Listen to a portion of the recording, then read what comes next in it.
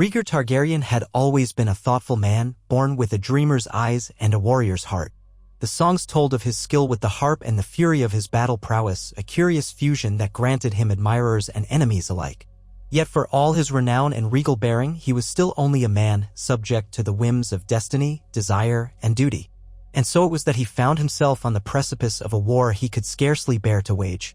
The rumor that Rhaegar had absconded with Lyanna Stark ignited the realm into chaos, but deep in the Tower of Joy, the politics of Westeros receded to a distant hum. He sat at Lyanna's bedside, watching her young face drawn in both exhaustion and an unmistakable serenity. He thought then that no earthly crown could match the gravity of the responsibility awaiting them both. On her side of the bed, Lyanna clutched his hand, her fingers trembling, yet in her eyes he saw an unyielding resolve. A child was coming, his child, their child, and as he ran his palm across her hair, Rhaegar felt at once terrified and strangely hopeful. He had fought through the fiercest nights of Robert's rebellion, yet none of those battles tested his fortitude quite like the sight of Lyanna in pain. Dawn was breaking, and the light pierced through the narrow window to fall upon her damp brow. She whispered something, and he bent close, his silver hair tumbling over his shoulders. He heard her call him the name she alone used, soft and tender, as if they'd been lovers for 1,000 years. Her breath caught as another wave of pain tore through her, and Rhaegar could do nothing but press her hand to his lips. A midwife scurried around them, dark-haired and stoic, speaking with calm authority. Rhaegar listened for instructions, desperate to help, but he was no healer. He was a prince, once upon a time a man of prophecy. Yet all those grand illusions dissolved in the presence of simple, mortal love. When the child's first cry rang out, a fierce, insistent wail, the air within the tower changed, charged with a new presence. Lyanna, tears on her cheeks, sagged back into her pillows, and the midwife held up a newborn boy, his face already scrunching in indignation at the world. Rhaegar trembled as he reached out. He had never felt so vulnerable, not even when he soared across the trident with Robert Baratheon waiting on the other side, warhammer in hand. The weight of his son was a revelation, a small, wriggling hope cradled in the crook of his arm. He gazed at the baby's features, dark curls like Lyanna's, but the shape of his eyes, even in their newborn haze, hinted at Targaryen ancestry. Rhaegar looked to Lyanna, recalling the dream he had confided in her, the song of ice and fire. He believed in portents and prophecy, in the legendary prince that was promised, even if others had dismissed him as a fool lost in books. The child's soft cries reminded him that prophecies were nothing if he couldn't keep this boy safe. Lyanna named him first, the name swirling in her mind since the war had begun. Aemon, she whispered. Aemon Targaryen. Rhaegar had an impulse to correct her, to call the child something else, but the swirl of love in his heart told him the name was right. He nodded, swallowing hard.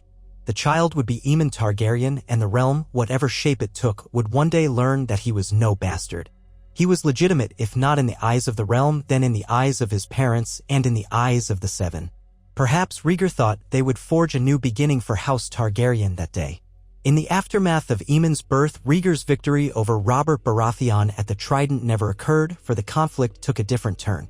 Word of Lyanna Stark's survival and the child that might be Rhaegar's didn't remain hidden for long.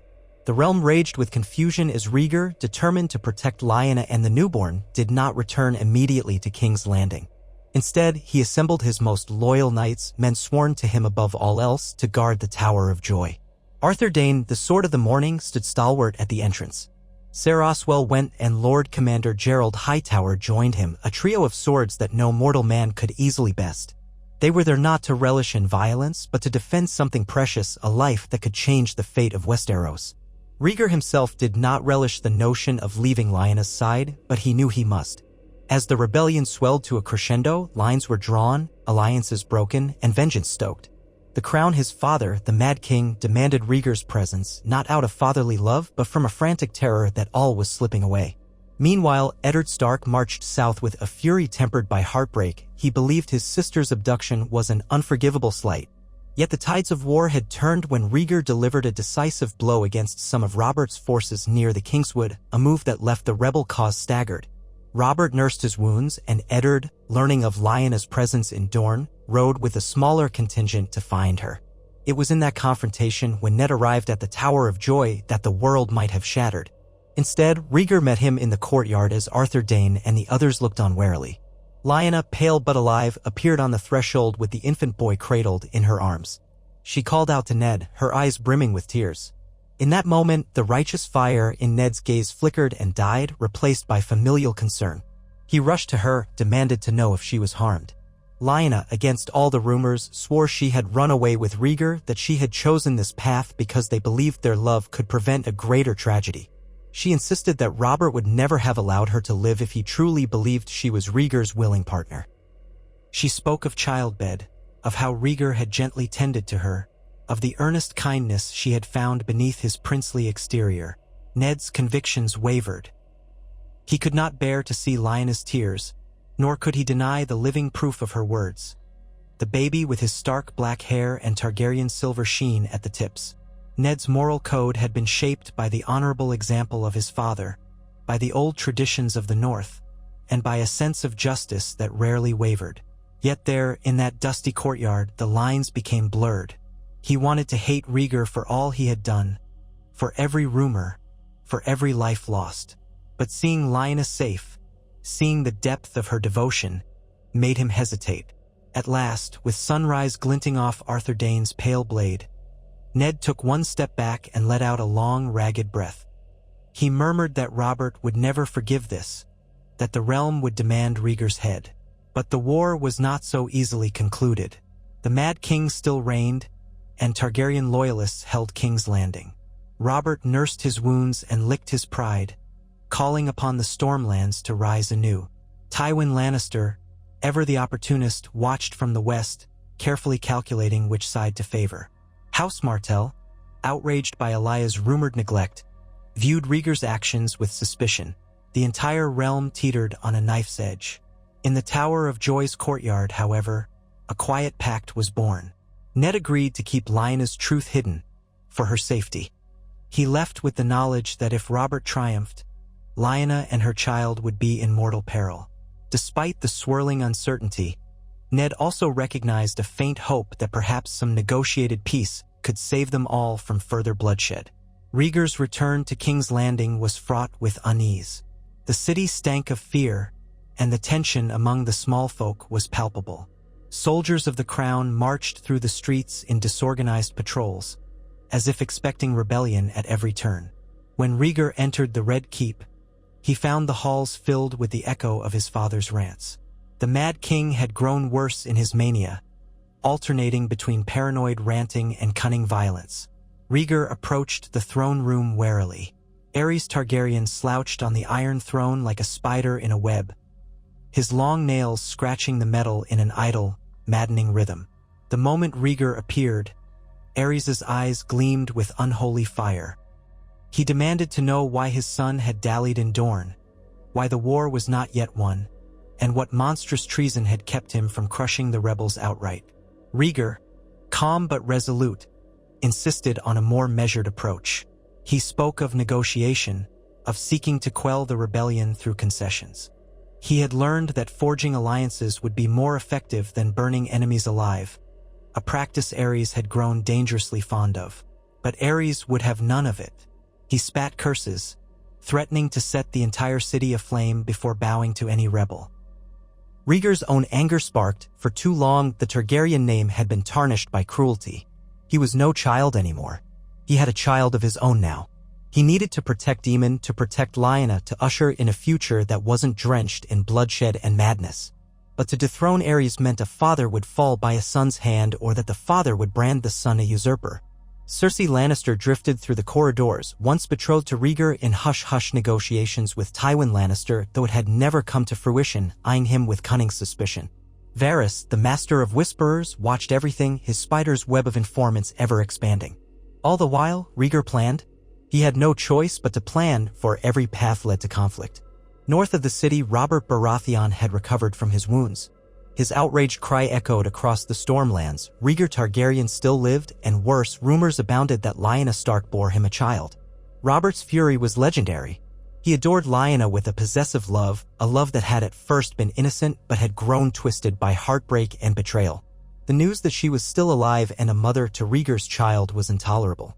He rallied his bannermen once again, urging them to march on King's Landing and dethrone the Mad King. Yet behind Robert's talk of justice lurked a burning desire for vengeance against the man who had taken his betrothed.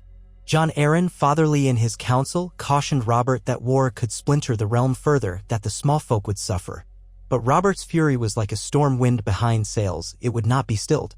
The Vale, the Riverlands, the Reach, each territory weighed its loyalties. Some believed Robert's claim was righteous, others suspected that in dethroning the Targaryens, they would only exchange one tyranny for another. Meanwhile, Rhaegar's loyalists persisted, especially among the crownlands and loyal corners of the Reach. The Great Game had begun in earnest. In that volatile mixture of court intrigue and looming war, Lyanna Stark was spirited into King's Landing under cover of darkness. She traveled with a small retinue of the King's Guard, men loyal to Rhaegar personally. Arriving in the city disguised, she kept herself cloistered in a secluded tower in Maegor's Holdfast. Beside her lay the infant Aemon, unknowingly at the center of the realm's greatest conflict. Still weakened from childbirth, Lyanna found her days stretched long and lonely. She gazed down upon the city from a narrow window, marveling at the labyrinth of streets and the flickering torchlight as evening fell. Sometimes she would sit by the fireplace, rocking Aemon in her arms, humming soft tunes from the north, while the babe's curious eyes took in the dancing flames. She missed Winterfell's cool breezes, the hush of snowy pine forests. But above all, she yearned for peace. She had seen enough blood, enough heartbreak, enough fear for 3 lifetimes. When Rhaegar slipped into her chambers at twilight, they seized what few moments of solace they could find. He would play a quiet strain on his harp, each note reverberating with the sorrow and hope that clashed within him. Lyanna knew the realm saw him as a romantic fool or a power-hungry prince, but in truth he was only a man wrestling with destiny. They spoke in hushed voices about what the future might hold. Could they truly hope to unify the realm, to stand against Robert's vengeance, to curb the Mad King's appetite for fire and destruction? In those candlelit hours, they clung to each other, forging their own fragile sanctuary. Aemon would gurgle contentedly, oblivious to the maelstrom swirling beyond these walls. And as Rhaegar's long fingers plucked a final note from the harp, the princeling in Lyanna's arms would drift to sleep, perhaps dreaming of a peaceful realm he had yet to see. Still, the realm roiled. Missives flew like arrows across the 7 kingdoms, each one laden with demands, threats, and desperate pleas. House Tyrell, under Lord Mace Tyrell, maintained a cautious loyalty to the Targaryens, but the devastation of war had them reconsidering. The promise of a Baratheon victory, and the subsequent gratitude, beckoned. House Lannister bided its time, Tywin Lannister silent behind Casterly Rock's golden walls. The Riverlands were fiercely contested. The Tullys had joined Robert's cause after the betrothal of Catelyn Tully to Eddard Stark, forging a bond between the North and the Riverlands. Dorne, outraged by the perceived insult to Elia Martell, Rhaegar's lawfully wedded wife, remained in turmoil. Oberyn Martell's fury was stoked, and Doran Martell maneuvered carefully, wishing to protect Dorne from retribution. The marriage alliance once binding the Prince of Dragonstone to a Martell princess now lay in ruins, replaced by heartbreak and unanswered questions. Alya's position in King's Landing was fraught with tension. Many whispered that Rhaegar had abandoned her and their 2 young children for the sake of a northern she-wolf. Yet Elia herself kept her counsel. Her heart ached, but she refused to show weakness before the Mad King. She was no delicate porcelain doll.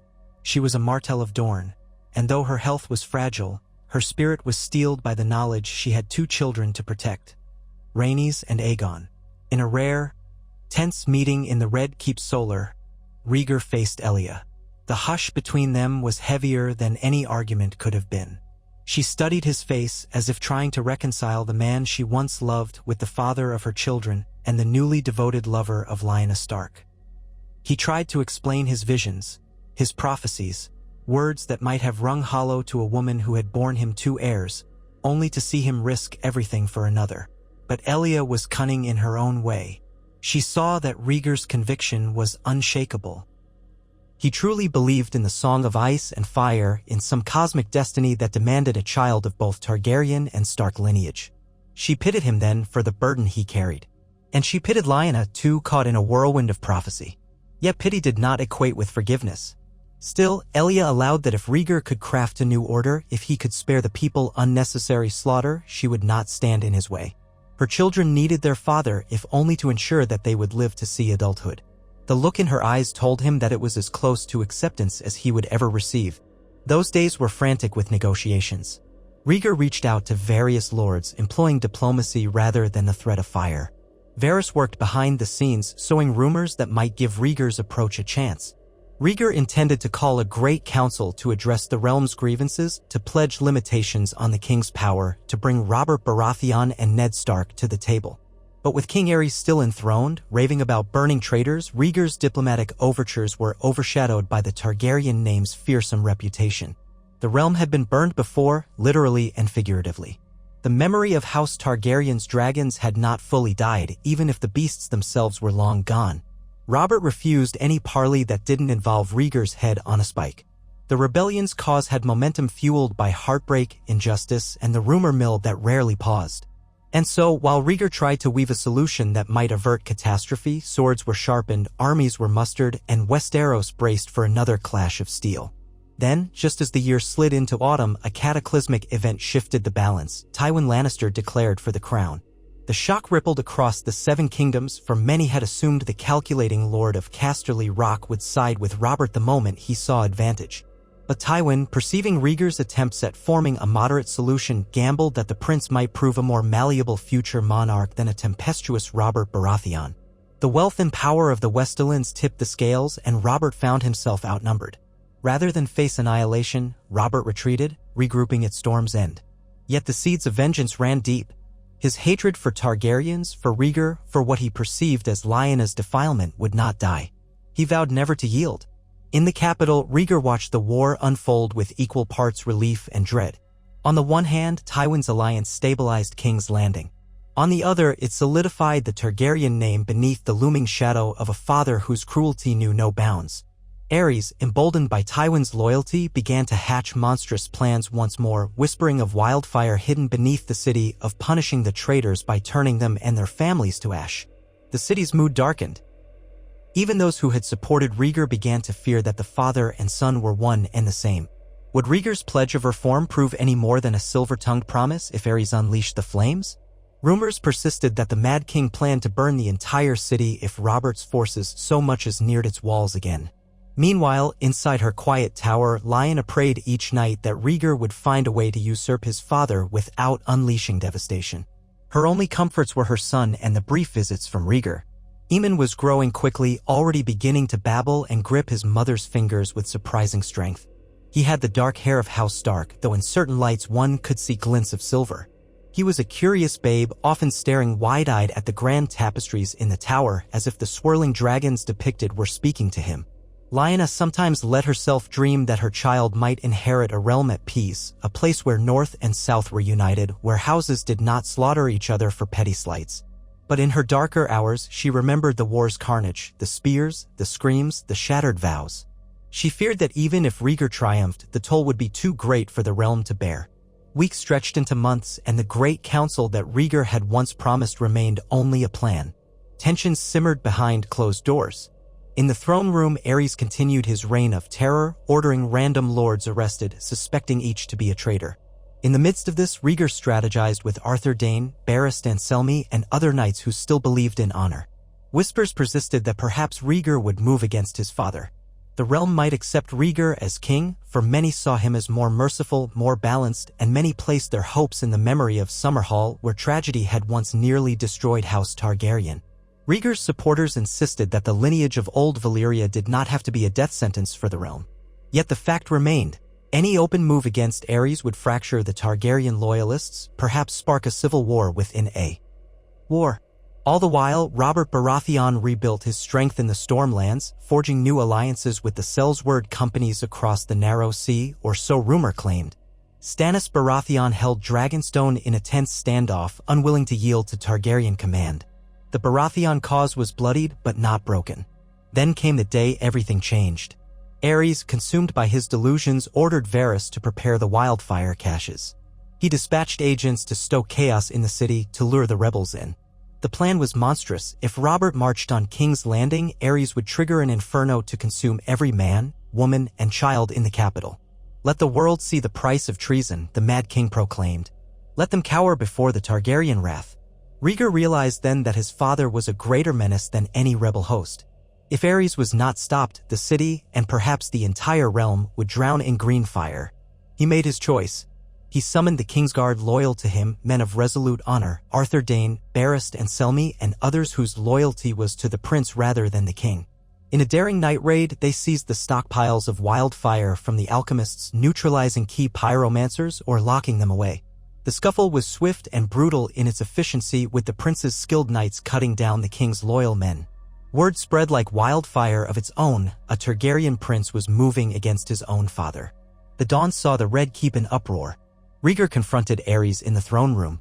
The Mad King looked more like a feral beast than a monarch, shrieking curses and threats of divine retribution. Torchlight cast wild shadows on the melted blades of the Iron Throne as father and son locked gazes. Rhaegar demanded Aerys step down to preserve the realm, to avoid further destruction. Aerys' laughter rang high and mad, echoing in the vaulted halls. He called Rhaegar a usurper, a traitor, a false dragon. Though Rhaegar had pledged not to use lethal force if it could be avoided, Aerys lunged for a hidden dagger. Before the king could strike, Arthur Dayne moved with preternatural speed, disarming the old man and driving him to his knees.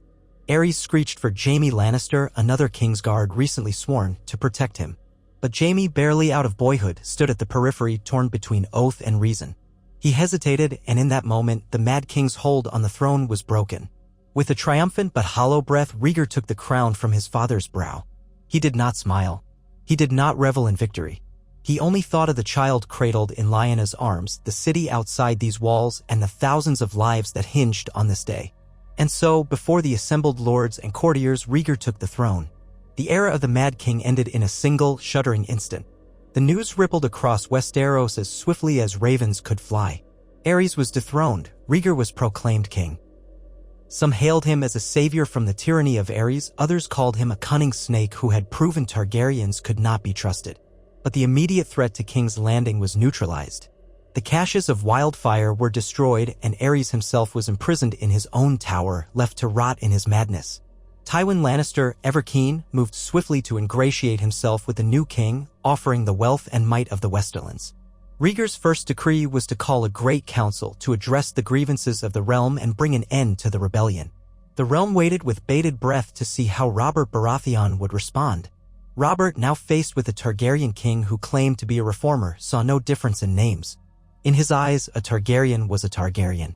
Only Ned Stark's plea for caution tempered Robert's thirst for immediate conflict. Ned, deeply loyal to Robert, nonetheless recalled the sight of Lyanna, alive and free, and the child in her arms. He wanted peace if it meant his sister's safety. Negotiations began, haltingly, with emissaries shuttling back and forth. Rhaegar offered pardons, land grants, and even positions at court if the rebels would lay down their arms.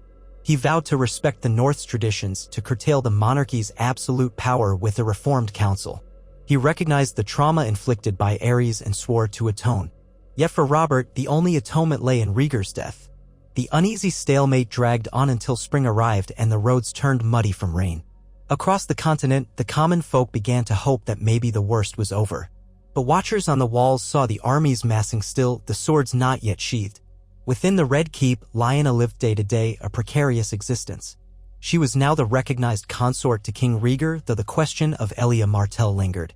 Were Rhaegar's children by Elia still his rightful heirs, or did Aemon Targaryen stand above them due to some prophesied destiny? The High Septon in Old Town had yet to declare anything official, and the swirl of politics threatened to overshadow personal bonds. King Rhaegar tried to act fairly, visiting Elia and his other children, acknowledging them as rightful Targaryen heirs. But the realm was not so easily placated. Dorne glowered, feeling betrayed, and the Martells demanded justice.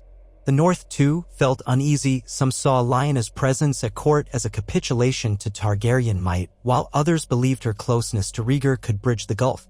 Lyanna herself had no illusions. She knew the machinations of the lords and ladies, the sidelong glances and whispers. She felt them judging her as a homewrecker, an ambitious northern girl who had stolen the prince's heart for her own ends. In truth, she only wanted to protect her son and see the realm at peace. She found some solace in caring for Aemon and in the occasional letters from Ned, assuring her that her family still loved her, that Winterfell's gates would be open if she ever wished to return. Sometimes she felt a pang of guilt for leaving them all behind. But the choice had been made and she would see it through. One night, as she rocked Aemon to sleep, she heard footsteps outside her chamber. She tensed, expecting Rhaegar or perhaps Arthur Dayne. Instead, the door opened to reveal Elia Martell. Lyanna's heart fluttered like a trapped bird and she instinctively tightened her hold on Aemon. Elia stood there, regal in a flowing gown, her hair braided with delicate silver ornaments. There was a sadness in her dark eyes that reminded Lyanna of stories about the Dornish and their fierce love for family. For a moment, neither spoke.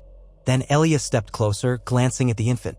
It occurred to Lyanna that this woman bore no direct malice for the child, even if she had every reason to despise the mother.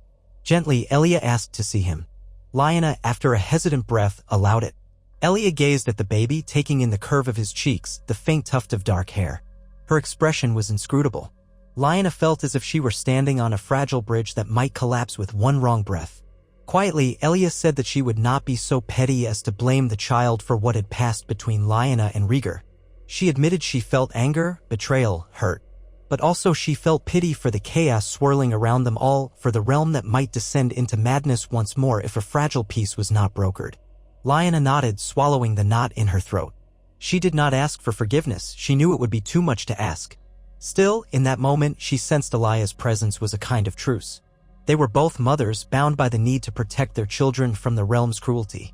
If Rhaegar's prophecy came to pass, if Aemon was truly destined for something great, then perhaps all their children would benefit from unity, not division. For a few heartbeats, the two women shared an unspoken understanding. Then Elia inclined her head and left as quietly as she had come. Lyanna exhaled, feeling both relief and the lingering ache of guilt.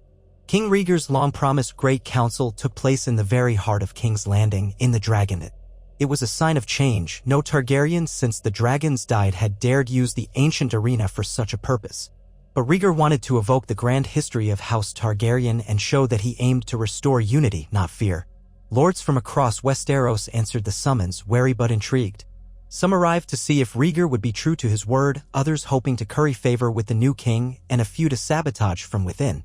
Even Robert Baratheon sent emissaries, though he did not come himself. Representing the north were Eddard Stark and his wife, Catelyn, newlywed. Representing the Vale was Jon Arryn. The Tyrells were there, as were the Lannisters, Martells, Tullis, and various lesser houses. A hush fell over the gathering as King Rhaegar, draped in black and red finery, strode onto the dais with Arthur Dayne at his side. In a measured voice, Rhaegar acknowledged the sins of the Mad King. He spoke of the atrocities committed, of the fear that the Targaryen name now invoked. He promised to limit the crown's powers by forming a council of lords that would advise and, in certain cases, veto a king's most dangerous whims. He pledged justice, including trials for those who had taken advantage of the chaos to commit atrocities themselves. He hinted at an alliance that might stand the test of time, bridging old wounds. Yet, for all his eloquence, the specter of war loomed. Robert Baratheon's envoys demanded Rhaegar abdicate in favor of a new royal line entirely. Others, like Tywin Lannister, saw opportunity to strengthen the monarchy if they could exert influence over Rhaegar. The Martells demanded recognition for Elia's children, ensuring they would not be set aside. The Starks, more quietly, hoped to see Lyanna's position legitimized, or at least to ensure her safety. The council turned into a swirl of accusations, proposals, and arguments. Still, the fact they were talking at all was a minor miracle. By evening, some fragile agreements were hammered out.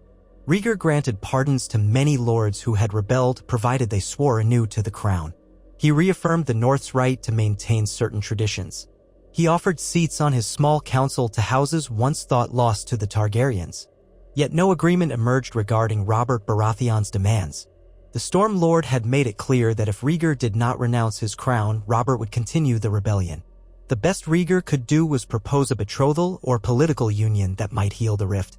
Whispers emerged of a potential marriage between Robert and someone in House Targaryen or House Martell or some other arrangement, but it was a faint hope. On the final day of the council, Ned Stark approached Rhaegar in a quiet corridor.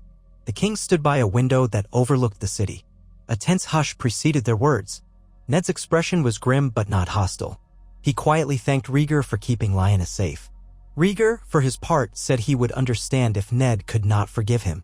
Ned simply replied that forgiveness was a luxury the realm could not afford right now, but that the North would respect a just king. If Rhaegar truly delivered on his promises, then perhaps the scars might one day heal. Rhaegar nodded, the weight of the crown heavy on his silver head. Though the Great Council adjourned, the realm was far from unified. Robert refused all overtures. He declared himself a free lord in the Stormlands, no king to rule him. A cold war settled on the continent. No pitched battles were fought, but skirmishes flared along disputed borders. Bandits took advantage of the chaos. The small folk suffered. In the capital, Rhaegar tried to implement reforms. He replaced corrupt officials, reorganized the city watch, and offered tax relief. He held audiences with lords, knights, and merchants alike, attempting to mend the damage wrought by his father's tyranny. Yet the court remained a viper's nest. Tywin Lannister maneuvered to place his allies in key positions, forging new alliances for House Lannister. The Martells simmered with resentment, keenly aware that Elaya's children were overshadowed by Rhaegar's new line with Lyanna Stark. Targaryen loyalists muttered that a king consorting with a Stark was an abomination of tradition. Others whispered that the child Aemon was the true heir of prophecy, that Rhaegar's dream demanded a union of ice and fire. Lyanna tried to shut out the noise, focusing on her son. Every day, Aemon grew more curious, more alert, and sometimes she couldn't help but see a glimmer of fierce determination in his bright eyes. One evening, as Rhaegar sat alone in his solar, Lyanna visited him. The candlelight caught the traces of fatigue on his face, the shadows of responsibility beneath his eyes. He offered her a weary smile. They spoke of simpler times, of the day they first met at Harrenhal's tourney, of how Rhaegar's music had entranced the crowds, of how she had felt trapped in her betrothal to Robert. They recalled the stolen moments that had led them down this treacherous path. At last, Lyanna asked if it had been worth it. With Aemon asleep in her arms, she wondered aloud if all the blood and heartbreak justified the prophecy Rhaegar so fervently believed in. Rhaegar was silent for a long moment. Then he took her hand and spoke of how he could not deny the dream that haunted him, a great darkness threatening the realm, a cold doom from the far north. He believed the child born of ice and fire might stand against it. Yet he confessed he sometimes doubted his own convictions, weighed down by guilt for the blood that had been spilled.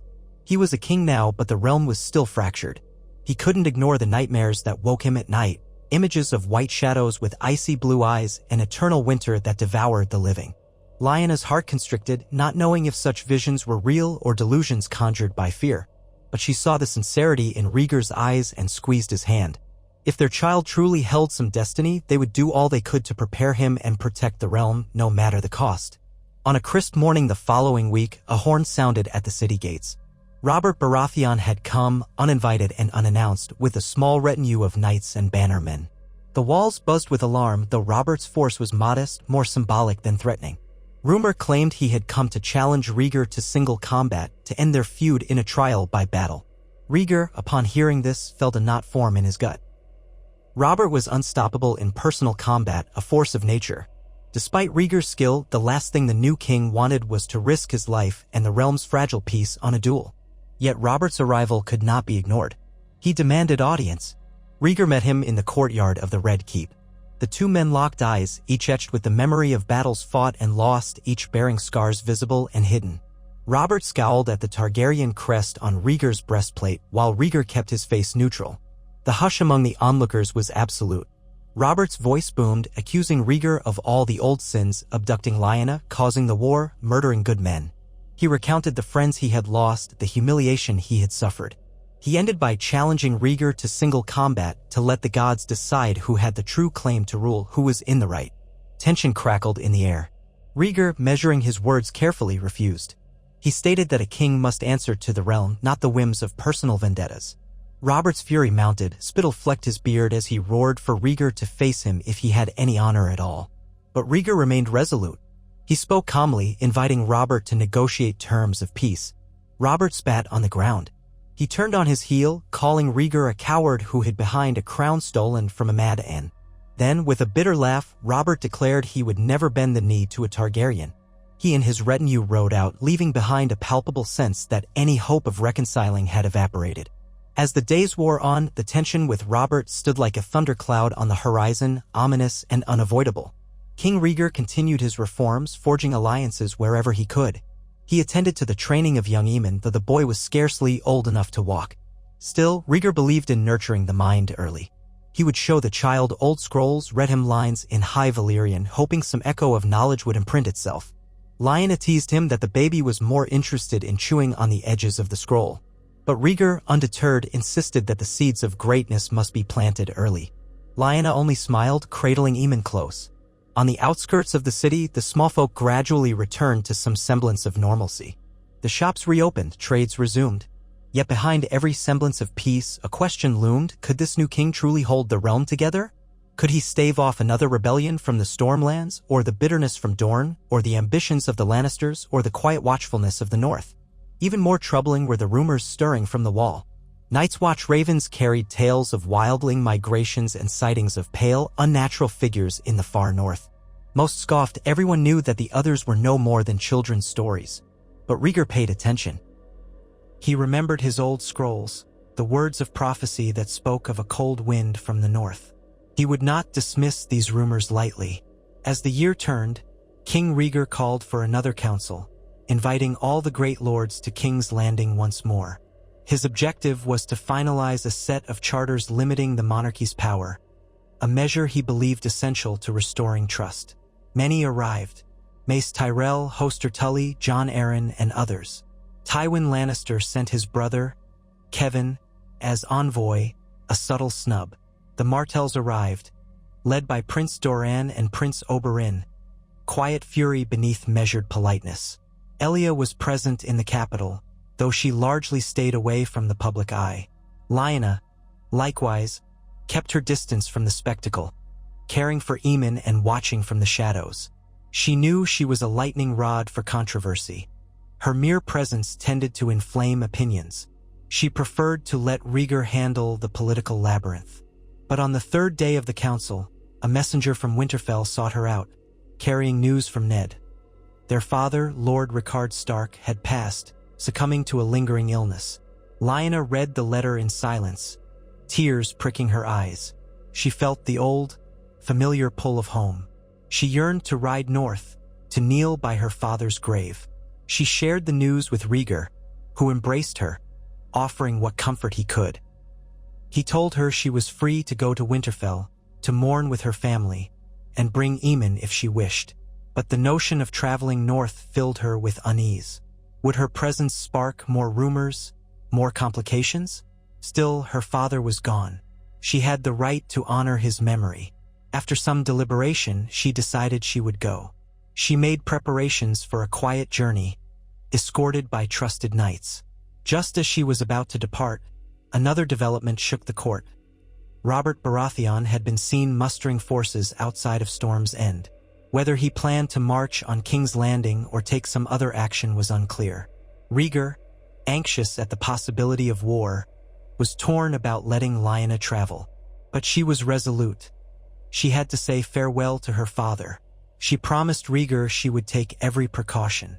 And so under the watchful eyes of Arthur Dayne and a contingent of Targaryen knights, Lyanna Stark-Targaryen and her infant son set off along the King's Road, heading north for the first time in many moons. The journey proved long and arduous, though not as dangerous as it might have been during the height of the rebellion. Lyanna traveled incognito, masked by hoods and traveling cloaks, with her knights disguised as common guards. She marveled at how the countryside had changed, or perhaps how it hadn't changed enough. Farms lay abandoned from war, small folk looked weary, and roadside taverns fell silent at the mention of the king. She thought of the realm's fragility, of how tenuous Rhaegar's hold on peace really was. She thought of Robert Baratheon's smoldering wrath, which might spark a new conflict at any moment. Aemon, now babbling words that vaguely resembled ma and da, brought her moments of joy in the midst of worry.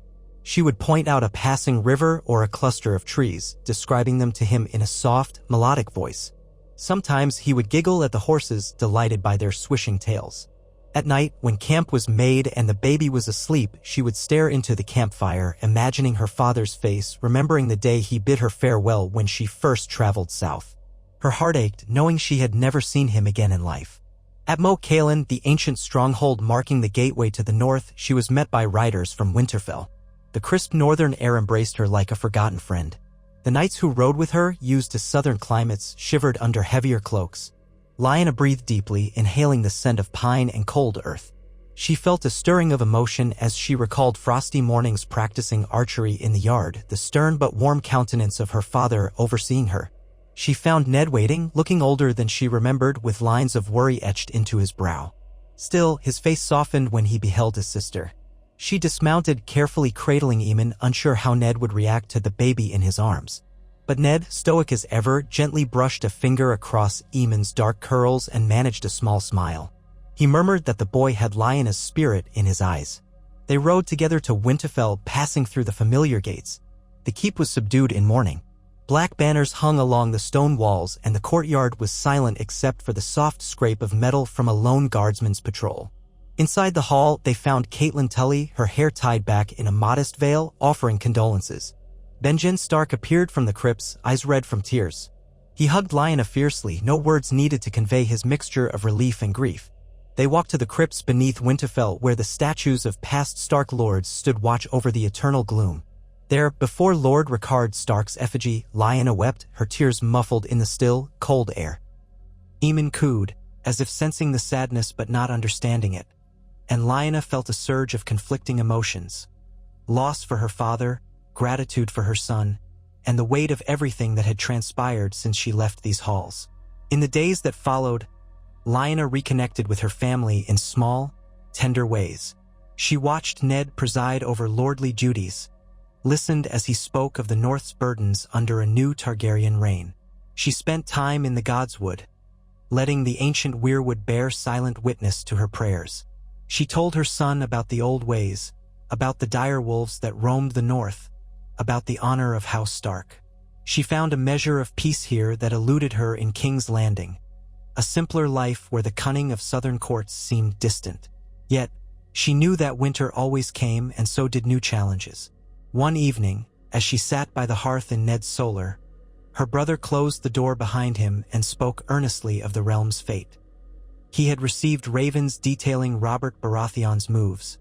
He was forging alliances with discontented lords, stoking the flame of rebellion anew.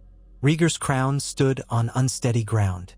Ned, with quiet resolution, said that the North had bled enough. He wanted no more war. He would stand by the king if it meant preserving peace, but he worried that Robert would not yield short of bloodshed. Lyanna felt a pang of sadness, wishing that her old friend Robert could find a path to forgiveness, or at least acceptance. But she knew the man. His pride and fury ran as deep as the roots of the North itself. Another raven arrived days later, summoning Lyanna back to King's Landing. Rhaegar needed her present for an important announcement.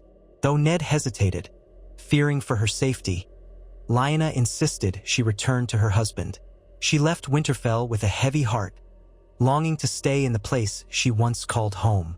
But she had a new home now, or so she tried to tell herself. Aemon snuggled into her fur cloak, wide-eyed at the snowflakes that drifted down.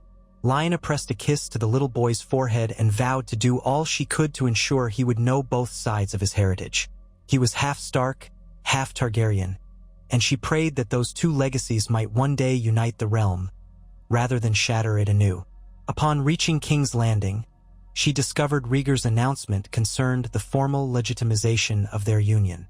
Elia Martell, with quiet dignity, had agreed to an annulment of her marriage to Rhaegar, a move that rankled Dorne but was secured through extensive negotiations. The king planned to wed Lyanna in the Great September of Baelor, sealing their bond and ensuring Aemon's legitimacy as a prince of House Targaryen. It was a radical move, certain to inflame tensions, but Rhaegar believed it necessary to settle the question of succession once and for all. Lyanna's mind spun with conflicting feelings. She loved Rhaegar, but she also understood the political firestorm this would ignite. The Martells would never forgive this insult without recompense.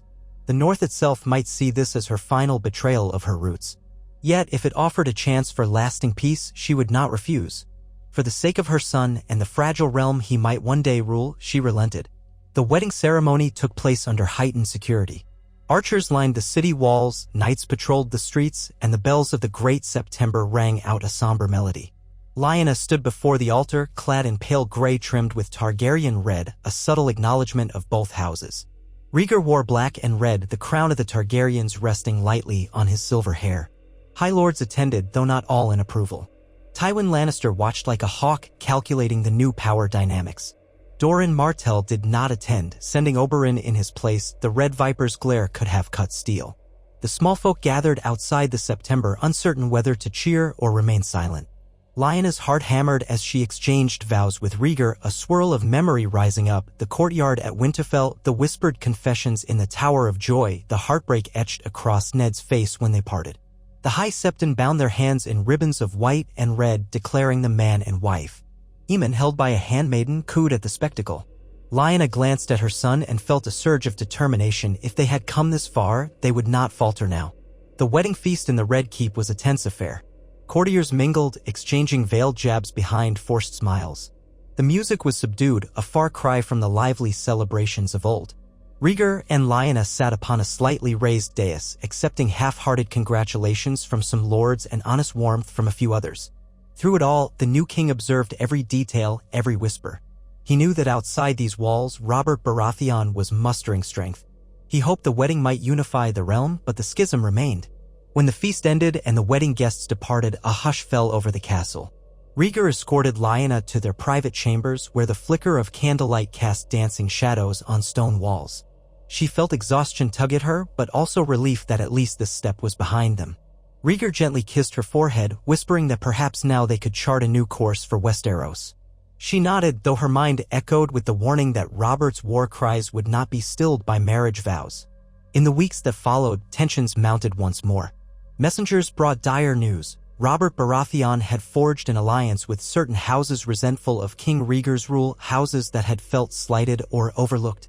Mercenary companies were rumored to have landed on the shores of the Stormlands. The crown's forces were spread thin, with pockets of rebellion stirring in remote regions. Rhaegar called his banners, preparing for a confrontation he had hoped to avoid. Lyanna knew this might be the war to end all wars. She recalled the way Robert had once smiled at her back when she was promised to him in an arrangement that seemed straightforward and happy. Now he stood as a bitter foe, determined to tear down everything she had built with Rhaegar. In a secret strategy session, Rhaegar conferred with his trusted knights and advisors.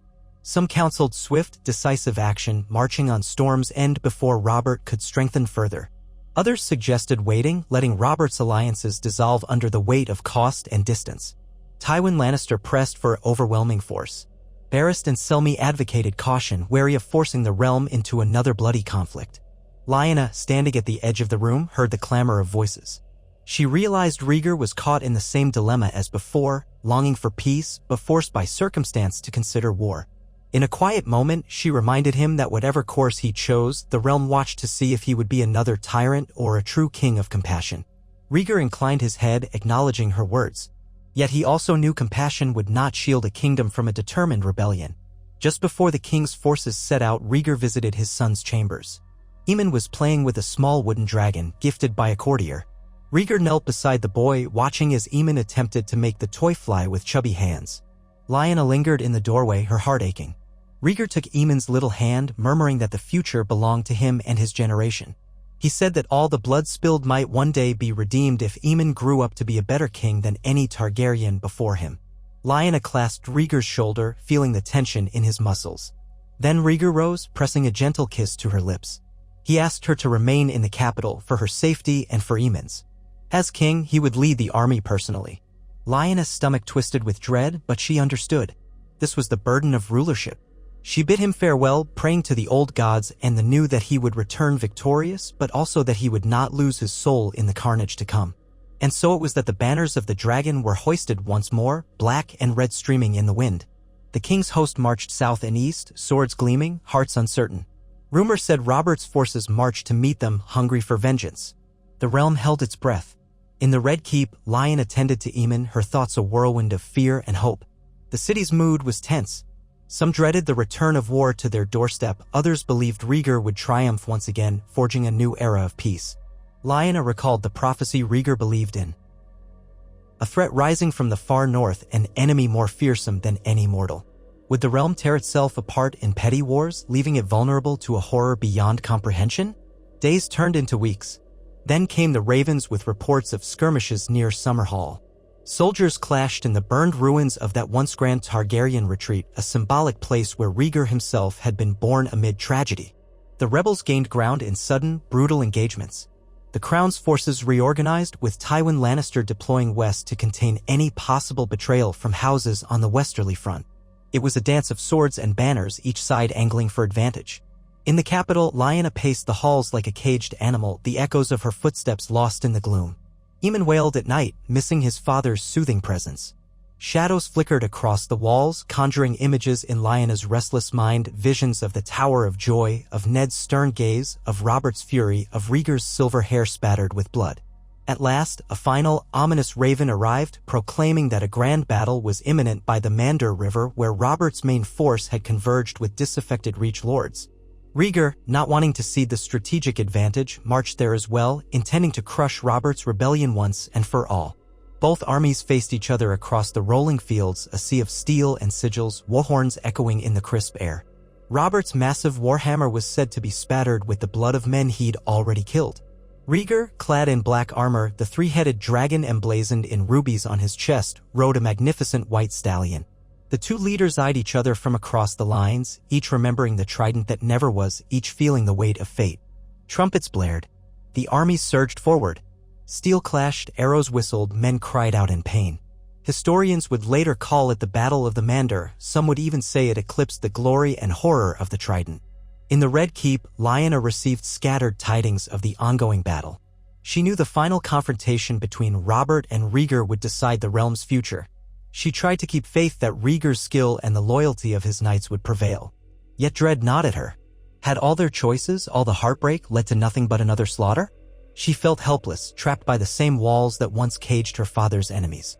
She prayed to the old gods and the new, prayed that Rhaegar would remember mercy if he won, that Robert would find it in his heart to surrender if he was beaten.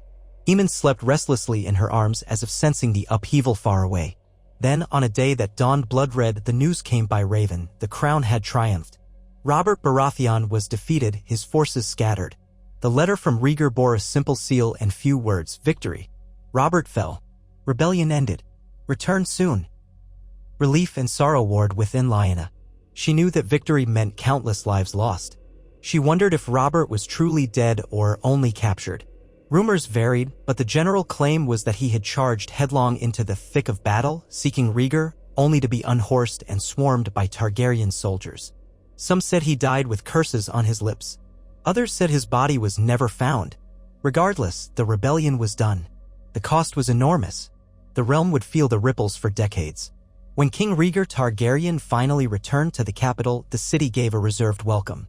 He rode at the head of a diminished host, battered and bloodstained. The crowds did not erupt in raucous cheering, but they did not jeer him either. Fear and relief mixed in equal measure. Lyanna watched from a balcony, her heart hammering. When she saw him dismount, removing his helm to reveal matted silver hair, she felt tears sting her eyes. She rushed down to meet him, ignoring decorum. He caught her in an embrace that felt both triumphant and haunted. She sensed the weight of the dead on his shoulders. He murmured that the war was over, that they had a chance to start anew. He pressed a trembling kiss to her temple, and for that fleeting moment, she let hope blossom. They were both changed by what had happened. He was a warrior king now, proven on the battlefield, and she was a northern wolf who had walked the corridors of dragons. That evening, after the formalities of re-establishing order, Rhaegar joined Lyanna and Aemon in her private chambers. No courtiers, no heralds, just a family reunited. He held his son in his arms, brushing away dried blood from his gauntlets before lifting the boy. Aemon stared up at his father as if uncertain who this armored specter might be, then reached out with a small laugh. Lyanna watched them, her heart torn between joy and sorrow. A new chapter had opened, a Targaryen on the throne, a Stark as queen consort, and a realm left to pick up the pieces. They had forged a different path, rewriting the songs of ice and fire. Yet the future remained unwritten. Shadows lurked beyond the wall, and resentment smoldered in the corners of the realm. Still, in that quiet moment, as the child gurgled and the king laid aside his crown to cradle his son, Lyanna allowed herself one unguarded breath of optimism. They had survived, and perhaps that survival was enough to sow the seeds of a better tomorrow. The lines between ice and fire, wolf and dragon had blurred, merged into something new. She looked at Rhaegar, and he looked at her, and for the span of a heartbeat, they believed that love and hope might yet triumph against the world's cruelties. If a different song of ice and fire was to be written, it would begin here, in the arms of a king and his northern bride, with a prince whose very existence defied all the old boundaries. And somewhere in the stillness of the night, the ancient gods and the seven and whatever powers lay beyond mortal comprehension might have looked upon them and wondered how the tapestry of destiny would unravel now that they had dared to pull its threads in a new direction. King Rhaegar Targaryen stood on a balcony overlooking the Red Keep's sprawling courtyard, the clamor of steel fading behind him. A fresh wind blew in from Blackwater Bay, carrying with it the scent of salt and seaweed. The city's roar, muted by distance, thrummed just at the edge of hearing. Though outwardly composed, he felt every ache deep in his bones. The war had ended, so they claimed, and Robert Baratheon's rebellion was crushed. Yet Rhaegar knew peace was a more elusive prize than victory. Robert's absence on the battlefield had birthed no small swirl of rumors. Some insisted the Storm Lord had perished in the chaos. Others whispered he'd fled into exile across the narrow sea. Either way, his forces were scattered and broken, and for the moment, no one dared openly challenge the Targaryen throne. But that did not mean all enmities had disappeared. A soft rustle of silk approached. Rhaegar turned to find Lyanna stepping onto the balcony. She wore a simple gown of pale gray with a subtle trim of Targaryen red at the sleeves. It was an unspoken gesture. One foot in her Stark heritage, the other in the house she had married into. In her arms, their son Aemon squirmed, dark curls ruffled by the breeze. The child babbled at the shifting clouds above, wholly unaware of the realm's burdens. Lyanna crossed to Rhaegar's side, concern etched in her gray eyes. "Is it truly done?" she asked softly. "Or will another war rise in Robert's place?" Rhaegar slid an arm around her waist, gaze still fixed on the city. "All wars simmer beneath the surface, waiting for a spark," he murmured. "What matters is whether we can root out enough kindling that no new blaze will catch." Lyanna touched his cheek, turning him so he would face her. Exhaustion dulled the sheen of his violet eyes, but resolve still burned there. She knew the realm was fragile. Dorne bristled at the dissolution of Rhaegar's marriage to Elia Martell and the overshadowing of Elaya's children. The Reach had spent its strength in the last campaigns. When Lannister, never one to idle, was expanding his influence in the court. The North had accepted Ned Stark as its liege lord, but half the old lords were wary, uncertain if this Targaryen reign might turn tyrannical once more. Lyanna worried that if Rhaegar tried to press too hard, they would push back all the fiercer. "I have faith in you," she said, though her voice quivered with a note of uncertainty. "We chose this course. We must see it through." Rhaegar offered her a faint smile. He rested a hand atop Aemon's head, feeling the boy's warmth even through the swaddle. "For him," he said, "and for the realm. We cannot let the realm tear itself apart again. The living must stand together, especially if my fears about the North come true." Lyanna knew what he meant, the dreams, the prophecies, the scattered reports of strange sightings beyond the wall. Though most of the realm dismissed such rumors as folly, Rhaegar was not so quick to ignore them. He'd studied the annals of the Long Night and the Age of Heroes, reading every scrap of knowledge about the others and their pale, dead eyes. She could hardly imagine a threat greater than the wars that had burned through the Seven Kingdoms, yet Rhaegar believed some darker force loomed. Whether it would manifest in their lifetimes or Aemon's, none could say. They remained on the balcony a while longer, saying nothing. The gulls wheeled overhead, crying out as if to remind them that life went on in the midst of every tragedy.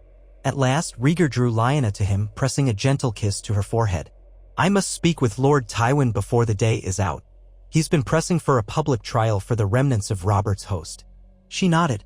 "He sees a chance to crush all who opposed you to ensure none can threaten the crown again." "Perhaps," Rhaegar said, "but I will not repeat my father's mistakes. I want no more rivers of blood." They parted, each burdened by the gravity of the new world they had shaped. Lyanna carried Aemon back through the corridors toward their private apartments.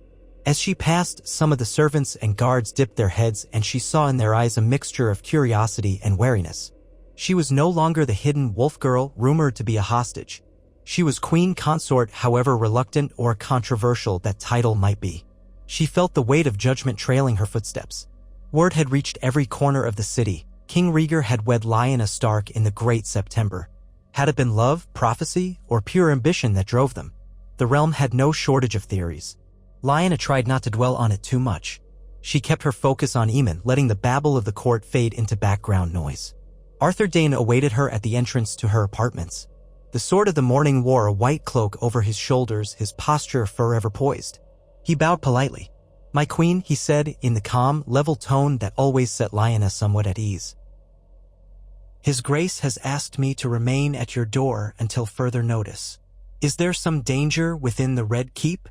Lyanna asked, frowning. "I thought the rebellion was finished." Arthur's expression was diplomatic. Rebellion, perhaps. Vengeance is another matter. There could be men from the Stormlands or elsewhere who think to strike at you or the prince as a final blow. The king would rather take no risks. She nodded, gently bouncing Aemon in her arms when the child began to fuss. Then I thank you for your vigilance, Sir Arthur. You've done more for me than I can ever repay. You owe me nothing, my lady. I swore my sword to the Prince of Dragonstone and now to the king. My service is all the repayment I need. She gave him a small, grateful smile, then slipped into the apartments. A chambermaid waited by the hearth, stirring a pot of broth. Lyanna felt a pang of hunger, realizing she'd not eaten since morning. The weight of the last few weeks pressed on her shoulders. She yearned for a moment of simple quiet. Setting Aemon in his wooden cradle, she rubbed her arms against the evening chill that crept through the stone walls. The child soon settled, lulled by the gentle rocking motion. In the hush, Lyanna reflected on how quickly everything had changed. Not so long ago, she was a girl at Winterfell, chafing under the prospects of a marriage she never truly wanted. Then the tourney at Harrenhal, the stolen glances, the rumors that led to war. Now she was a wife, a mother, and, make her have mercy, a queen.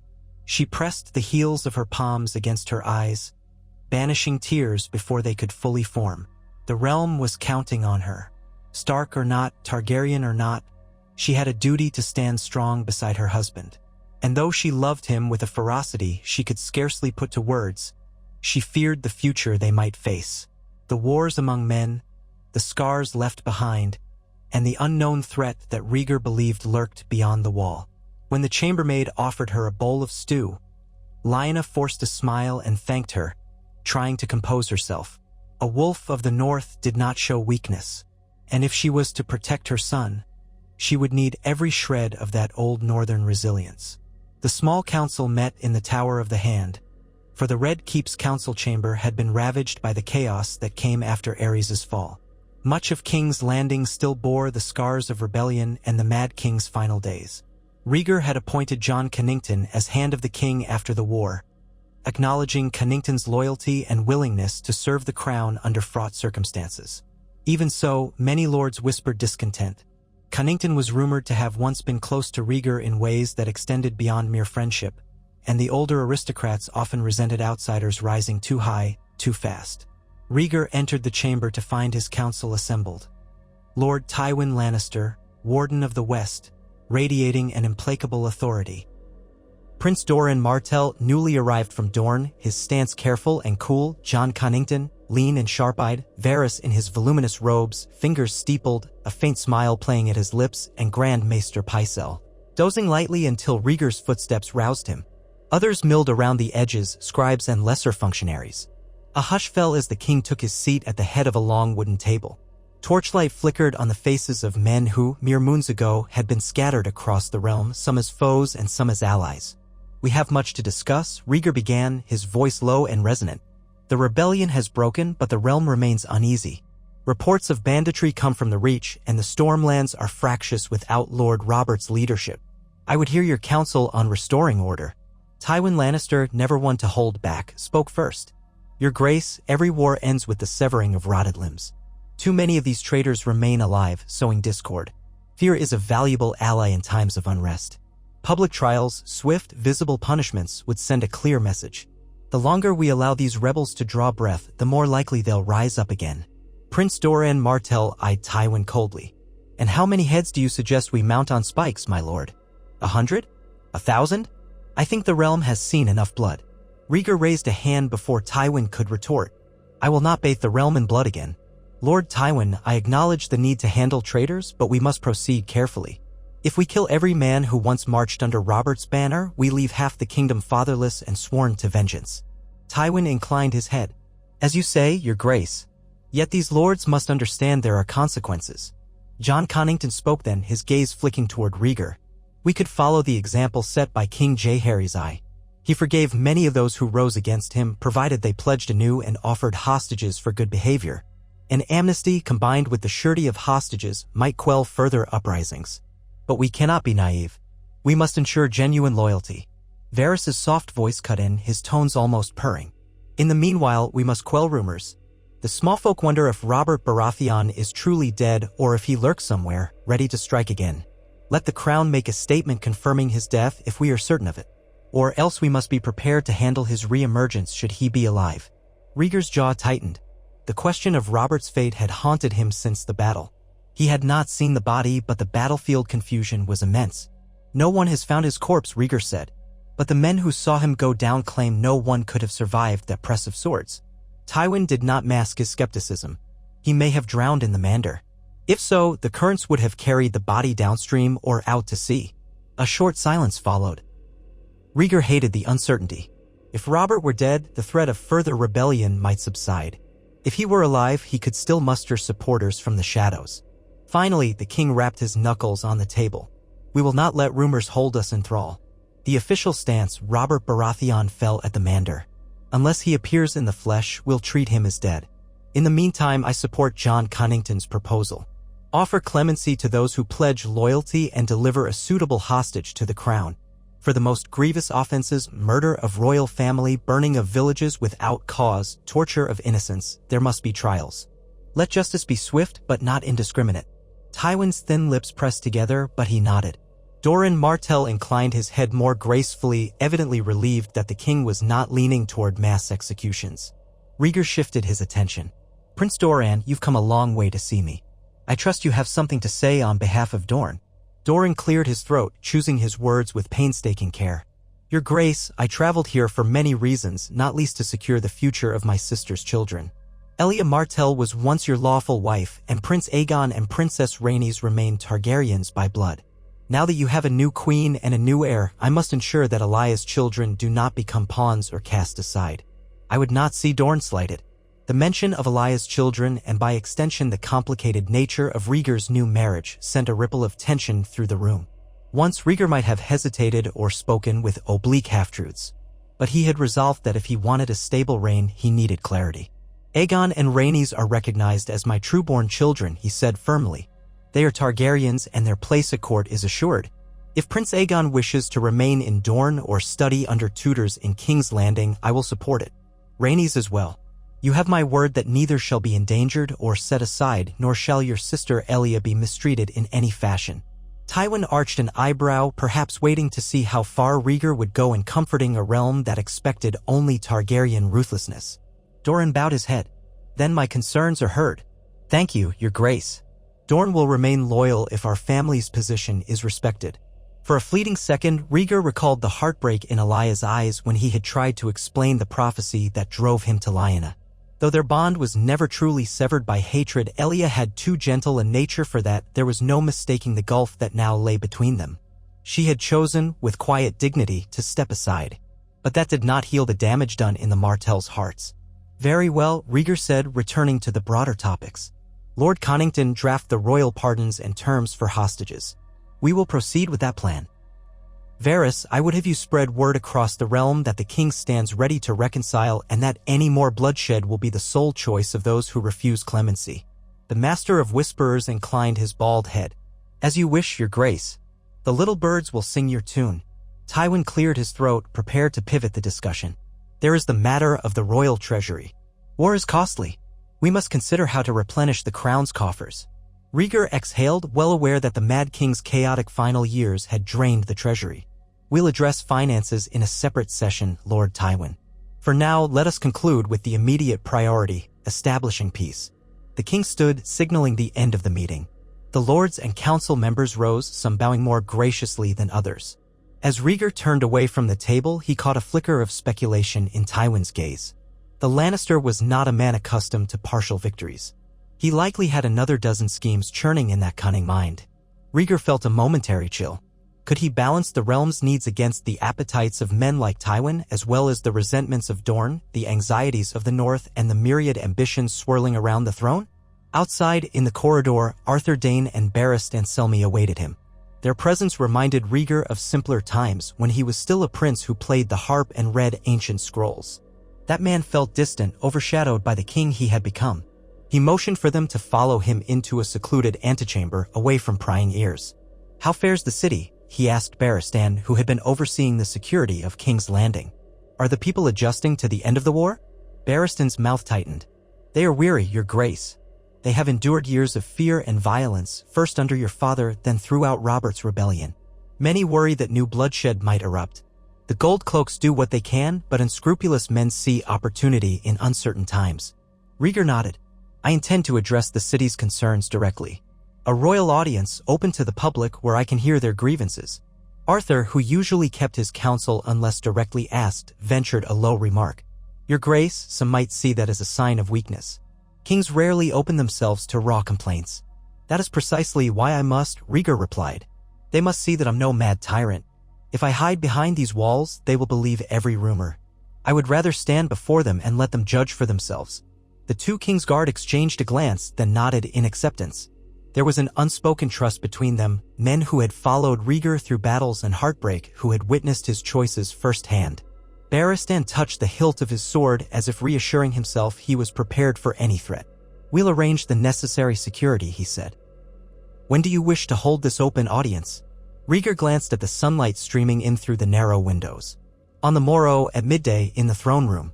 Make certain the city watch is prepared and that the crowd does not become unruly.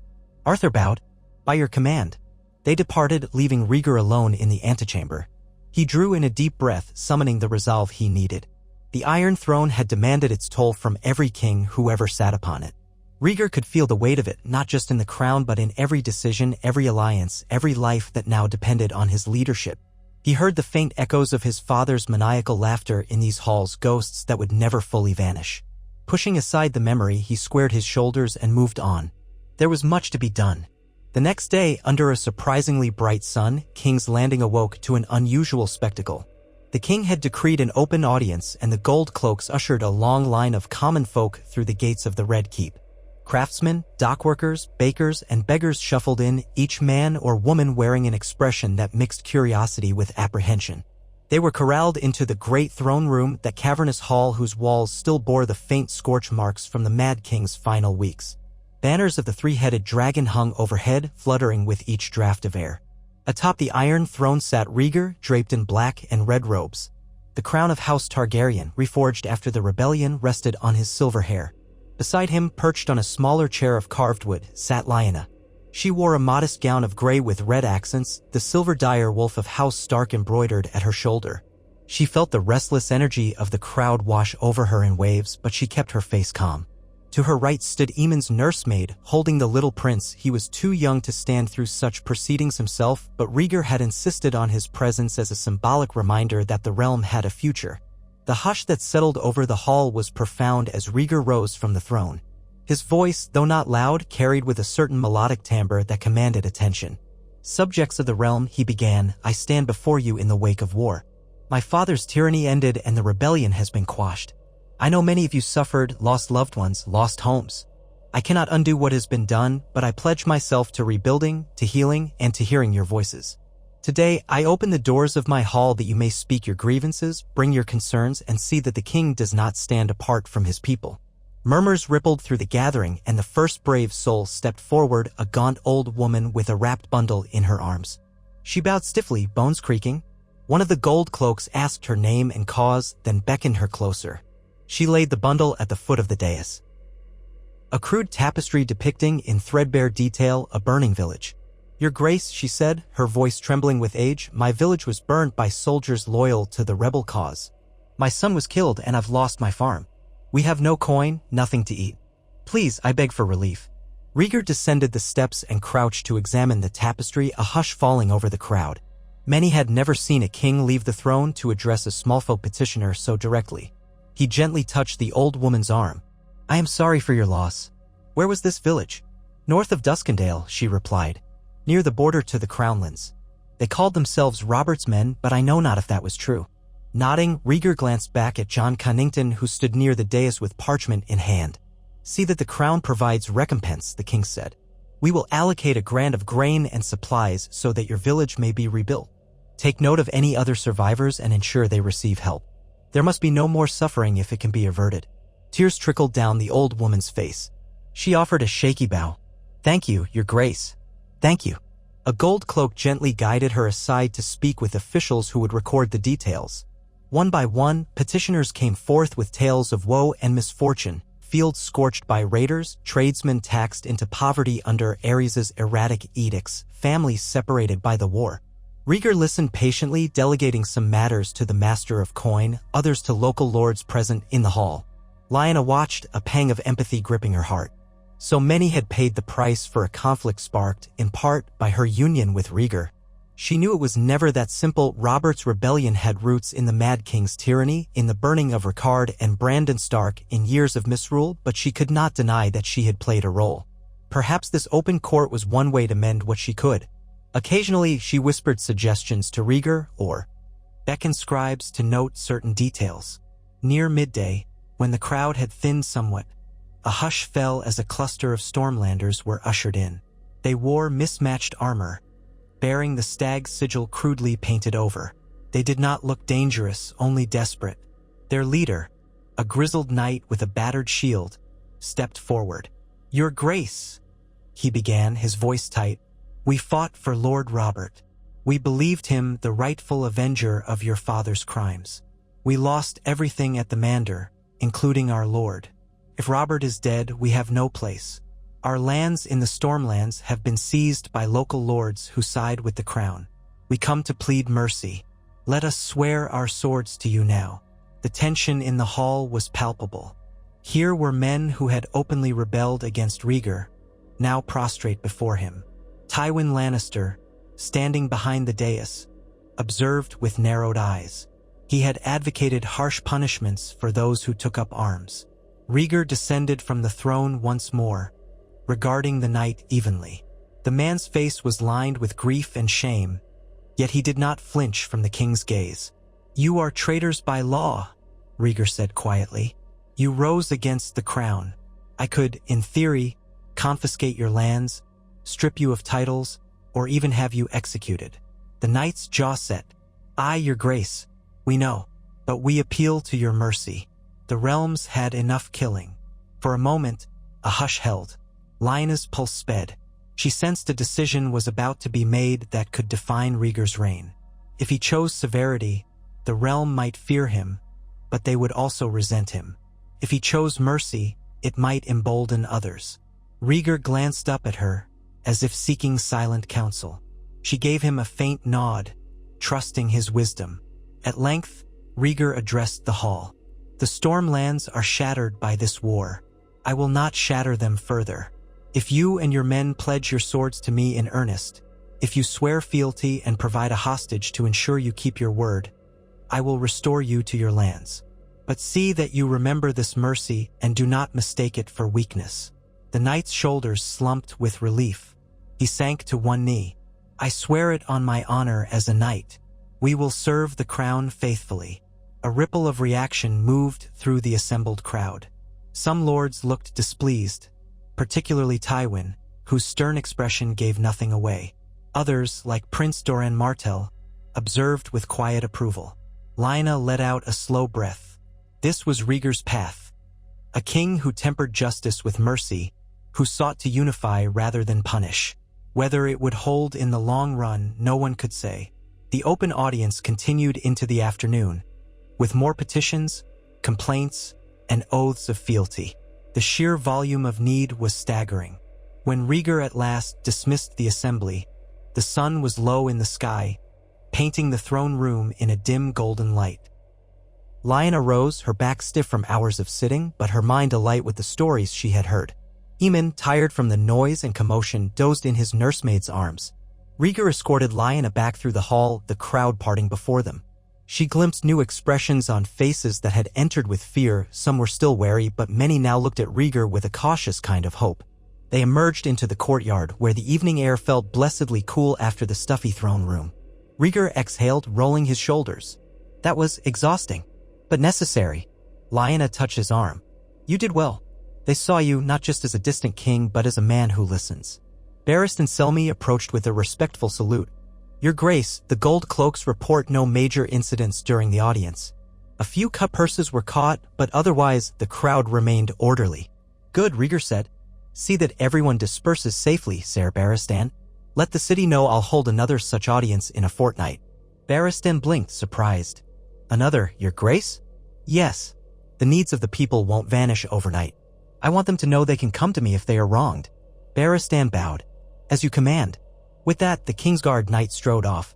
Lyanna watched him go, recalling how, in another life, Barristan Selmy might have been her enemy had events unfolded differently at the Trident. She felt a surge of gratitude for the twists of fate that had brought them to this fragile moment of peace. Then a distant thought pricked at her. Was Robert truly gone? Could a man of such immense will be taken so easily by the jaws of war? She said nothing aloud, but the question gnawed at her. In the weeks that followed, King's Landing began to show faint signs of renewed life. Merchants and traders, emboldened by the Crown's attempts to restore order, returned to the city docks. Street peddlers hawked wares in the shadow of the Dragonbit ruins, and tavern songs no longer trembled with fear of hearing the dreaded name of the Mad King. Reconstruction efforts kicked off in neighborhoods ravaged by soldiers and scuffles, with Crown-sponsored labor gangs repairing walls and rooftops. A hush of genuine optimism fluttered around the capital. Yet tension remained, a coiled serpent ready to strike if the king faltered. Rhaegar and Lyanna did what they could to promote unity. They visited the city septs, offering alms to the poor. They hosted gatherings for local guilds, encouraging them to share concerns. Rhaegar's reforms trickled down. He reorganized the City Watch, appointing new officers reputed for fairness, and ordered an audit of the Red Keep's coin flows. The small folk, many for the first time in living memory, spoke of a king who might truly care about their well-being. Of course, cynics abounded. They pointed out that Targaryens had always held themselves as above the common man, that no monarchy could truly cater to the people's needs. But day by day, Rhaegar strove to prove them wrong. Amid these efforts, Lyanna received a letter from Ned. It arrived one crisp morning, carried by a tired raven whose black feathers glistened with morning dew. She opened it in her solar, even playing with wooden blocks by her feet. The boy had just begun to totter about on chubby legs, babbling in half-formed words. Lyanna kept a watchful eye on him, smiling whenever he managed a few steps. The letter was written in Ned's steady hand. He reported that the North was quiet, though pockets of old resentment for House Targaryen lingered among certain lords. Ned assured her that he was doing what he could to quell any talk of further rebellion, reminding them that King Rhaegar had ended the Mad King's tyranny and that Lyanna herself was safe and happy. Still, the tension between the North and the Crown would not vanish overnight. At the letter's end, Ned extended an invitation for Lyanna to visit Winterfell once more if circumstances allowed, so that her family might see how Aemon was growing. Lyanna pressed the parchment to her chest, longing for the stark simplicity of her childhood home. Yet she doubted the realm's precarious situation would permit her a leisurely trip north anytime soon. She thought of the crypts beneath Winterfell, where her father now lay in rest. A pang of sadness welled within her. Her father was gone, Brandon gone, and her life as a carefree girl gone with them. Glancing at Aemon, she tried to focus on the new life she had built. Whatever regrets she carried, she would not undo the choice that had given her this child nor the husband she loved. She rolled up the letter and moved to her writing desk, intending to draft a reply. Before she could set quill to parchment, a soft knock sounded at her door. At her command, it opened to reveal Elia Martell. Lyanna's breath caught. She had spoken to Elia only sparingly since Rhaegar's coronation and their formal annulment. Their conversations had been polite, nearly cordial, but an undercurrent of sorrow ran beneath every word. Elia was still a princess in name, the mother of Rhaegar's older children, but she lived in a quiet suite of rooms, rarely attending court events unless required. She seldom ventured here. Lyanna rose immediately, beckoning her inside. Elia's expression was as calm and composed as ever, though lines of worry creased her forehead. She wore a flowing Dornish robe of burnt orange, her dark hair draped over her shoulders. She glanced at Aemon, who was now staring at her with wide-eyed curiosity. Elia offered the toddler a delicate smile before meeting Lyanna's gaze. "May I speak with you?" she asked. "Of course," Lyanna said softly. She gestured to a cushioned chair near the window. "Please sit." Elia did so, clasping her hands in her lap. For a moment, they simply regarded each other, two women bound by the same man's choices, the same children's futures, and the same realm that demanded so much of them. Finally, Elia spoke. "I've been thinking about Dorne," she began, "and what it will mean for my children Aegon and Rhaenys. They are Targaryens by name, yes, but they are also half Dornish, and Prince Doran wishes them to know their heritage. Aegon has asked if he might spend a year or two in Sunspear to learn the ways of his mother's people. Rhaenys, too, is curious." Lyanna frowned gently, considering. She knew Rhaegar wanted the children close, partly to ensure their safety and partly because he loved them. But neither Aegon nor Rhaenys was her child, and she had no desire to overstep. "It's not for me to decide," she said, choosing her words carefully. "But I know Rhaegar would be reluctant to let them out of his sight for so long, especially in these unsettled times." Elia nodded, understanding. "I fear as much. Yet the Martells are pressing for it to solidify their ties. And frankly, if Aegon is ever to be recognized in Dorne as more than just a Targaryen prince, he must spend time among them. I came to you, hoping you might speak to Rhaegar on their behalf." Lyanna felt a twinge of discomfort, unsure whether it was her place to intervene in matters of Rhaegar's older children. But she also recognized that, since Rhaegar valued her counsel, her voice might help find a compromise. "I can try," she said, "though I cannot promise what he'll decide." Elia's eyes flicked down toward Aemon, who was toddling around the room, babbling nonsense. A ghost of a smile touched her lips. "He's growing quickly. He looks more Stark every day." Lyanna knelt to catch the boy's hands, steadying him when he wobbled. "Yes, though sometimes in the right light I see the Targaryen silver shining through." A curious mix. Elia's gaze turned inward, perhaps recalling her own children's infancy. "If fate had been kinder, we might have lived very different lives, you and I." Lyanna did not know how to respond to that. At last, she murmured, "I never meant to wrong you." "I know that must ring hollow, but it's true." Elia tilted her head, her voice hushed. "Love is rarely neat. Rhaegar followed his prophecies and his heart. I cannot fault him for believing in something beyond our understanding." Her tone grew more wistful.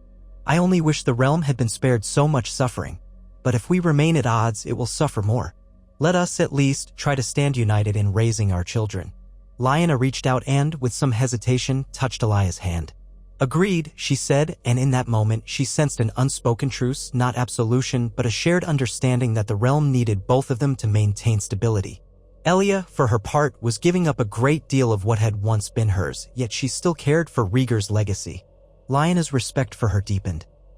After Elia departed, Lyanna sat at her desk, mind spinning with the conversation. She drafted a brief letter to Ned, thanking him for his invitation and promising to visit the north as soon as the realm's situation allowed. Then she set it aside and considered how best to broach the topic of Aegon and Rhaenys with Rhaegar. When Aemon tugged on her skirts, she lifted him and held him close. He gurgled happily, blissfully unaware of the labyrinth of alliances and resentments that shaped his world. She kissed his brow, wishing she could shield him from it all. 2 evenings later, Lyanna found Rhaegar in the Royal Solar, poring over maps and ledgers with Jon Connington. She waited quietly until they finished their discussion, mindful not to interrupt. At length, Connington rolled up a sheaf of parchment and bowed, departing with a nod to Lyanna. She approached Rhaegar, noting the furrow in his brow. "What troubles you?" she asked, resting a hand on his shoulder. "You look haunted," he exhaled, rubbing his temples. "The crown's finances are precarious. We owe considerable debts to the Iron Bank of Bravos. Tywin wants to raise taxes on the Reach and the Riverlands to replenish our coffers. But that might only breed resentment. Meanwhile, the Stormlands are still in chaos.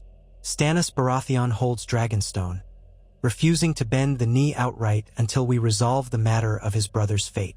Lyanna knew Stannis by reputation, an unyielding, honor-bound man who could be as rigid as the walls he defended. If he believed Robert was alive, or if he simply resented Rhaegar, he might prove a thorn in the crown's side for a long time. Yet she also recalled Rhaegar saying that if any Baratheon might be amenable to reason, it was Stannis. The man valued order, discipline, and the letter of the law. "If Stannis demands proof of Robert's death, perhaps you can grant him something," Lyanna suggested gently. "A piece of armor found on the battlefield, the testimony of knights who witnessed his fall. He needs closure, or he'll remain in defiance. Without solid evidence, he can cling to hope." Rhaegar nodded grimly. "I plan to meet with him if he'll allow it. One problem at a time, though." He set aside the ledger. "Did you need to speak with me, or just come to console your weary husband?" She offered a faint smile, brushing her fingers through his silver hair. "A bit of both. I spoke with Elia the other day. She mentioned that Prince Aegon and Princess Rhaenys wish to spend time in Dorne. Prince Doran is pressing for it. Elia asked me to speak to you, to see if you would consider allowing it." Rhaegar's brow creased. Separating them from the Red Keep for a year or more could be risky. I want them safe. I understand.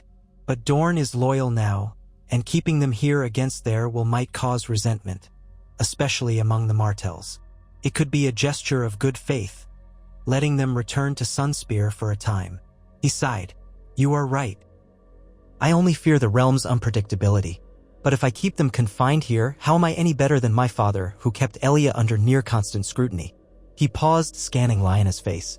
You truly think it wise? I think it's a necessary trust-building step. Aegon is old enough to understand his dual heritage. He shouldn't feel he is less Dornish because you wed me. And Rhaenys has always been curious about her mother's homeland. Rhaegar rubbed his thumb along his jawline, wrestling with the idea. Very well, he said at last.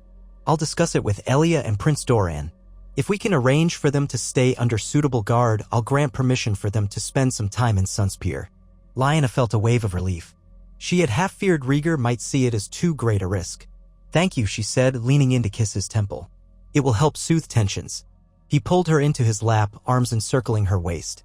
You have a gift for bridging divides, he murmured, brushing his lips against her cheek. I wonder if the realm would be more peaceful if you sat the throne.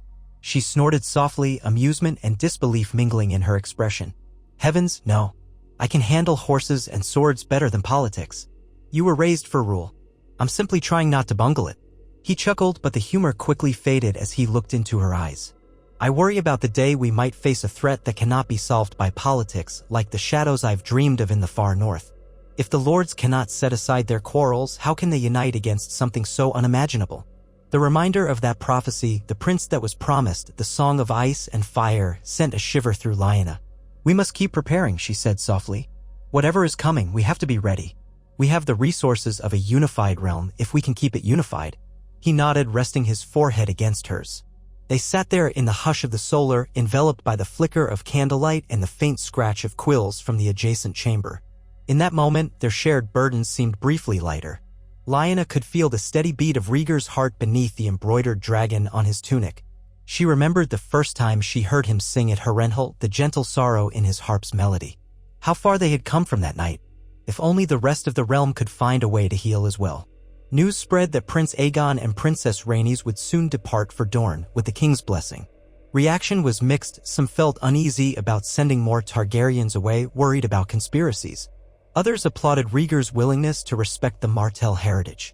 In Sunspear, the Martells prepared a lavish welcome, ensuring the prince and princess would want for nothing. When the day of departure arrived, the royal family gathered in the courtyard. A small procession of Dornish guards alongside a contingent of the royal escort prepared the litter for the children's journey south. Elia stood with Rhaenys and Aegon, offering them final instructions. Rhaenys, dark-eyed and poised, was old enough to sense the tension. She clung to her mother's hand but tried to appear grown-up. Aegon, taller and more solemn at his sister's side, exchanged stiff bows with the knights who would guard him. Rhaegar approached them with Lyanna at his side. He knelt, placing a hand on Aegon's shoulder. Learn well in Dorne, Rhaegar said quietly. Remember that you carry the blood of both Targaryen and Martell. You are a bridge between peoples. Aegon nodded, eyes shining. I will make you proud, father. Rhaegar rose, turning to Rhaenys. And you, little princess, watch over your brother. He may pretend to be serious, but he needs your laughter. Rhaenys offered a quick grin, though tears threatened. She curtsied. I will, father. She glanced at Lyanna, uncertain. Lyanna, forcing a gentle smile, bent to press a soft kiss to the girl's cheek. Rhaenys looked startled but did not pull away. Perhaps it was the closest thing to acceptance they'd shared. Elia looked on, her expression a mosaic of emotions, pride, sorrow, hope. With that, the children were helped into the litter. The convoy moved out, heading through the gates as city folk lined the streets to watch. Some cheered, others simply gawked. Lyanna stood beside Rhaegar, feeling the swirl of possibilities that lay ahead.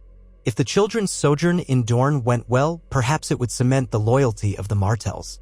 If something went awry, it could reignite old wounds. She reached for Rhaegar's hand and he squeezed her fingers, never taking his eyes off the procession until it disappeared from view. Elia remained for a moment, silent. Then she turned to Rhaegar. I will stay here a while longer to ensure everything remains stable. But eventually, I too may join them in Dorne. They are still my children. Of course, Rhaegar said, inclining his head. You will always be welcome to go and come as you will. A faint smile touched Elia's lips, though it held a trace of sadness. "NKU, your grace." With that, she withdrew, leaving Rhaegar and Lyanna alone in the courtyard. A breeze gusted, rustling the Targaryen banners overhead. "We should check on Aemon," Lyanna murmured, her thoughts drifting to their own child. "He's napping, but he'll be restless soon." Rhaegar nodded, and together they walked back into the Red Keep, each step echoing in the stone corridors. For a brief moment, Lyanna felt a measure of hope.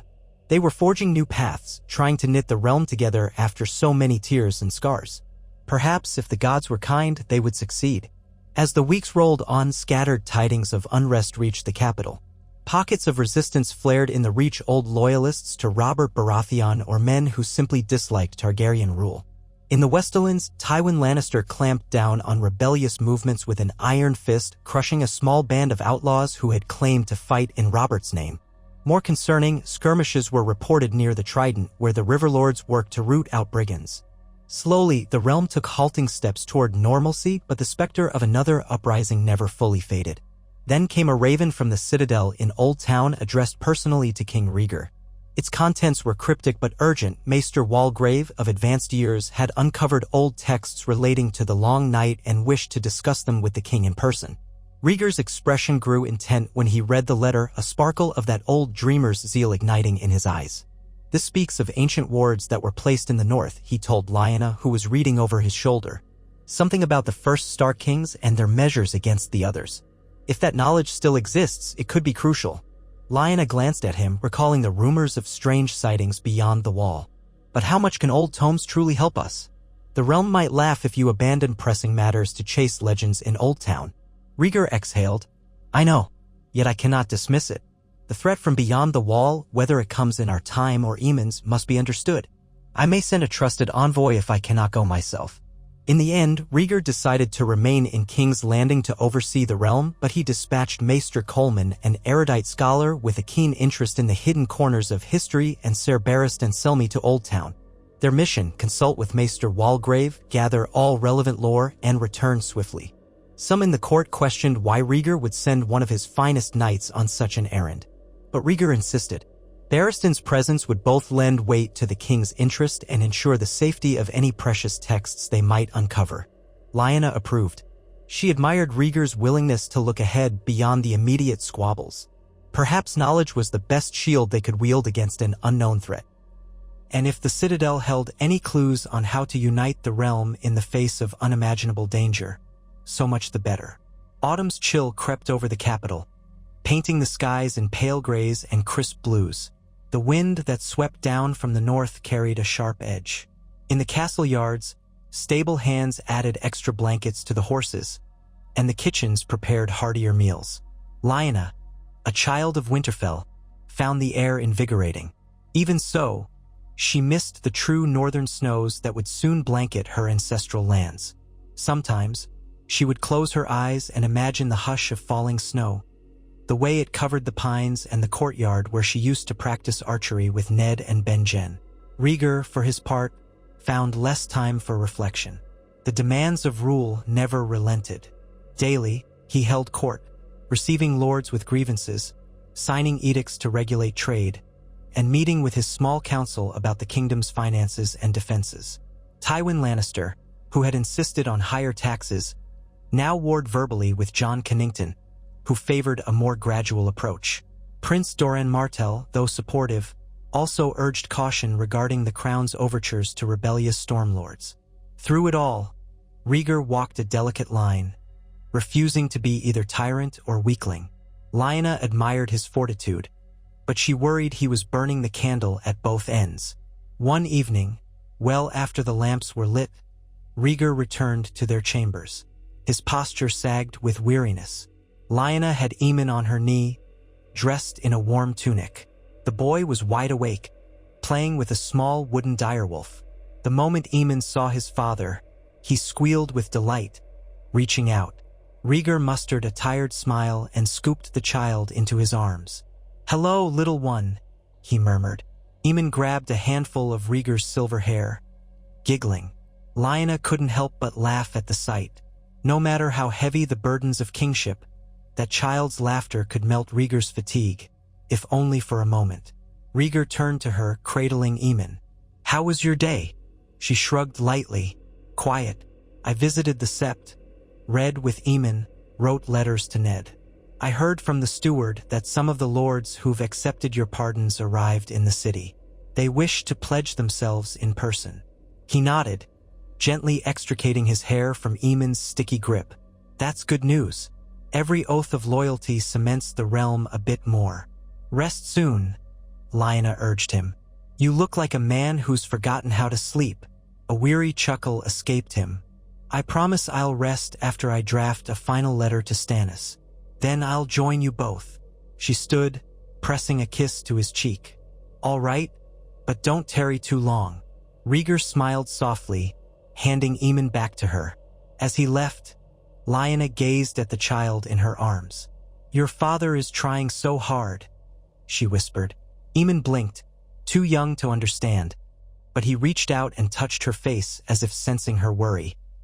Perhaps one day you'll grow up in a realm free of these endless conflicts, if we manage to keep it all from falling apart. Around midnight, Rhaegar finished his letter to Stannis, sealing it with the three-headed dragon stamp. He rubbed his eyes. The quill's tip had left blotches on his fingers. He thought about how, just a few years before, he might have been reading prophecies in his solitary chambers, drifting into music and dreams. Now every hour of his life was spoken for by obligations. Even so, he reminded himself that this was the path he had chosen, to be the king who might save the realm from its worst impulses and from the horrors he believed lurked in the far north. He rose, intending to head to bed, when the door burst open and Arthur Dayne entered, breathless. Rhaegar's blood went cold. He had never seen Arthur so visibly alarmed. What is it? The king demanded.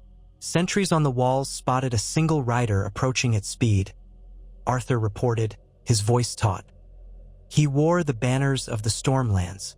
The man collapsed at the gates, shouting that he carries an urgent message for you.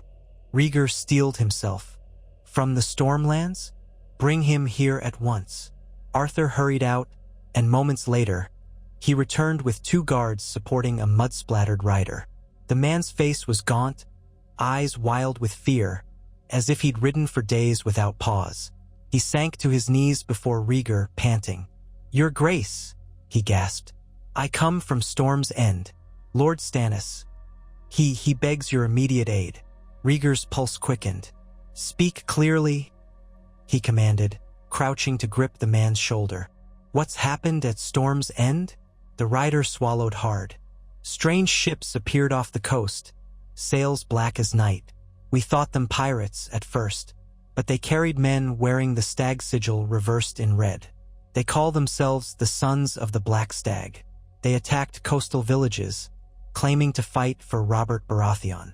Lord Stannis repelled a few raids, but more keep coming. He fears an invasion, and rumors swirl that Robert Baratheon might be leading them. A stunned silence descended on the chamber. Rhaegar's thoughts whirled. If Robert truly lived, that changed everything. If he was forging an alliance with pirate lords or mercenaries, the Stormlands could ignite once more. Did you see him? Rhaegar asked, his voice strained. Robert himself? The man trembled, shaking his head. I saw no sign, but some of my comrades swear they heard war horns sounding his name. The men who attacked us shouted that Robert is returned. The coastal folk are in terror. Rhaegar clenched his jaw. Get this man food and rest, he ordered the guards. Have a maester tend his wounds. We must confirm the truth. The rider bowed his head in gratitude, still shaking. Arthur Dayne guided him out. Rhaegar stood there, blood pounding in his ears, the flickering torches casting dancing shadows on the walls. If Robert was alive and had found new backers, then the realm was not merely threatened by scattered rebels, but by the resurgence of the Storm King's claim. Stannis, stoic as he was, would not lie about such a threat. This was no rumor carried by peasants, but a direct plea from Storm's End. Hastily, he summoned a page to fetch Jon Connington, Tywin Lannister, who, by ill chance, was still in the city, and any other key counselors who could be roused at this late hour. The meeting that followed crackled with urgency. Most were stunned by the news. Tywin demanded immediate proof of Robert's survival, suggesting the raids could be an impostor's ruse. John Cunnington argued that, imposter or not, the realm's stability depended on a swift response. "How many men does Stannis have at Storm's End?"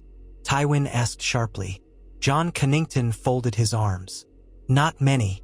He lost a significant portion of his forces in the rebellion. He has maybe a few thousand men-at-arms, plus the walls of Storm's End. But if these raiders are numerous enough, they can ravage the coast before Stannis can mobilize." Rhaegar paced, feeling the tension coil in his gut. "We must act. If Robert truly lives, he'll rally the disaffected in the Stormlands and beyond. If it's a pretender, the panic alone could fracture our fragile peace. Either way, we cannot allow the Stormlands to sink into chaos." Tywin nodded. "All business. Send a royal army. Place them under strong leadership. Show no mercy to these invaders." Rhaegar paused. He thought of leading the host himself, as he had in previous battles. But the realm needed a stable king in King's Landing. If he departed and this turned into a prolonged conflict, the capital could fall prey to 1,000 plots. John Cunnington stepped forward, almost as if reading Rhaegar's thoughts. "Your Grace," he said, "I propose you send me to Storm's End with a royal contingent.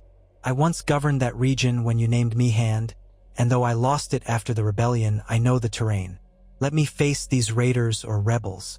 Let me verify if Robert Baratheon truly leads them." Rhaegar studied him. Cunnington had faced Robert before with bitter results. He'd once been blamed for failing to kill or capture the rebel lord. This might be a chance for redemption, or it might resurrect old wounds. Still, the logic was sound. Tywin, on the other hand, was not the man to handle a subtle situation. He would crush everything in his path, likely breeding more hatred. Cunnington, for all his faults, was a capable commander. "Very well," Rhaegar decided. "You'll have 3,000 men, including some loyal knights of the Crownlands. March by land and meet any raiders head-on. Storm's End must not fall. Spare who you can. These are still our subjects, even if they're misguided or coerced. But if Robert is truly among them..." He didn't finish the sentence. A heavy silence settled. Tywin's eyes flicked between them. "We cannot risk another drawn-out conflict," the Lannister lord said bluntly. "He must be ended if he is indeed alive." John Cunnington bowed. "By your will, your grace. I'll depart at first light." Before dawn, the castle yard bustled as men readied wagons and mounted horses. Cunnington, clad in half-plate, conferred with his captains while grooms saddled destriers. Torches blazed, throwing long shadows across the cobblestones. Rhaegar stood by a brazier, watching the preparations. Lyanna joined him, arms wrapped in a heavy cloak against the morning chill. "Do you believe Robert truly lives?" she asked, her breath steaming in the cold air. "It's been so long since the battle at the Mander." Rhaegar stared at the torchlight reflecting in the dark sky. "I don't know, but I can feel something stirring. If it's not Robert, it's a specter wearing his name. Either way, it threatens all we've tried to build." Lyanna gently placed a hand over his, sharing his unspoken dread. If Robert was alive, his hatred might be enough to plunge them back into war. And if he was dead, yet someone claimed his banner, the conflict might be just as fierce. Cunnington approached, helmet tucked under his arm. "We're set to ride, your grace." Rhaegar nodded. "Go with the crown's blessing. Send ravens often. If you confirm Robert's presence, do not attempt to fight him alone. Wait for reinforcements if needed." The older man acknowledged the command with a firm salute. "I'll do my duty, your grace." As Cunnington swung into the saddle, Rhaegar lifted a hand in farewell. The gates creaked open, and the royal contingent marched out. Horses' hooves clattered, and the sharp tang of metal and leather filled the air. Lyanna watched until the last of them vanished into the gray light of early morning. She felt a knot of anxiety twisting in her stomach. Beside her, Rhaegar stood unmoving as though carved from stone. "Gods be good," he murmured. "Let this not be the beginning of another bloodbath." Lyanna slipped her arm through his, leaning her head against his shoulder. "We'll face whatever comes. You once told me we make our own destiny even if the gods weave the threads." His breath trembled, but he nodded. "Yes, we must believe that." Together, they turned and walked back into the Red Keep. The morning sun was rising over the city, streaking the sky with pale gold. But to Lyanna, it felt as though a shadow loomed, waiting to swallow the light. She prayed that this time the realm would not be consumed by war's ravenous maw. If Robert truly walked the earth again, his fury might eclipse all reason unless, somehow, love or mercy or simple sense could stay his hand. Yet she remembered his old possessive ardor, the way he had once spoken her name like a battle cry. And she shivered, wondering what manner of man he might be now, shaped by defeat and bitterness across the span of years. If the dead man rose, would he come as a shadow of vengeance, or was there any spark of the friend and lord she once knew? Only time would tell, and the realm stood on a knife's edge, bracing for the next blow. Days dragged on in tense anticipation. Ravens brought scattered reports. Cunnington's forces approached the Stormlands, skirmishing with small bands of raiders who melted away into hidden coves. Storm's End remained on high alert, Stannis Baratheon grimly holding the fortress. No sight of Robert, no proof he truly walked among these black-sailed ships. Rumors spread like wildfire, each more contradictory than the last.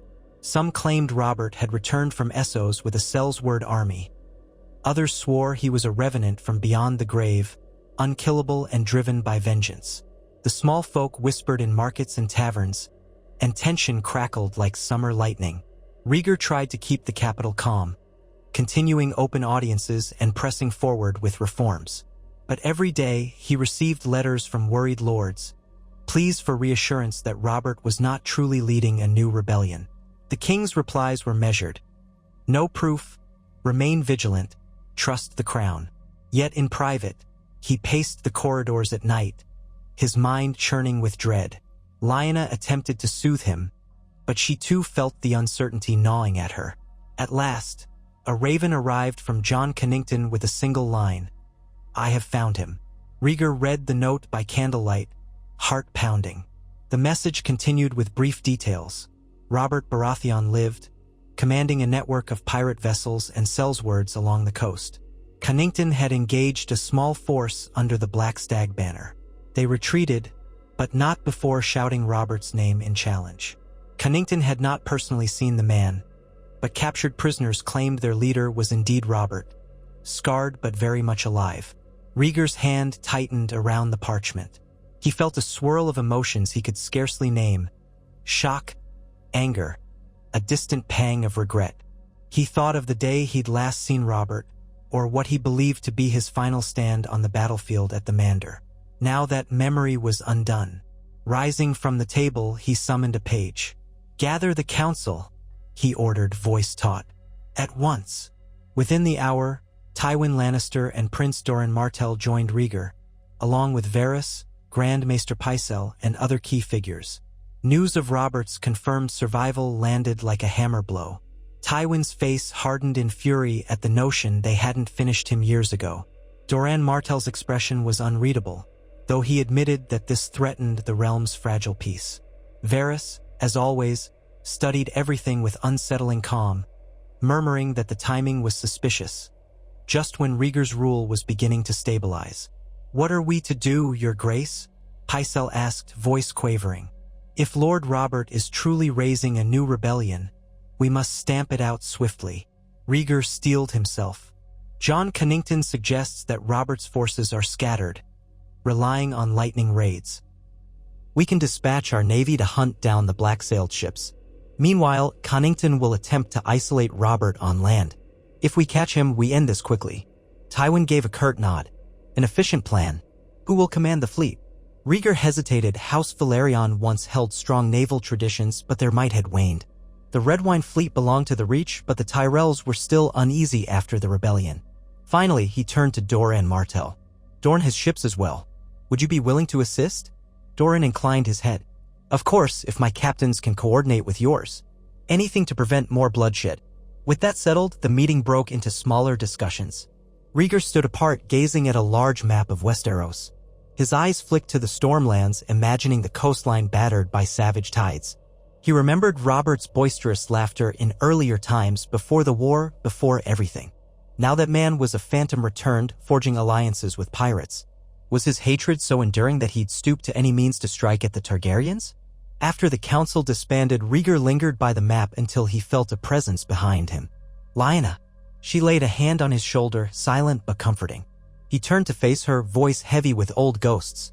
"I once wondered if Robert could ever forgive us," he said, scanning her features. Now I see that was naive. He was never a man to let go of a grudge. Our war might truly be endless. She tightened her hold on his shoulder. We can't know until we speak with him. There was a time when he was close to my brother, close to me. He was a good man in his way. Rhaegar's gaze flicked down. If he ever truly loved you, he must despise me beyond reason. Lyanna thought of Robert's fierce devotion, how it had once been romantic in a youthful, reckless sense, but had grown possessive. She was not sure if that was truly love or just pride. I don't know, she admitted. But if he has become something worse, we must protect the realm. There's no choice. He bowed his head, gathering himself. Yes, we must. John Connington's next raven arrived a week later, carrying dire news. Robert's forces had mustered near a coastal keep called Dark Haven, once held by a minor storm landlord. They were fortifying the position, setting up ballistae to ward off ships. Connington intended to lay siege, but the terrain was difficult. Stannis had offered some men, though trust between him and Connington was strained at best. The letter ended with a grim observation: if Robert was indeed within those walls, capturing him would be no easy feat.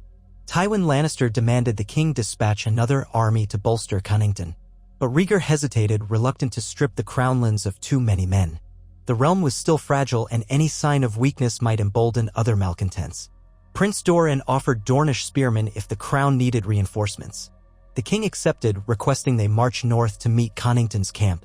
Meanwhile, the Royal Navy, augmented by Dornish vessels, sailed for the Stormlands, hoping to cut off Robert's supply lines.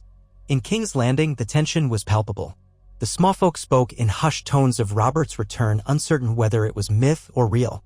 The king's open audiences continued, though fewer petitioners ventured forth, sensing that war clouds loomed again. Lyanna spent hours in the Red Keep's library, reading accounts of past rebellions, trying to glean insight into how wars ended without total annihilation. She wasn't sure there was a neat solution, especially with a foe as stubborn as Robert Baratheon. One morning, as she strolled the castle gardens with Aemon, who chased butterflies through the last autumn blossoms, she heard footsteps on the gravel path behind her. Turning, she found Stannis Baratheon. He had arrived in the capital the night before, summoned by the king for urgent talks. Gaunt and austere, clad in dark blues, he inclined his head in a stiff bow. "Lady Stark," he said, his voice as stark as the word itself. She managed a polite nod. "Lord Stannis, I did not expect you in the gardens." He glanced at Aemon, who was giggling at a colorful butterfly perched on a leaf. Stannis's harsh expression softened fractionally, as if reminded that innocence still existed in the realm. Then he cleared his throat. "I came seeking the king. They told me he was in a meeting, so I wandered. I have little love for gardens, but these are well tended." Lyanna drew a breath, bracing herself. Stannis was notoriously blunt. "You've come regarding Robert?" Stannis's face tightened. "Yes. I met with Connington near Storm's End before traveling here. The keep at Dark Haven is well fortified. Rumors claim Robert is within, though I haven't seen him myself. I want to speak directly to your husband. We must coordinate properly if we are to end this quickly." She nodded, offering a cautious smile. "Rhaegar will value your counsel. He wants no more bloodshed if it can be helped." Stannis's mouth pressed into a thin line. Bloodshed may be unavoidable if Robert insists on pressing his claim. But if he surrenders peacefully, I will do all in my power to secure fair treatment. He is my brother, but he is also an oathbreaker. Lyanna studied him. Beneath that stoic exterior, there was turmoil, loyalty to the crown, loyalty to his brother, a sense of rigid honor that refused to bend. She found herself feeling a grudging respect for the man. "Thank you," she said quietly. "We all want to avoid needless killing. Robert was dear to my family once, but so much has changed." Stannis sighed, turning his gaze away. "Yes," he said simply. Then he inclined his head again. "Pray tell the king I'll be waiting in the throne room." As he strode off, Aemon ran back to Lyanna, tugging at her skirt, demanding to be picked up. She obliged, lifting him so he could rest his head on her shoulder. The boy peered at the retreating figure of Stannis with wide eyes, as if somehow sensing the tension. Lyanna kissed the top of Aemon's head, wishing she could shield him from these storms of politics and war. That same day, Rhaegar and Stannis conferred in the throne room, with Tywin, Dor and Martell, and other key figures present. By the end of the meeting, it was decided that Stannis would return to Storm's End with a formal decree from the king. Robert and his followers had 2 moons to surrender and swear fealty, or face a final assault by Crown and Dornish forces. Stannis insisted that Robert be offered a fair trial if he yielded. Rhaegar, though wary, agreed, hoping that perhaps Robert's old friend might persuade him to lay down his warhammer. The decree was carried forth by ravens and messengers pinned to the gates of every holdfast in the Stormlands. The realm waited, breath-bated, to see if Robert would respond. None came. The black-sailed ships continued their raids, though less frequently, perhaps consolidating around Darhaven. Connington set up siege lines, but the fortress's supply lines by sea remained partially open. The Royal Navy struggled to close the net, hampered by storms and cunning pirate tactics. Moon by moon, the tension escalated. The 2-month deadline approached without word from Robert or any representative. Meanwhile, Rhaegar received disquieting letters from the north. Wildling raids had increased, and the Watch was requesting more resources. Lyanna's heart panged at the mention of her homeland. Winter was coming, the Starks always said, and if this war in the Stormlands dragged on, the realm might be too divided to face greater perils. One blustery afternoon, as King's Landing braced against swirling leaves and the promise of colder days, yet another raven arrived from Connington's camp. This time it bore a short, chilling message: the final assault will commence at dawn, day after tomorrow. We have given Robert every chance to yield, and he has refused. Pray for a swift end. Rhaegar read the note aloud to Lyanna in their private chambers. She closed her eyes, picturing the bloodshed to come. Is there truly no other way? She asked, voice shaking. Robert always was headstrong, but to deny every offer of peace. I can't believe he'd let his men die for no purpose. Rhaegar stared at the parchment. If Robert hates me more than he loves his own people, that is the path he's chosen. His shoulders sagged with weariness. I'll send one last raven, urging him to surrender. If he ignores it, the die is cast. And so the final appeal went out.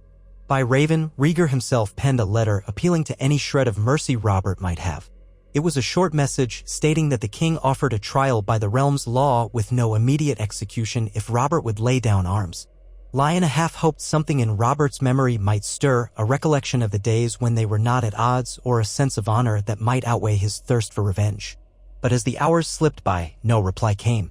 On the appointed day, dawn tinted the sky a pale rose over King's Landing, and Lyanna awoke with a knot in her stomach, knowing that across the Stormlands, men were donning armor and sharpening swords. Before midday, crows arrived in droves at the rookery, carrying scattered tidings of the battle at Darhaven. The fortress was under siege from multiple sides, Connington's banners flying amid the crown's men, Dornish spears leading charges against the walls. The Blackstag sigils manned the ramparts, pouring boiling oil, firing crossbows. The fight was fierce, the outcome uncertain. Throughout the day, fresh ravens came bearing incremental updates. The Royal Navy finally secured the nearby cove, preventing reinforcements by sea. Barristan Selmy, returned from Old Town, had joined the fray, leading a pivotal charge against a secondary gate. Stannis commanded a flank that battered the fortress's southeast tower. Bodies littered the battlements, the Black Stag locked in a deadly dance with the three-headed dragon. Each new letter made Lyanna's heart pound.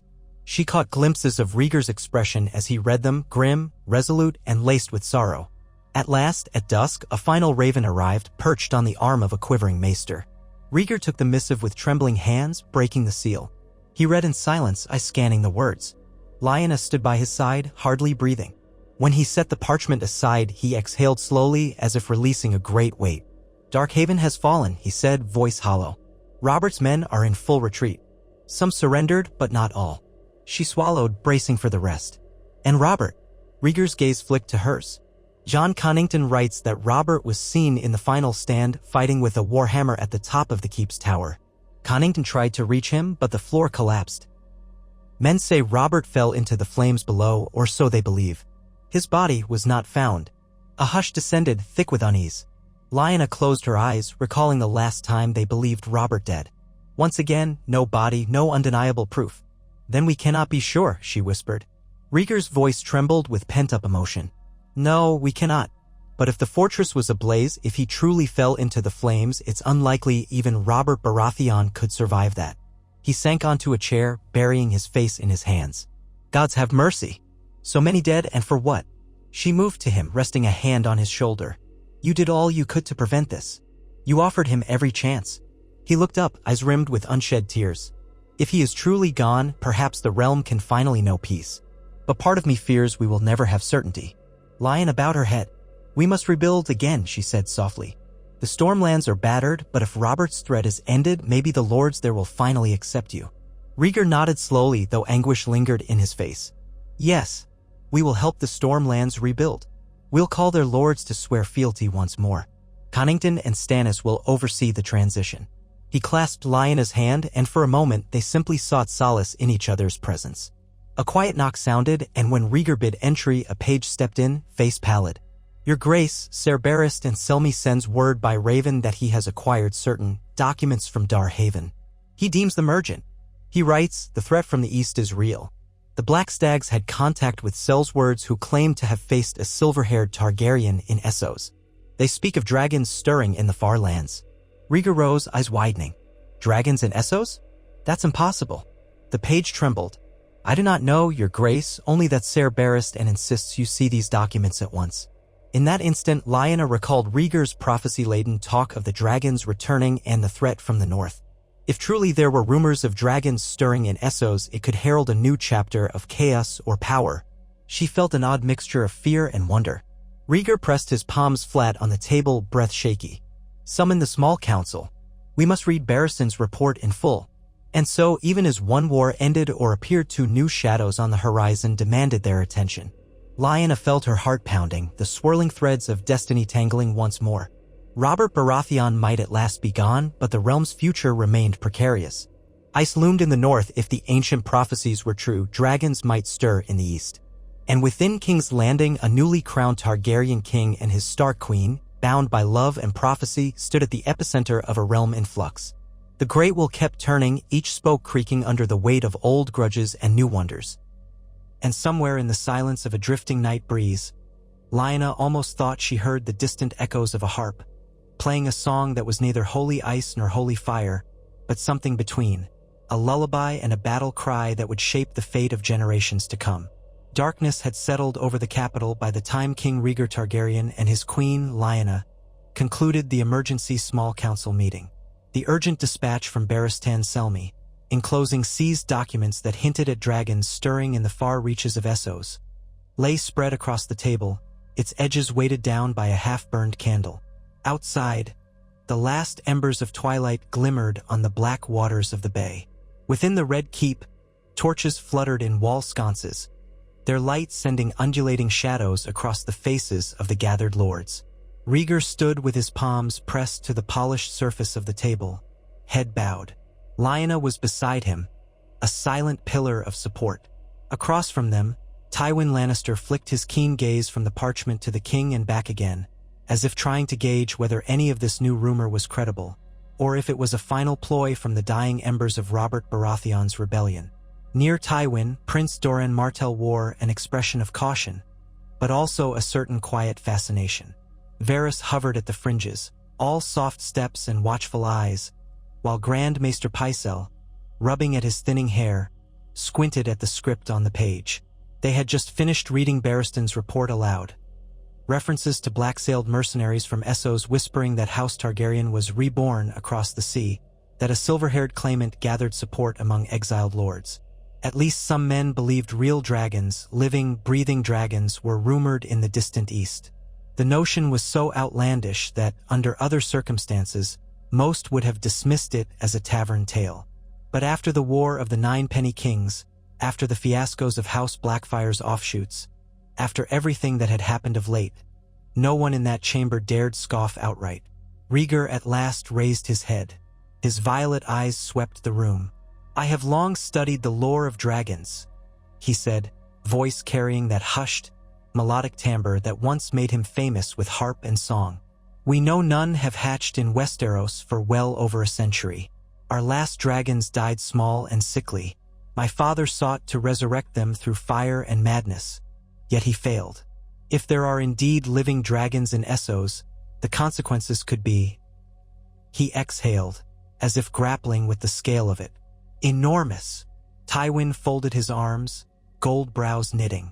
These Sellswords might say anything for coin, especially if Robert Baratheon was paying them, or if some rival across the sea seeks to weaken your hold here by stirring panic.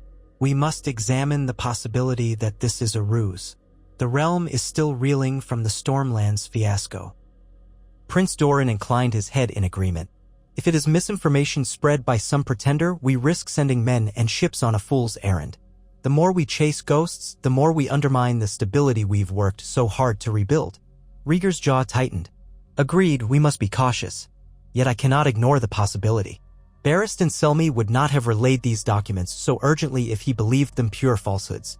He mentions exiled lords passing through Lys and Volantis claiming to follow the true Targaryen line. His gaze flicked to Varys.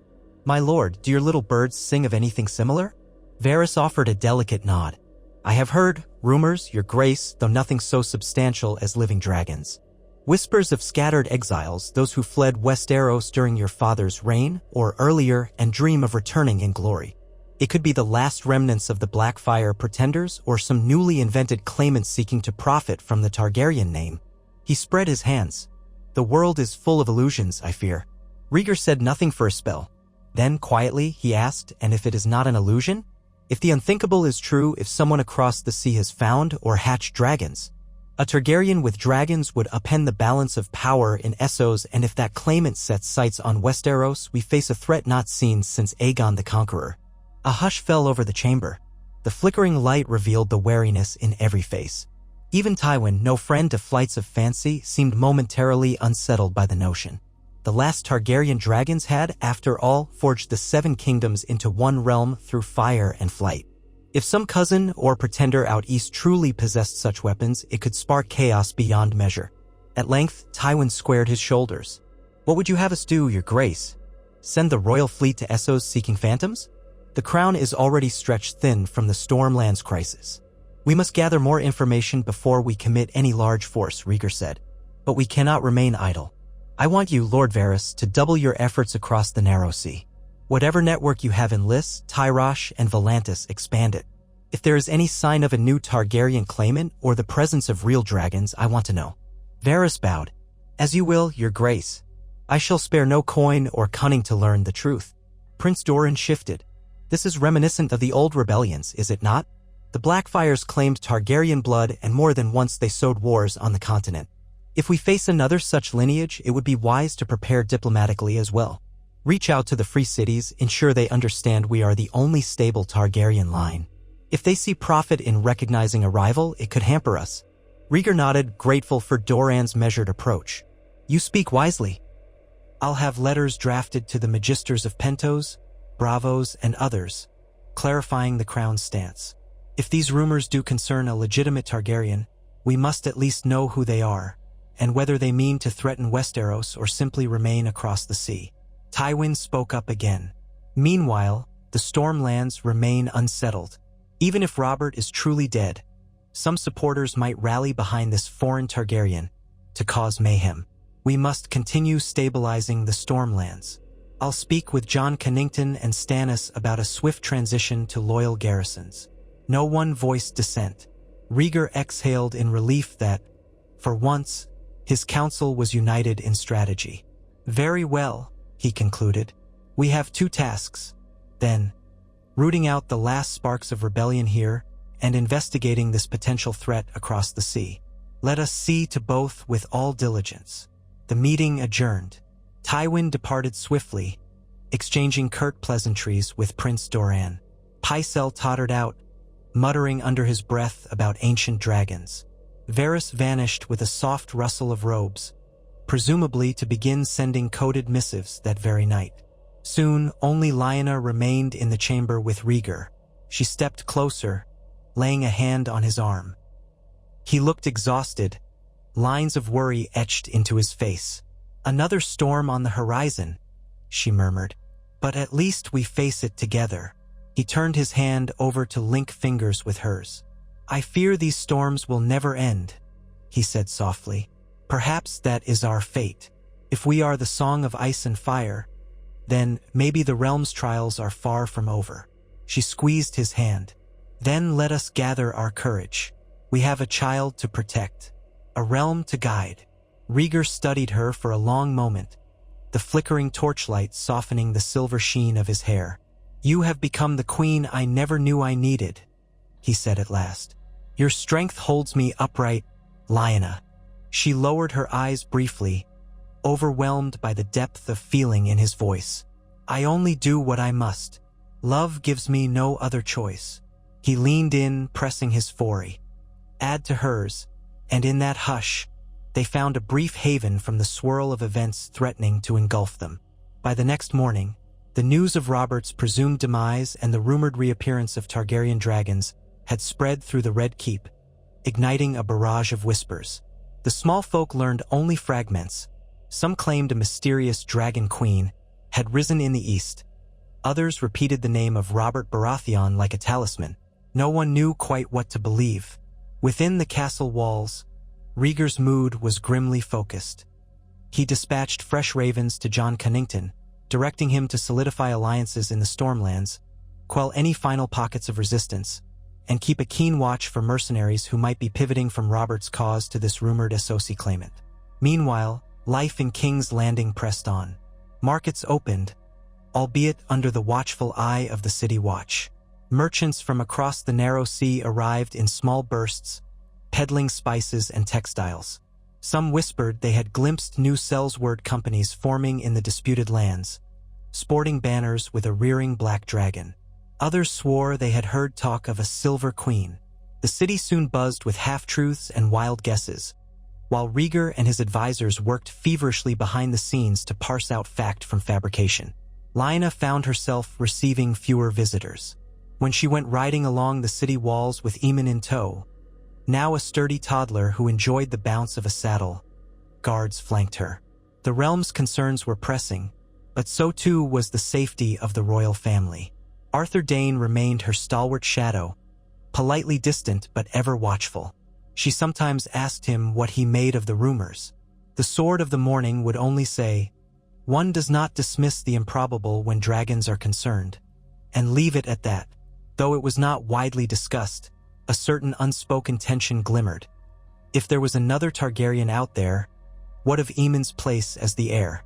Rhaegar had declared Aemon his son and heir publicly, and the court, though initially scandalized, had grown to accept it.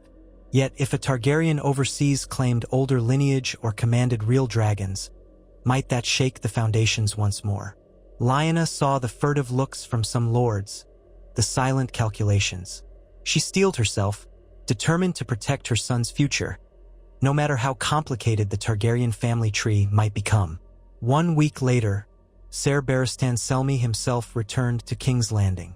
The man arrived dusty and travel-worn, having come by land after the fall of Darkhaven.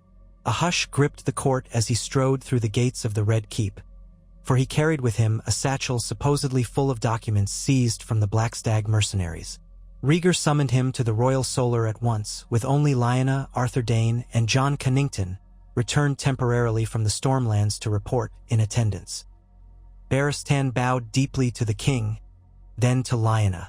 "Your Grace, my queen." His face bore new lines of weariness, but his posture remained as stalwart as ever. Carefully, he set down the leather satchel on a table. "I bring the originals of the papers that mention dragons in Essos. Some are coded letters, others are personal accounts from certain exiled knights." Rhaegar motioned for him to continue. "What do they say, Ser Barristan?" Barristan released a quiet breath. "Several speak of a silver-haired Targaryen child in Pentos, rumored to have been smuggled out of Westeros during your father's reign. But the timelines do not align well with your known lineage or that of Prince Viserys." He paused, glancing at Rhaegar. The mention of Rhaegar's younger brother was a delicate matter. In many timelines of possibility, Prince Viserys had been alive at Dragonstone, but this story had diverged so thoroughly that it was uncertain who lived or died. "In short," Barristan continued carefully, "these letters hint that some Targaryen with a valid claim is under the protection of a wealthy magister in Pentos. Another reference claims the Targaryen girl, if it is indeed a girl, traveled deeper east, beyond Vys Dothrak, and that dragons came into her possession." Lyanna's breath caught. She remembered Rhaegar's whispered confessions of the old prophecies about the dragon having 3 heads, about the possibility that the Targaryen line might produce or awaken dragons again. It had always seemed a half-myth, overshadowed by the stark reality of war and politics. Now it loomed before them like a brand-new horizon of fear and possibility. Rhaegar leafed through the topmost parchment, eyes skimming the spidery script. "These references," he frowned, "they are contradictory. One letter claims she's forging an alliance with the Dothraki, while another says she's hidden in Karth." Barristan nodded. "Precisely. There's no single account that aligns them all. But the mention of living dragons recurs, always tied to a rumored Targaryen female, silver of hair.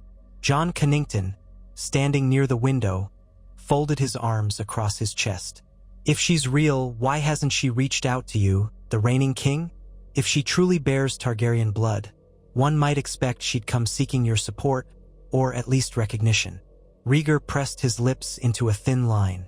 Unless she believes I'm a usurper of her claim, or unless she's been raised to see me as an oathbreaker, or simply a man who overshadowed other Targaryens. My father's madness scattered many. Some might blame me for not saving them all. A silence fell.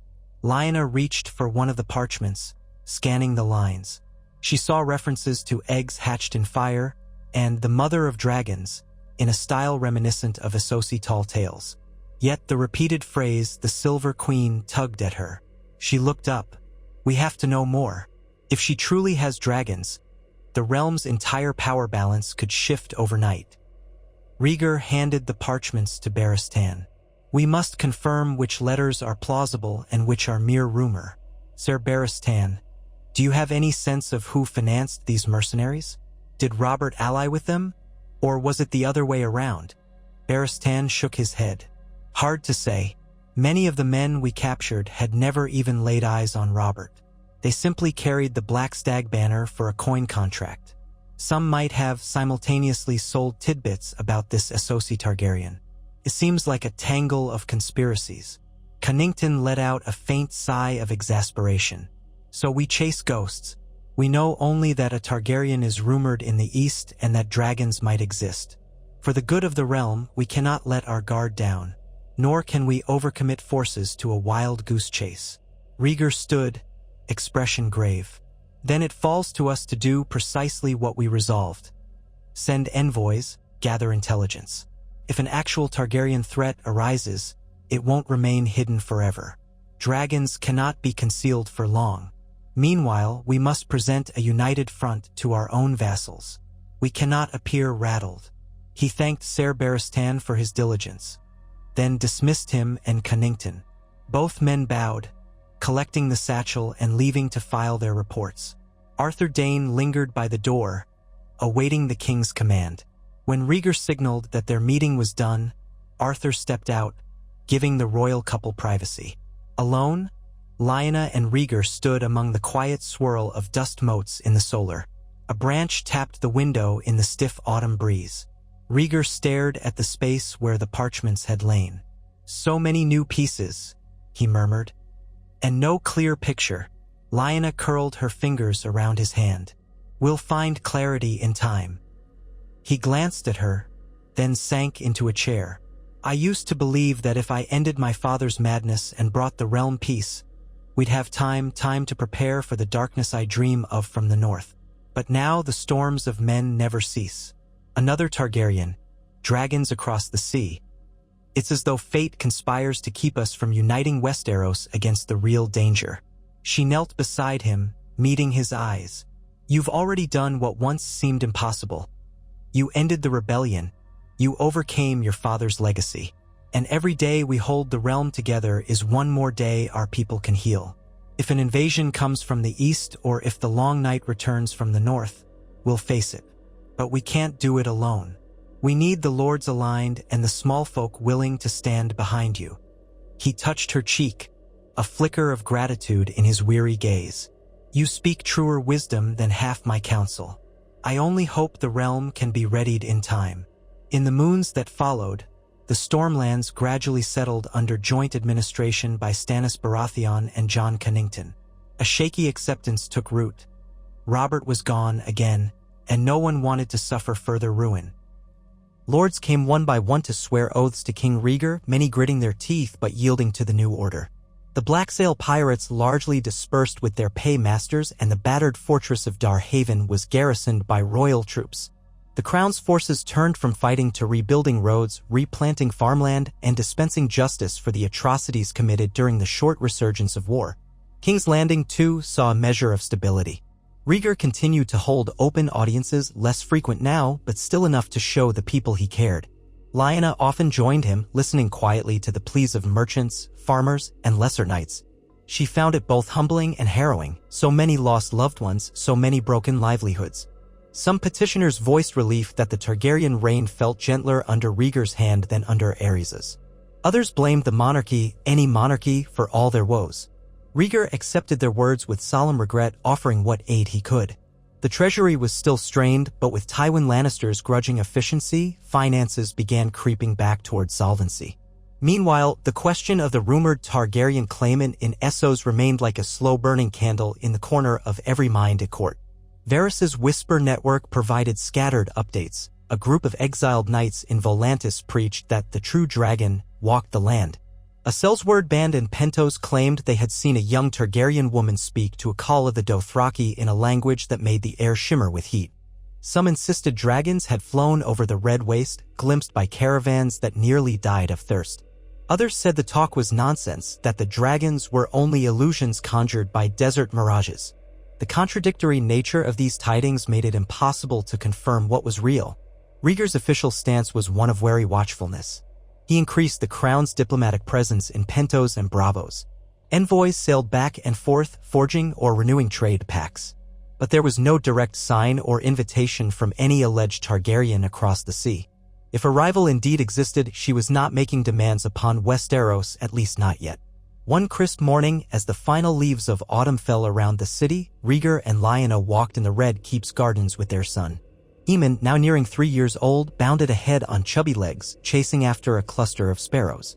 Sunlight glinted on his unruly dark curls, though the tips retained a faint silver sheen if one looked closely. Lyanna kept a watchful eye, fear stirring that he might trip and bruise himself on the cobblestones. Rhaegar, for once, seemed almost at peace, content to watch Aemon's childish joy. "He grows bolder every day," Lyanna remarked, half smiling. "At this rate, he'll climb the battlements before he's 5. Rhaegar chuckled softly. "He has your spirit for sure. I wonder how he might fare if we had dire wolves roaming about as in the north." She laughed, remembering the old stories. "He'd probably try to ride one if it let him. But we have enough trouble with him wanting to ride every horse he sees in the stables." They shared a moment of warmth, a respite from the labyrinth of politics. Aemon managed to corner a sparrow behind a small marble bench, only for the little bird to take flight at the last second, leaving him giggling and reaching skyward. Then, as so often happened, the burdens of kingship intruded. A steward emerged from the corridor, bowing. "Your Grace, Lord Tywin requests your presence in the council chamber at once. There is an urgent missive from the north." Rhaegar's brief serenity shattered. "Thank you," he said, voice taut. Turning to Lyanna, he murmured, "Come. This might concern your brother." They left Aemon in the care of his nursemaid and hurried inside. The air grew colder beneath the thick stone arches, as though the tension from the corridor seeped into their skin. When they arrived in the council chamber, they found Tywin reading from a parchment. Prince Doran stood by the window, arms folded, while Varys hovered nearby. All three looked up at Rhaegar's entrance. "News from Winterfell," Tywin said without preamble. "Your brother Ned Stark writes that the Night's Watch has issued a desperate plea for more resources. They claim the wildlings are massing in unprecedented numbers. Worse, some watchers whisper of pale creatures glimpsed in the haunted forest beyond the wall." Rhaegar's features tightened. "We've heard stray rumors before, but if the Watch is truly alarmed, we cannot dismiss this." Lyanna stepped forward. "May I see the letter?" Tywin offered it to her. She read Ned's words with mounting unease. Her brother's tone was calm but urgent. The Night's Watch spoke of large wildling warbands gathering under a self-styled king beyond the wall, a man named Mance Rayder, once a brother of the Watch himself. Already, they'd attempted raids on smaller castles near the Frostfangs. Meanwhile, Black brothers on patrol reported glimpses of shapes in the snow, white shadows with blue eyes that vanished at dawn's first light. Lyanna glanced at Rhaegar.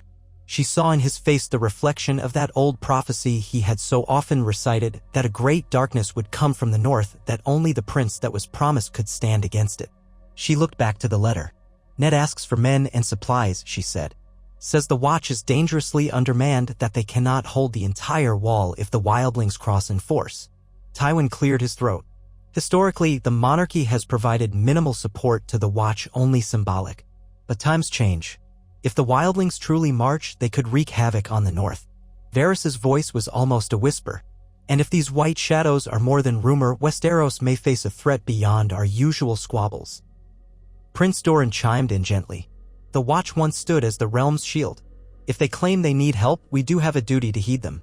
After all, King Rhaegar has pledged to unify Westeros in times of crisis. Rhaegar pressed his fingertips to his brow, thinking, we must not spread our forces too thin, but ignoring the north is dangerous. Lyanna, you know your brother better than any of us. Is he prone to exaggeration? She shook her head at once. Ned is the last man to cry wolf where there is none. If he says the Watch is in trouble, they are in trouble. As for these pale creatures, the Watch has always had old legends. I'm not certain what to believe, but Ned would not repeat it lightly. The king turned to Tywin. We've stabilized the Stormlands. The Crown has some capacity to raise more troops. How many men can we spare in your assessment? Tywin's gaze flicked to the ledger on the table. We might assemble a few thousand from the Crownlands and the Riverlands without overly weakening our hold. But the cost of sending them north, provisions, logistics, would be steep. A silent beat passed. Then Rhaegar said the cost of letting the wall fall could be far steeper if the wildlings truly come in force. And if there is any truth to these others, he trailed off, and no one in the room missed the haunted look in his eyes. Very well. We will dispatch a royal force to bolster the Watch. Perhaps not an army, but enough to show we stand with them. Lord Tywin see to the details with the Master of Coin. Prince Doran, if Dorne can spare additional supplies, send them. The Watch has no farmland, so they rely on shipments. Doran inclined his head. I will see what can be arranged. Rhaegar glanced at Lyanna. We should inform Ned that help is on the way. He can coordinate with the Watch to receive the men. If we unify behind the wall's defense, maybe we can prevent a greater disaster. Lyanna felt relief wash over her. Her brother would not stand alone. But a deeper worry rooted itself in her heart. Wildlings in mass numbers, rumors of monstrous creatures in the snow.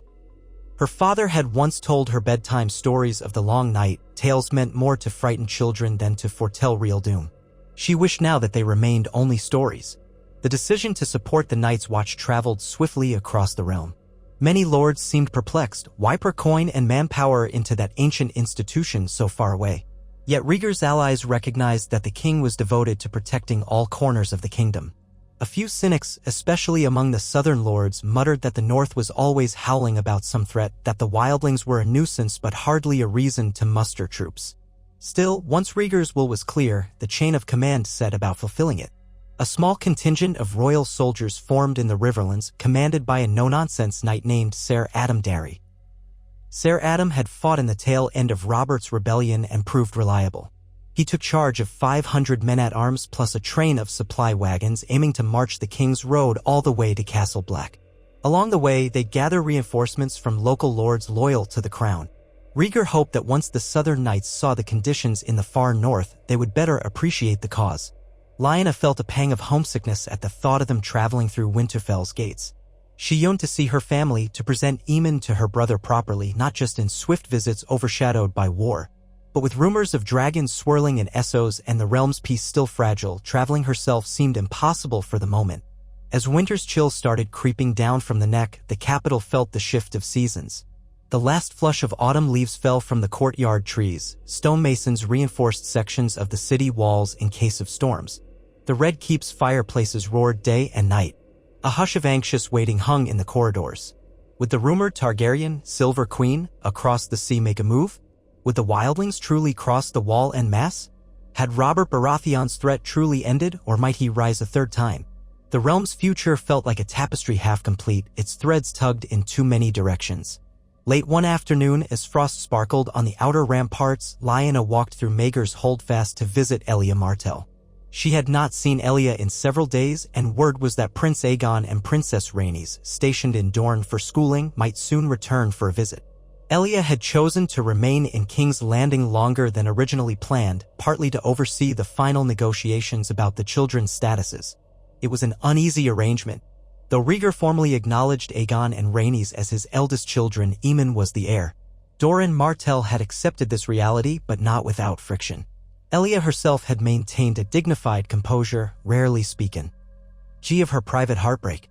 Lyanna was admitted to Elia's solar by a polite maid. Inside, the princess sat near the window, a small brazier at her feet to ward off the chill. She turned upon Lyanna's entry, offering a subdued smile. "My queen," she said softly, inclining her head. "You come at an hour when the court is busy. To what do I owe the pleasure?" Lyanna approached, determined to keep the encounter free of formality. I've come to see how you fare. We seldom have a chance to speak in the swirl of everything. Elia gestured for Lyanna to sit on a cushioned chair opposite her. A tapestry depicting the sun-ant spear of Dorne hung on the wall behind them, a bright slash of color in the otherwise gloomy chamber. I am well enough, Elia said, her tone gently measured, though these rumors from Essos trouble me. If another Targaryen truly claims the name, it could complicate matters for my children. Lyanna nodded. I've heard the same concerns from Rhaegar. He believes that if a distant cousin or some pretender shows up, they might challenge the line of succession. But no one knows anything concrete. Elia's slender fingers smoothed a fold of her gown. And yet, historically, such claims rarely vanish on their own. If we do have a living Targaryen branch in Essos, it might demand the throne. Or it might attempt to strike an alliance with houses that feel slighted. The realm stands on a precarious edge. Lyanna recalled that Elia was from Dorne, a land well-versed in the complexities of alliances. You think they'll wait until we're distracted, perhaps by trouble beyond the wall or further rebellion, and then appear at our shores? Elia shrugged, her dark gaze drifting to the narrow window. It's possible. I only hope that for once the gods grant Westeros a respite. We have spilled enough blood. My children, our children, deserve more than unending war. A pregnant silence followed. Lyanna realized Elia's use of our children was genuine. Rhaenys, Aegon, and Aemon were all Targaryens, no matter their mothers. She leaned forward slightly. I wanted to ask about Rhaenys and Aegon. Rhaegar mentioned they might come to King's Landing soon. Elia nodded. Yes. Prince Doran wrote that Rhaenys wishes to see the capital again, perhaps attend a short festival if one is held. Aegon is curious about swordsmanship training among the Crownlands knights. They have their tutors in Dorne, but I suppose nothing compares to the Red Keep's yard. I think it's good for them. They should not grow estranged from their father's court. Lyanna weighed her words carefully. I'd welcome them. And I'd like Aemon to know his half-siblings more closely. He's still too small to understand such relationships, but one day he will. It would be better if they all grew together, or at least grew familiar, rather than let bitterness fester. Elia met her gaze, searchingly. After a moment, she offered a small, genuine smile. It gladdens me to hear that. House Targaryen has been so fractured. If we can, in our own way, mend a piece of it, perhaps the realm will follow. They spoke for a while about the children and about Dorne's climate, which Elia missed sorely in the cold stone passages of King's Landing. Lyanna listened, wishing she could do more to ease the quiet sorrow that always seemed to linger in Elia's eyes. Their bond would never be simple. Too much lay behind them: heartbreak, prophecy, war, a king's choice that had once sundered a marriage.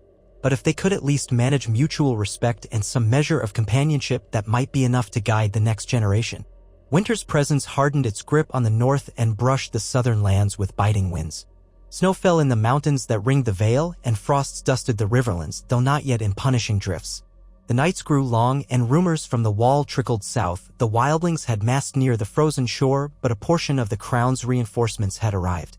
Ser Adam Darry, working with Ned Stark and the Night's Watch, reported in a raven that the watch was grateful for the extra hands. They had bolstered Eastwatch by the Sea and Castle Black, ensuring watchers patrolled the intervals along the wall. But none of that addressed the deeper fear: if Mance Rayder truly united the wildlings, would he attempt to breach the wall by force or cunning? Within King's Landing, the mood alternated between holiday cheer, some lords still insisted on celebrating the harvest feasts, and a tense awareness that the realm's challenges were far from resolved. Rhaegar's open audiences continued, albeit less frequently, and he spent many hours in his library poring over old scrolls about the Long Night and the White Walkers. Lyanna joined him at times, reading quietly at a table while Aemon played with carved figurines by the hearth. In those still hours, she glimpsed the depth of Rhaegar's dread. He was certain something stirred beyond the wall, something that matched ancient accounts of an enemy that once brought the world to its knees. He wanted to be ready. One evening, as the wind howled around the turrets, Rhaegar closed an old volume of legends with a sigh. Lyanna looked up from her own reading, an account of the Age of Heroes, and saw the shadows on his face. He toyed with his signet ring, the three-headed dragon etched into gold. I remember, he said quietly, reading the story of Azor Ahai, forging Lightbringer in fire to banish the darkness. In my youth, I convinced myself that I might be that hero, or that my heir might be. But prophecy is slippery. It rarely names who or how. Lyanna rose, moving behind him. She set her hands on his shoulders, feeling the tension in his muscles. Whatever prophecy holds, you've shown you're willing to protect the realm. That might matter more than fulfilling an ancient script. And you're not alone. You have loyal men, you have me, you have our child. He covered her hand with his. I only pray it's enough. If the others are real, the realm has grown soft, squabbling over petty crowns. We are ill-prepared for such a threat. She leaned down, pressing her cheek to his silver hair. That's why you've united the kingdom, built alliances. If winter truly brings nightmares, we will answer them together. He turned his head slightly, kissing her forearm. Yes, he breathed. Yes, we will. A hush of snow fell across King's Landing one frigid dawn, leaving rooftops and ramparts dusted in white. Rarely did snow reach so far south, and many small folk rushed outside in wonder, catching flakes on their tongues. Others cursed, for it made the streets slippery and the chill seeped into poorly insulated hovels. But for a moment, the city looked transformed, a pale hush softening its normally rough edges. In the Red Keep's courtyard, Lyanna found Aemon squealing with delight as he tried to scoop up handfuls of snow. She had draped him in a thick fur cloak and let him scamper about under Arthur Dayne's watchful eye. Rhaegar looked on from the steps, wearing a faint smile at their son's exuberance. It reminded Lyanna vividly of Winterfell, of her own childhood. She joined Aemon, crouching to help him form a small mound of snow. Her thoughts wandered to Ned and the north once more, hoping that the reinforcements from the crown had truly helped the Night's Watch hold back the wildlings. Her reverie was interrupted by hurried footsteps. A messenger from the gates approached, breath visible in the icy air. He bowed to the king. Your Grace, Prince Aegon and Princess Rhaenys have arrived from Dorne. Their retinue waits at the gate for your permission to enter. Lyanna stood, brushing snow from her gloves. She exchanged a glance with Rhaegar, who inclined his head in welcome. Open the gates for them. Show them every courtesy. Soon, the portcullis lifted and a modest Dornish caravan rolled in. Guards wearing the Sun and Spear sigil dismounted. The older of Rhaegar's children, Prince Aegon, now around 9, climbed down from a carriage, scanning the courtyard with bright curiosity. He was tall for his age, his hair dark with a faint Targaryen silver cast. Beside him came Princess Rhaenys, perhaps 11, swathed in a stylish Dornish cloak. She gazed around with a calm air, a subtle wariness flickering in her dark eyes. When Rhaegar stepped forward, they both bowed. Formal greetings ensued, with knights presenting themselves and Elia Martell, who had come to greet them from within the keep. Rhaenys brightened upon seeing her mother, rushing to embrace her. Aegon, more reserved, bowed to his father, then offered a polite greeting to Lyanna. Lyanna smiled gently, remembering the last time she had seen them. Rhaenys had been younger, uncertain how to feel about the woman who was not her mother yet was wed to her father. Aegon had been shy. Today, they both seemed older, more poised. Rhaegar clasped his son's shoulder. You've grown tall since I last saw you. Aegon stood straight, trying to seem knightly. I practice every day with the spear and sword in Sunspear's yard. One day, I'll serve you proudly, father. Rhaegar's face softened. I have no doubt. Then he looked to Rhaenys, who was whispering with Elia. And you, my sunshine, how is Dorne treating you?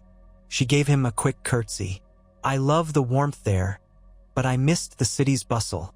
If you can believe it, Dorne can feel so contained. I wanted to see more of the world. Lyanna noticed that as they spoke, Rhaenys' gaze drifted to Aemon, who was peeking from behind Lyanna's cloak. The little boy had paused in his snow gathering, noticing these new arrivals. Rhaenys took a step toward him, her expression curious. Hello, Aemon, she said. Her voice was soft, but kind. Do you remember me? Aemon stared, uncertain. He was young enough that he had only fleeting memories of meeting his half-siblings. Tentatively, he raised a mitten-clad hand in greeting. Lyanna crouched beside him, gently encouraging. This is your sister Rhaenys and your brother Aegon. They've come from far away to visit. Rhaenys crouched as well, her cheeks flushed by the cold. Would you like to show me your snow pile? She asked, glancing at the small mound behind him. Aemon nodded solemnly, then walked over to pat it. A smile curled Rhaenys' lips. Aegon watched, a flicker of interest showing in his eyes. There was no hostility, just an awkward sense of newness. Lyanna's heart swelled, hoping these children could forge a bond that might someday strengthen House Targaryen, rather than splinter it. Elia and Rhaegar oversaw the unloading of the caravan, while Lyanna and the children lingered. She helped Rhaenys gather a little snowball, which she offered to Aemon. The toddler giggled, then promptly tried to eat it, leading to a chorus of laughter.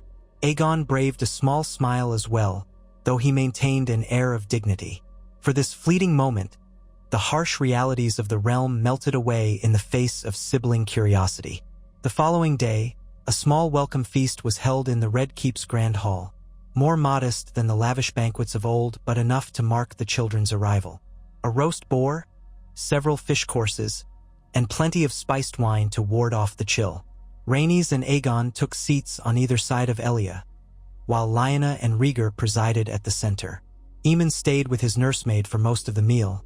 He was still a bit young for hours of feasting, but Lyanna had him brought out near the end for a brief appearance. The court watched with keen interest. Some had expected friction or at least tension, but the children's presence seemed to lighten the mood. Rhaegar toasted them, calling Aegon my fine son and Rhaenys the Rose of Dorne.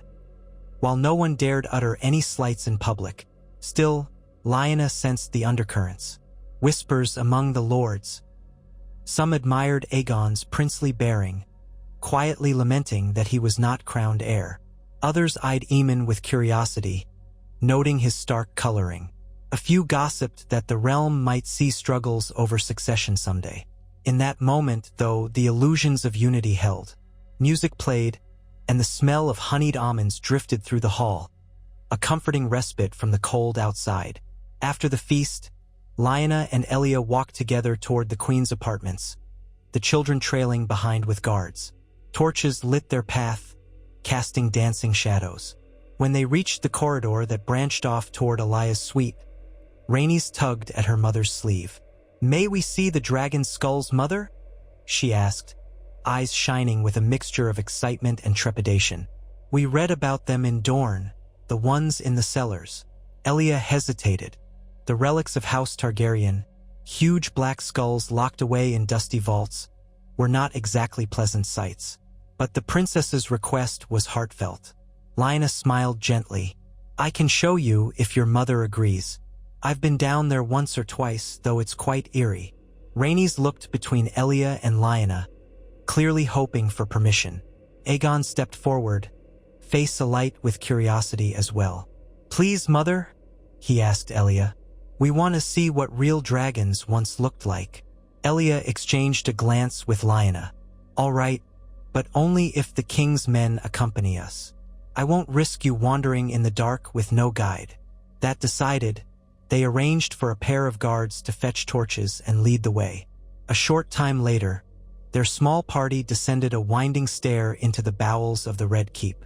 The air turned stale, thick with the tang of old stone and dust. Flickering torchlight revealed a narrow passage that opened into a cavernous vault. There, half hidden by gloom, loomed the ancient skulls of Targaryen dragons.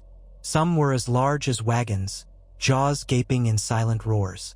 Rhaenys gasped, pressing a hand to her mouth. Aegon's eyes went wide, flicking from one massive cranium to another. Even Elia looked unsettled, though she tried to maintain composure. Lyanna felt a cold tingle run up her spine. She had never grown comfortable with these remnants of a bygone era. The skulls seemed to watch them, empty sockets staring into the centuries. A guard lifted his torch, revealing the biggest skull near the back. The dreaded Balerion the Black Dread, who had forged the Iron Throne alongside Aegon the Conqueror. Rhaenys inched forward, almost spellbound. "They're bigger than I imagined," she whispered. "So many teeth." Elia gently placed a hand on her daughter's shoulder. "Yes, my love. Dragons shaped our house's history. Now they remain only in these bones." Lyanna recalled the rumors from Essos of living dragons. The echo of that knowledge shivered through her. If the children stared at these skulls with wonder, how would they react if one day an actual living dragon soared across the sky? She found her voice, speaking softly. "We keep these here as a testament to what came before. But the age of dragons ended. Or so we believed." Aegon pressed closer, scanning the horns and ridges. "Why did the dragons die?" he asked, voice hushed. Elia answered, "They grew smaller and weaker over generations until they were no more. Some say Targaryen magic faded. Others say the realm lacked the knowledge to care for them. It's a subject of debate among maesters." Silence stretched. A torch crackled, casting dancing light on the monstrous bones. Aegon reached out, hesitated, then touched the edge of a tooth. Lyanna could see the awe in his posture, the flicker of longing. He might have been imagining what it would be like to ride such a beast, to be part of that ancient power. Rhaenys stepped beside him, equally enthralled. A swirl of emotions rose in Lyanna's chest, pride in their curiosity, fear for the future they might face. After a time, Elia gently guided them back, mindful that the cellars were no place for children to linger. They retreated to the corridor, letting the torches recede from the black skulls. On the stairway leading upward, Rhaenys asked, "Father told us there are rumors of dragons in the east. Could they be real?" Elia's lips parted, uncertain. Lyanna fielded the question. "We don't know, sweetling. Some say yes, others say it's just a story. But if it were true, it would mean this world might be changing again." Rhaenys seemed at once hopeful and apprehensive. "If real dragons come back, what would that mean for us?" No one answered at once. Finally, Elia said quietly, "Let us hope that if they return, they do not bring only fire and blood. It is enough that we have lost so many to wars." Rhaenys nodded, subdued. Aegon wore a thoughtful expression as though puzzling through a challenge. Lyanna wondered if the children might soon dream of flights in the night sky or nightmares of fanged jaws. Back in the upper corridors, the air felt less oppressive. They parted ways, the princess and prince heading off with their mother to settle in their assigned chambers. Lyanna returned to her own rooms where she found Rhaegar waiting with Aemon already asleep in a small bed by the fire. She relayed the children's fascination with the skulls. Rhaegar listened gravely. "The old power of House Targaryen still calls to them," he mused. "I wonder if it calls to all of us in some way. Our lineage was shaped by dragons. They're in our songs, our sigils, our very blood." Lyanna took a seat beside him. "But if they truly return, it might tear the realm apart again, especially if a rival Targaryen controls them." Rhaegar reached for her hand. "Then we must pray they never come as enemies.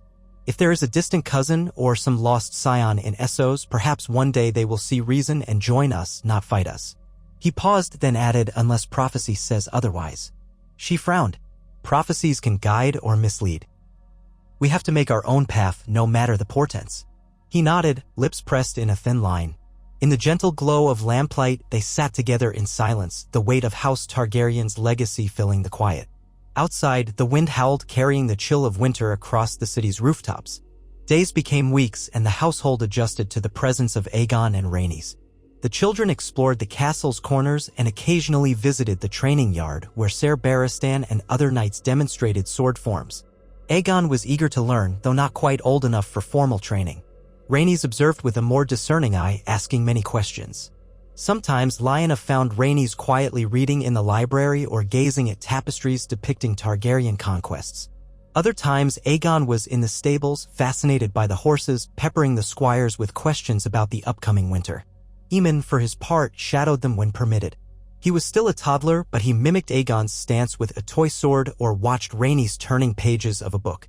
Lyanna took delight in seeing them bond, though it was slow and cautious. Aegon was mindful of his station as older brother, while Rhaenys displayed patience toward Aemon's babbling. Elia sometimes joined these scenes, and in those moments, Lyanna glimpsed a fragile harmony. Perhaps the seeds of a unified House Targaryen were being planted there, among siblings who shared blood despite different mothers. Then, on a bitterly cold morning, a raven arrived from Pentos.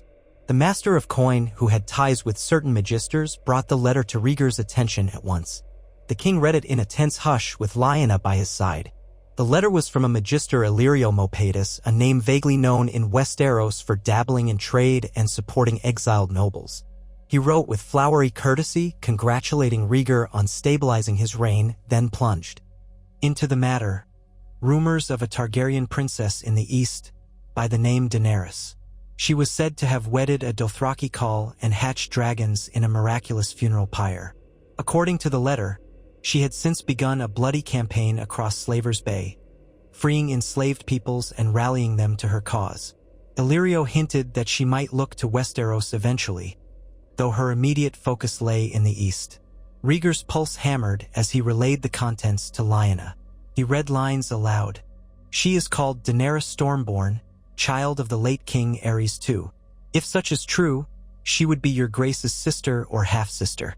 Rumor claims she was born on Dragonstone in the final days of your father's reign and spirited away across the sea during the upheaval. Now, with 3 young dragons at her side, she forges a legend. Whether she intends to press a claim upon the Iron Throne is yet unknown, but her retinue speaks of taking what is hers by fire and blood." Lyanna drew a sharp breath.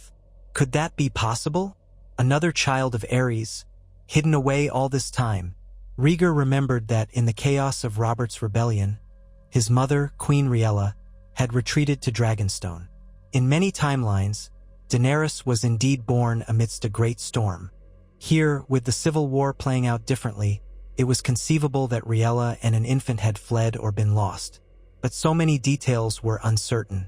I had thought my mother and any unborn child perished or were otherwise unaccounted for when I overthrew Ares, he said quietly, voice laden with regret. We found no trace. I was fighting multiple battles, ensuring my father's wildfire plots did not destroy the city. Perhaps she escaped with loyal retainers. Lyanna set a hand on his arm. So you might have a sister, one who now wields dragons? He let the letter slip from his hand, eyes distant. If these rumors of living dragons are true, they're the first in over a century. And if this Daenerys Stormborn sees me as a usurper of her rightful throne, we could be heading toward a confrontation of cataclysmic proportions. Lyanna squeezed his arm. Or it might not come to that.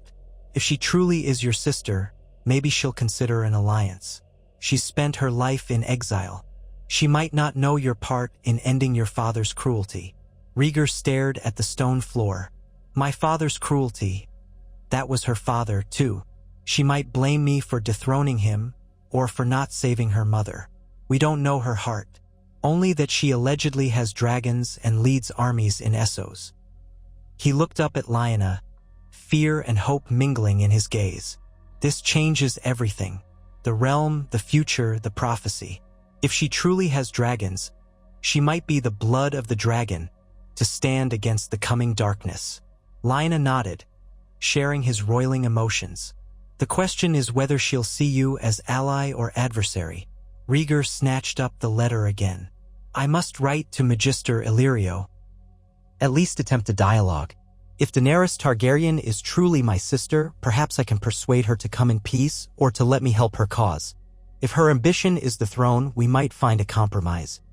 He caught himself glancing at Lyanna. She understood. Compromise might mean bending to this sister's claim or forging some arrangement that would place Aemon's inheritance in question. The realm's entire line of succession could be thrown into chaos. Yet if Daenerys had dragons, ignoring her was not an option. Start with words, Lyanna urged softly. Better that than swords. Rhaegar nodded. I'll prepare a missive in both common tongue and High Valyrian if needed. I'll send it with a special envoy, a man of standing, perhaps Ser Barristan or another knight she might trust. If she's heard only rumors of me, we must show her the truth, that I'm not Ares, that Westeros is not as she might have been told. He began outlining a plan to gather further information to see if any ships from Pentos or Slaver's Bay could carry a diplomatic mission. Lyanna listened, her own heart pounding. The threat from the north, the uncertain peace at home, and now a Targaryen with dragons in Essos like three storms converging on Westeros. She glanced out the narrow window where the wind tossed stray snowflakes across the yard. She thought of Aemon playing, Rhaenys and Aegon exploring the castle, and realized any illusions of a quiet life were gone for good. Still, she steadied herself. They had come this far, united the Seven Kingdoms in a semblance of peace, survived Robert's wrath.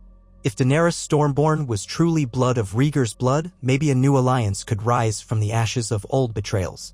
And if not, if war loomed, then they would face it with all the strength and cunning they could muster. She vowed silently that she would not let her child's future be devoured by dragonfire or by the icy jaws of the others. Over the next fortnight, King Rhaegar worked tirelessly on a carefully composed letter to Daenerys Targaryen intended to be delivered to Pentos and passed along by Magister Illyrio's network. The tone was both formal and heartfelt, explaining how Rhaegar had overthrown the Mad King to save the realm, hoping to build a gentler monarchy, how he had thought any surviving siblings lost in the chaos. He expressed a desire for peaceful contact, acknowledging that if she possessed dragons, it marked a wondrous return of House Targaryen's ancestral power. Yet he did not yield the throne in his words. He offered cooperation, not abdication. The letter was a delicate balance, weaving family, realm, and prophecy. When at last he sealed it, his hand trembled slightly. If she rejects this overture, he told Lyanna, then the next letter we receive might be a declaration of war. She placed a comforting hand on his shoulder. Perhaps she'll see reason. If she truly fights against slavery in the East, then maybe she's a queen of compassion, not cruelty. He exhaled. I pray you're right. Ser Barristan volunteered to lead the diplomatic mission, for he was known across the narrow sea as a knight of unimpeachable honor, once called Barristan the Bold. His departure from King's Landing sparked a small stir. The court recognized the gravity of sending such a revered knight on an uncertain quest. Elia Martell, hearing the news, told Rhaegar privately that she admired the bravery of it, but worried what might happen if Daenerys was as fierce as rumor claimed. Rhaegar could only shrug. "We must try," he said simply, and so Barristan sailed with a small retinue, letters in hand. His route would take him to Pentos first, then perhaps onward, depending on Daenerys's whereabouts. Rhaegar, left behind, resumed his anxious stewardship of Westeros. Snow continued to dust King's Landing intermittently, a most unusual winter for the south. Word from the Wall was that the wildlings had not yet made a major move, perhaps stymied by Watchers and the Crown's reinforcements. But tension was still rife in the far north. Tywin Lannister grumbled that the Crown was pouring too many resources into a ghostly threat, while the Master of Coin juggled the cost of supporting the Watch. Meanwhile, Aegon and Rhaenys found themselves at the heart of subdued winter festivities. The Red Keep, never as brashly festive as in the days of Aerys' lavish banquets, still held small tournaments, feasts, and entertainment for the noble families. Aegon, enthralled, asked if he might try his hand at the archery butts. He was allowed with supervision. Rhaenys looked on, politely applauding her younger brother's attempts. Lyanna noted that Rhaenys sometimes cast sidelong glances at the knightly training, as though wishing she, too, could learn the sword. But that was not typically permitted for highborn young ladies, and she did not openly ask. Lyanna, recalling her own tomboyish youth in Winterfell, felt a twinge of empathy. She discreetly arranged for Rhaenys to have a few lessons in dagger work, under the guise of self-defense. The girl accepted with cautious excitement. It was a small gesture, forging a quiet bond between them. Elia, far from opposing it, seemed to appreciate that Lyanna understood Rhaenys' spirited nature. Amid these winter diversions, the realm's pulse beat on, overshadowed by looming uncertainties. Lords visited the capital to reaffirm oaths or dispute land boundaries. Tywin Lannister labored to ensure trade remained profitable. Prince Doran Martell occasionally traveled back to Sunspear, but maintained a presence in King's Landing to represent Dornish interests. The newly minted Kingsguard, led by Arthur Dayne, upheld their vigilant watch. And always in the background the question loomed, would Daenerys Stormborn respond? One day, after a particularly bitter wind had battered the city walls, a raven arrived from Eastwatch by the sea. It bore grim tidings. Small groups of wildlings had tested the wall's defenses, resulting in skirmishes. The Night's Watch lost half a dozen men. The wildlings withdrew, but the Watchers feared it was merely a probe of their strength. The letter mentioned sightings of huge wolves in the far north, monstrous dire wolves that had not been seen in a century. Again, the Watchers invoked old legends. Lyanna read the report with a chill in her marrow. She told Rhaegar that maybe the dire wolves were simply returning with the colder climate, that it need not portend the end of days. He listened, but she saw the worry etched in his brow. "I cannot wait for this threat to become unmanageable," Rhaegar said. "But the Crown can't simply march north en masse, not with the possibility of a Targaryen invasion from the sea. I need a trusted commander who can coordinate with Ned and the Watch, who can strengthen the North's readiness without alarming the realm into thinking we're abandoning the South." Lyanna thought of names. Jon Cunnington was busy in the Stormlands, cleaning up rebellious embers. Stannis remained in Storm's End, also watchful for any foreign invasions. Tywin was no friend to the Starks. After a moment, she said quietly, "What if you go yourself?" Rhaegar blinked, surprised. "Travel north to the Wall?" "Yes. Not with a vast army, but a royal progress. Show the Night's Watch you take their concerns seriously. Let the lords of the north see your face, not just your ravens. If winter truly deepens, this might be the last chance to travel safely for a long while. Let me come too. Let us show them that the Crown honors its duty to protect all realms of men." He hesitated, weighing the risks. "And leave King's Landing vulnerable?" She shook her head. "Tywin can hold the city for a time, along with the loyal members of the King's Guard. Daenerys Stormborn's threat may not materialize for months or years. And if she does come, your presence might not stop her dragons from burning the city. Our best hope is forging alliances strong enough that the realm stands together, whether it's against dragons or the others. Visiting the Wall could be the perfect statement." Rhaegar mulled it over, frowning. "It's a bold idea. The roads could be treacherous with the cold. But seeing the wall for myself, that's something I've pondered for years, especially since I took the crown. And you, a daughter of the North, would be a bridge between me and your people. Her heart quickened at the possibility. She had longed to return to Winterfell under better circumstances to show Aemon the land of her childhood. Perhaps we can take the children as well, let them see the North. Or at least Aemon, Rhaenys, and Aegon might not wish to travel so far in winter. Rhaegar arched a brow. It's an arduous journey for a toddler. Are you sure? A faint smile curved her lips. Northern children grow up with cold and snow. He'll be fine if we go slowly. Ned would be overjoyed to meet his nephew properly. His expression softened. Very well. But we must plan carefully, gather an escort. Tywin and Prince Doran must be consulted. If they agree to keep the peace here while we're gone, we can depart once the roads are passable enough. And so the seeds of a royal progress to the north were sown. Over the following days, Rhaegar convened with Tywin, Doran, and the small council. Many expressed caution. Traveling so far in winter was risky. But the symbolic value was undeniable. The king himself would affirm the crown's commitment to protect the realm's northern border. Tywin insisted on leaving at least half the Kingsguard in the capital in case of any sudden threat from the sea. Rhaegar agreed, but would bring Arthur Dayne and a handful of trusted knights to watch over him and his family on the journey. Word spread quickly through King's Landing that the king and queen, along with Prince Aemon, would travel north. The small folk marveled at the notion of a Targaryen king riding the King's Road in winter, but many also approved. He cares for all of us, not just the South, some said. A better king than the Mad King indeed. Others worried about rumors of monstrous creatures, wondering if the king might vanish in a snowdrift never to return. Preparations began in earnest. Horses were shod for winter roads, wagons loaded with supplies, furs sewn for the courtiers and knights who would accompany them.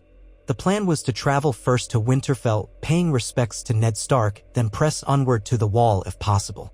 Rhaegar left Tywin as regent in the south with powers to handle immediate concerns. Prince Doran, preferring to avoid the northern cold, would remain in the capital to represent Dorne. Elia and her children would stay behind, though Rhaenys and Aegon pouted at missing the adventure. On the eve of departure, a fierce wind rattled the windows of the Red Keep. Lyanna stood by a crackling fire, dressing Aemon in a snug doublet. The boy squirmed, excited by the promise of a journey. Rhaegar, wearing a thick black cloak trimmed with red, strode into the room, expression alight with a mixture of anticipation and concern. He laid a gentle hand on Aemon's curls, then spoke softly to Lyanna. Are you ready, my wolf? She nodded, heart-skipping. Yes, my dragon. They shared a small smile at that, a moment of intimacy in the swirl of frantic planning. The next morning, as dawn broke pale and cold, the royal party assembled in the courtyard. Horses stamped the frozen ground, breath pluming in the icy air. Guards carried spears and wore thick cloaks. Arthur Dayne, in shining mail beneath a white cloak, oversaw the final checks. Tywin Lannister bade the king a stiff farewell, while Elia Martell offered a more gentle parting, reminding Rhaegar to be cautious. Rhaenys and Aegon waved from a balcony, Aegon trying to hide his envy at being left behind. Rhaegar helped Lyanna onto her horse, then mounted his own steed. Aemon was secured in front of her, wrapped snugly, eyes wide at the columns of men-at-arms and the clang of bridles. The king raised a hand, signaling the party to move out. The gates opened, revealing the King's Road stretching north under a leaden sky. As they rode forth, the folk of King's Landing lined the streets to watch, some cheering, others bowing, a few simply gawking at the novelty. The king in winter raiment, the northern-born queen with a black-haired child in her arms, a living symbol of the union between ice and fire. Lyanna felt her pulse quicken, remembering the final glimpse she'd had of Winterfell so long ago. Now she would return a queen, though part of her still felt like the restless girl who once rode with Ned across the snowy fields.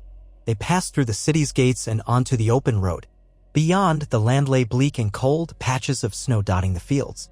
Rhaegar spurred his horse to ride alongside Lyanna, leaning in to speak over the wind. Forward we go, he said, with a note of determination. Into the north, to see for ourselves what stirs beyond the wall. Lyanna nodded, holding Aemon close. The child tugged at the reins, enthralled by the swirl of horses and men. The road was long, the future uncertain, but they would meet it as a family, forging alliances in the face of winter's gloom. In the far distance, a raven cut across the sky, heading south. Perhaps it carried news from Essos, from Daenerys Stormborn and her dragons. Perhaps it bore word from the Wall about the wildlings and the others. One way or another, all these threads would converge in the tapestry of their destinies, a tapestry woven of ice and fire. Onward they rode, the king's banner of the three-headed dragon rippling in the cold wind, the direwolf memory echoing in Lyanna's heart. She felt a thrill of purpose, remembering the dream Rhaegar once shared, that their child stood at the crux of a prophecy meant to save the realm from a darkness beyond mortal reckoning. Would this journey north bring them closer to that destiny? Or would it unleash new perils? Only time would tell. For now, they pressed on, hoofbeats drumming a steady cadence of resolve, carrying them through the winter fields, bound for the ancestral seat of House Stark, and beyond it, to the wall that had stood for 8,000 years against terrors unknown. And with each mile, Lyanna thought, they wove another line into the ever-unfolding song of ice and fire, a song that refused to be silenced, no matter how many wars or heartbreaks had tried to end it. They rode northward under a sullen gray sky, the air gaining a sharper bite with each league. King Rhaegar and Lyanna traveled at the head of a modest procession, fewer than 100 men, but all chosen for their loyalty and skill. At Rhaegar's side rode Ser Arthur Dayne, the fabled sword of the morning, draped in his pale cloak. He had traded the bright armor of peacetime ceremony for steel suited to hard travel. Near him, a handful of Crownlanders kept watch, scanning the roadside for any threat. The king's banner rippled from a standard-bearer, a three-headed dragon, black on red, snapping in the wind. Lyanna, meanwhile, rode with Aemon perched in front of her saddle. The boy was heavily bundled in fur-lined cloaks that made him look more a ball of wool than a royal prince, but he hardly minded. His bright eyes gleamed with the excitement of the journey. At each village the party passed, peasants gawked and bowed or offered up small tokens of respect, carts of cabbages, baskets of apples, a bedraggled goose. Rhaegar politely declined most of these gifts, thanking them and urging they keep their stores for the winter. Yet the villagers seemed heartened to see the king traveling in person, venturing far from the Red Keep in a sign of good faith. It was a rare thing, a living symbol that the crown was no distant legend but a flesh-and-blood monarch prepared to brave the same cold as they did. Each morning, the sun rose late, a pale circle behind a veil of clouds, and each evening darkness fell early. The king's party made slow but steady progress. Sometimes a thin snow drifted from the sky, dusting the trees along the king's road in white. The southern knights grumbled about numb toes and stiff fingers, but they stayed disciplined, warming themselves by campfires each night. Lyanna found comfort in the crisp air. She had grown up with winter snows, so the early cold did not daunt her as it did some of the others. She would brush the frost from Aemon's hood in the morning, smiling softly at memories of her own childhood in Winterfell. She and Rhaegar spent their evenings poring over letters that reached them by Raven. One message came from Tywin Lannister in King's Landing, relaying that all remained peaceful there. Another arrived from Prince Doran Martell, quietly acknowledging that tensions in Dorne had cooled further now that Aegon and Rhaenys were settled in the capital. Out for the winter. Still no word had come back from Ser Barristan Selmy in Essos, no sign yet that Daenerys Stormborn had received Rhaegar's overture. Perhaps it was too soon to expect an answer. The journey eastward could take many weeks, and finding Daenerys, if indeed she remained in Slavers Bay, would be no simple task. Rhaegar tried to tamp down his impatience. He could do little about that matter now. On the 10th day out from King's Landing, they reached the Crossroads Inn, perched near the banks of the Trident where the main roads diverged. The Riverlands had known war more than once in recent memory, yet Rhaegar's victory over the last vestiges of Robert's rebellion had gradually restored a measure of calm. Their arrival drew a small crowd of local folk. Rhaegar nodded to them gravely, and the innkeeper, an anxious man with a thinning hairline, nearly fell over himself offering the royal party the best rooms. That night, the king's men filled the inn's common hall, while Arthur Dayne and a few watchful knights guarded the king's table. Lyanna sat beside Rhaegar, sipping hot cider from a chipped mug and listening to the low hum of talk. Aemon dozed on a makeshift bed of blankets near the hearth, exhausted by the day's ride. When one of the innkeeper's children peeked from around a corner, curious about the little prince, Lyanna beckoned the boy closer. He was shy, perhaps 6 or 7, but upon seeing that the king and queen meant no harm, he shuffled forward. He stared at Aemon's sleeping form, awe-filling his freckled face. Rhaegar gave the lad a friendly smile and handed him a small silver coin, telling him to buy something warm for his family. The innkeeper's son nearly dropped the coin in shock before scurrying off. A hush of admiration spread among the villagers who glimpsed the scene. The king was not so distant from the common folk as they had once feared. Later, as the inquieted, Lyanna and Rhaegar conferred with Arthur Dayne and several knights about the road ahead. The heavy snows were still holding off, but the wind was bitter and the nights bit with deeper cold. They all agreed to keep pressing north. If fortune favored them, they would pass the neck before any major storm. The next morning, they rose early, roused the men, and set forth again. The Trident's waters looked gray and cold beside them as they followed the winding trail. Sometimes, when they paused for rest, local farmers would approach with nervous courtesy, offering tidings of bandits or praising the improved roads since the end of war. Rhaegar listened, promising that the realm would keep working to ensure safety and prosperity. His words were measured, but one could see a genuine empathy in his eyes. By the time they entered the edges of the neck, a fortnight had passed since they left King's Landing. The land grew marshy, reeds and shallow pools flanking either side of the road. Cold mist clung to the ground, and the nights echoed with unfamiliar bird calls and the distant croaking of frogs. Here, House Reed held sway. Though the Reeds were not known for extravagance, they were fiercely loyal to House Stark. Rhaegar dispatched a messenger ahead to Greywater Watch, inviting the Crannogmen to meet him. But the seat of House Reed was a moving fortress, notoriously difficult to find if it did not wish to be found. No reply came. Perhaps the marsh-dwelling folk preferred to keep their distance. Still, some watchers did appear. Lyanna glimpsed furtive figures among the moss-laden trees, staring silently at the king's party as they passed. A portion of the Crownlanders eyed them back with unease, but Rhaegar urged calm. Let the watchers watch, they meant no harm if they served the Starks. The further north they went, the more Lyanna felt a stirring of emotion. She was returning home, truly home, for the first time since those fateful days of Robert's rebellion.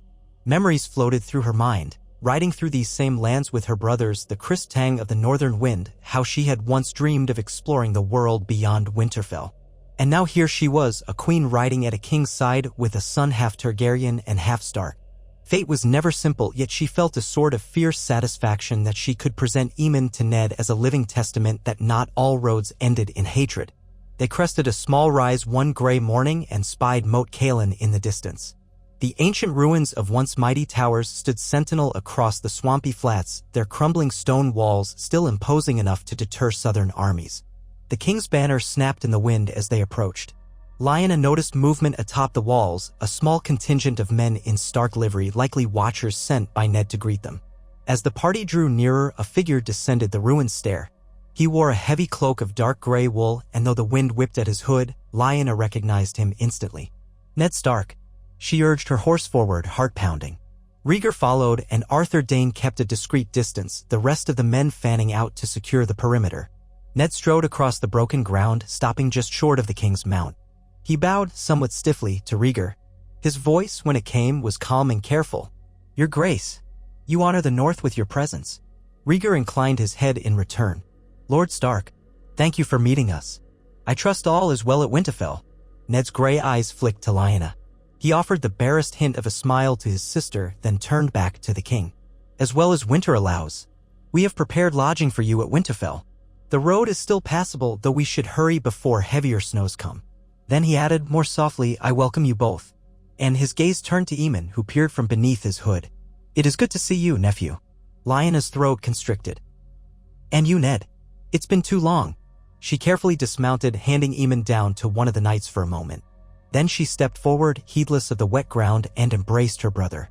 For a breath, Ned froze, perhaps still cautious about formalities in front of the king. But then he returned the embrace, briefly, the same mixture of affection and reserve that defined him.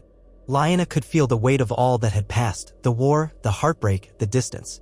Yet here they were, each alive and forging a new beginning.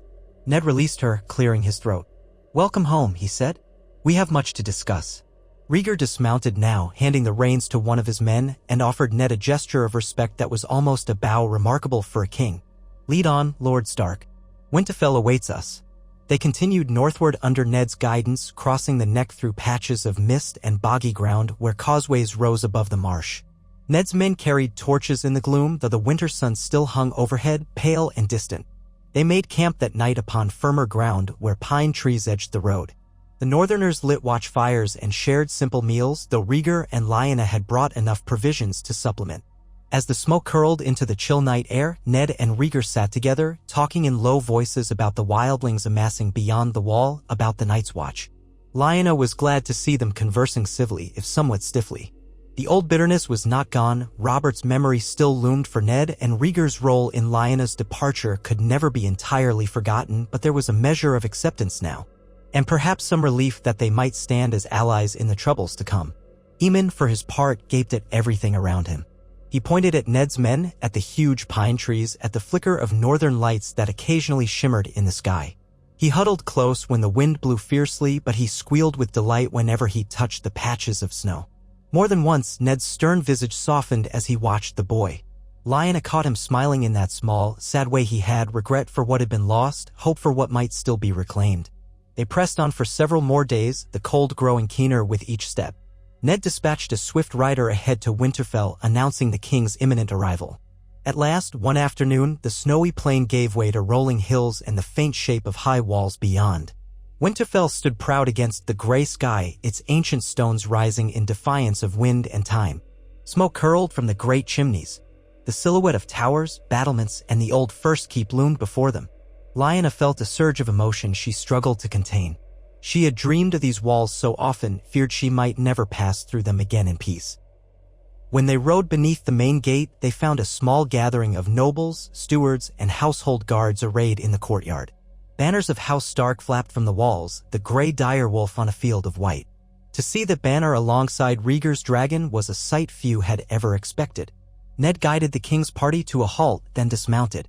Servants rushed forward to aid them, offering to take horses, stow baggage, and usher the travelers inside to escape the cold. But Rhaegar, as always, insisted on seeing to his own mount first, removing the bridle, checking the horse's condition. Some of the northerners gave him curious glances. They had expected a more imperious Targaryen monarch. Lyanna noted the flicker of approval in Ned's eyes. He valued practicality and humility.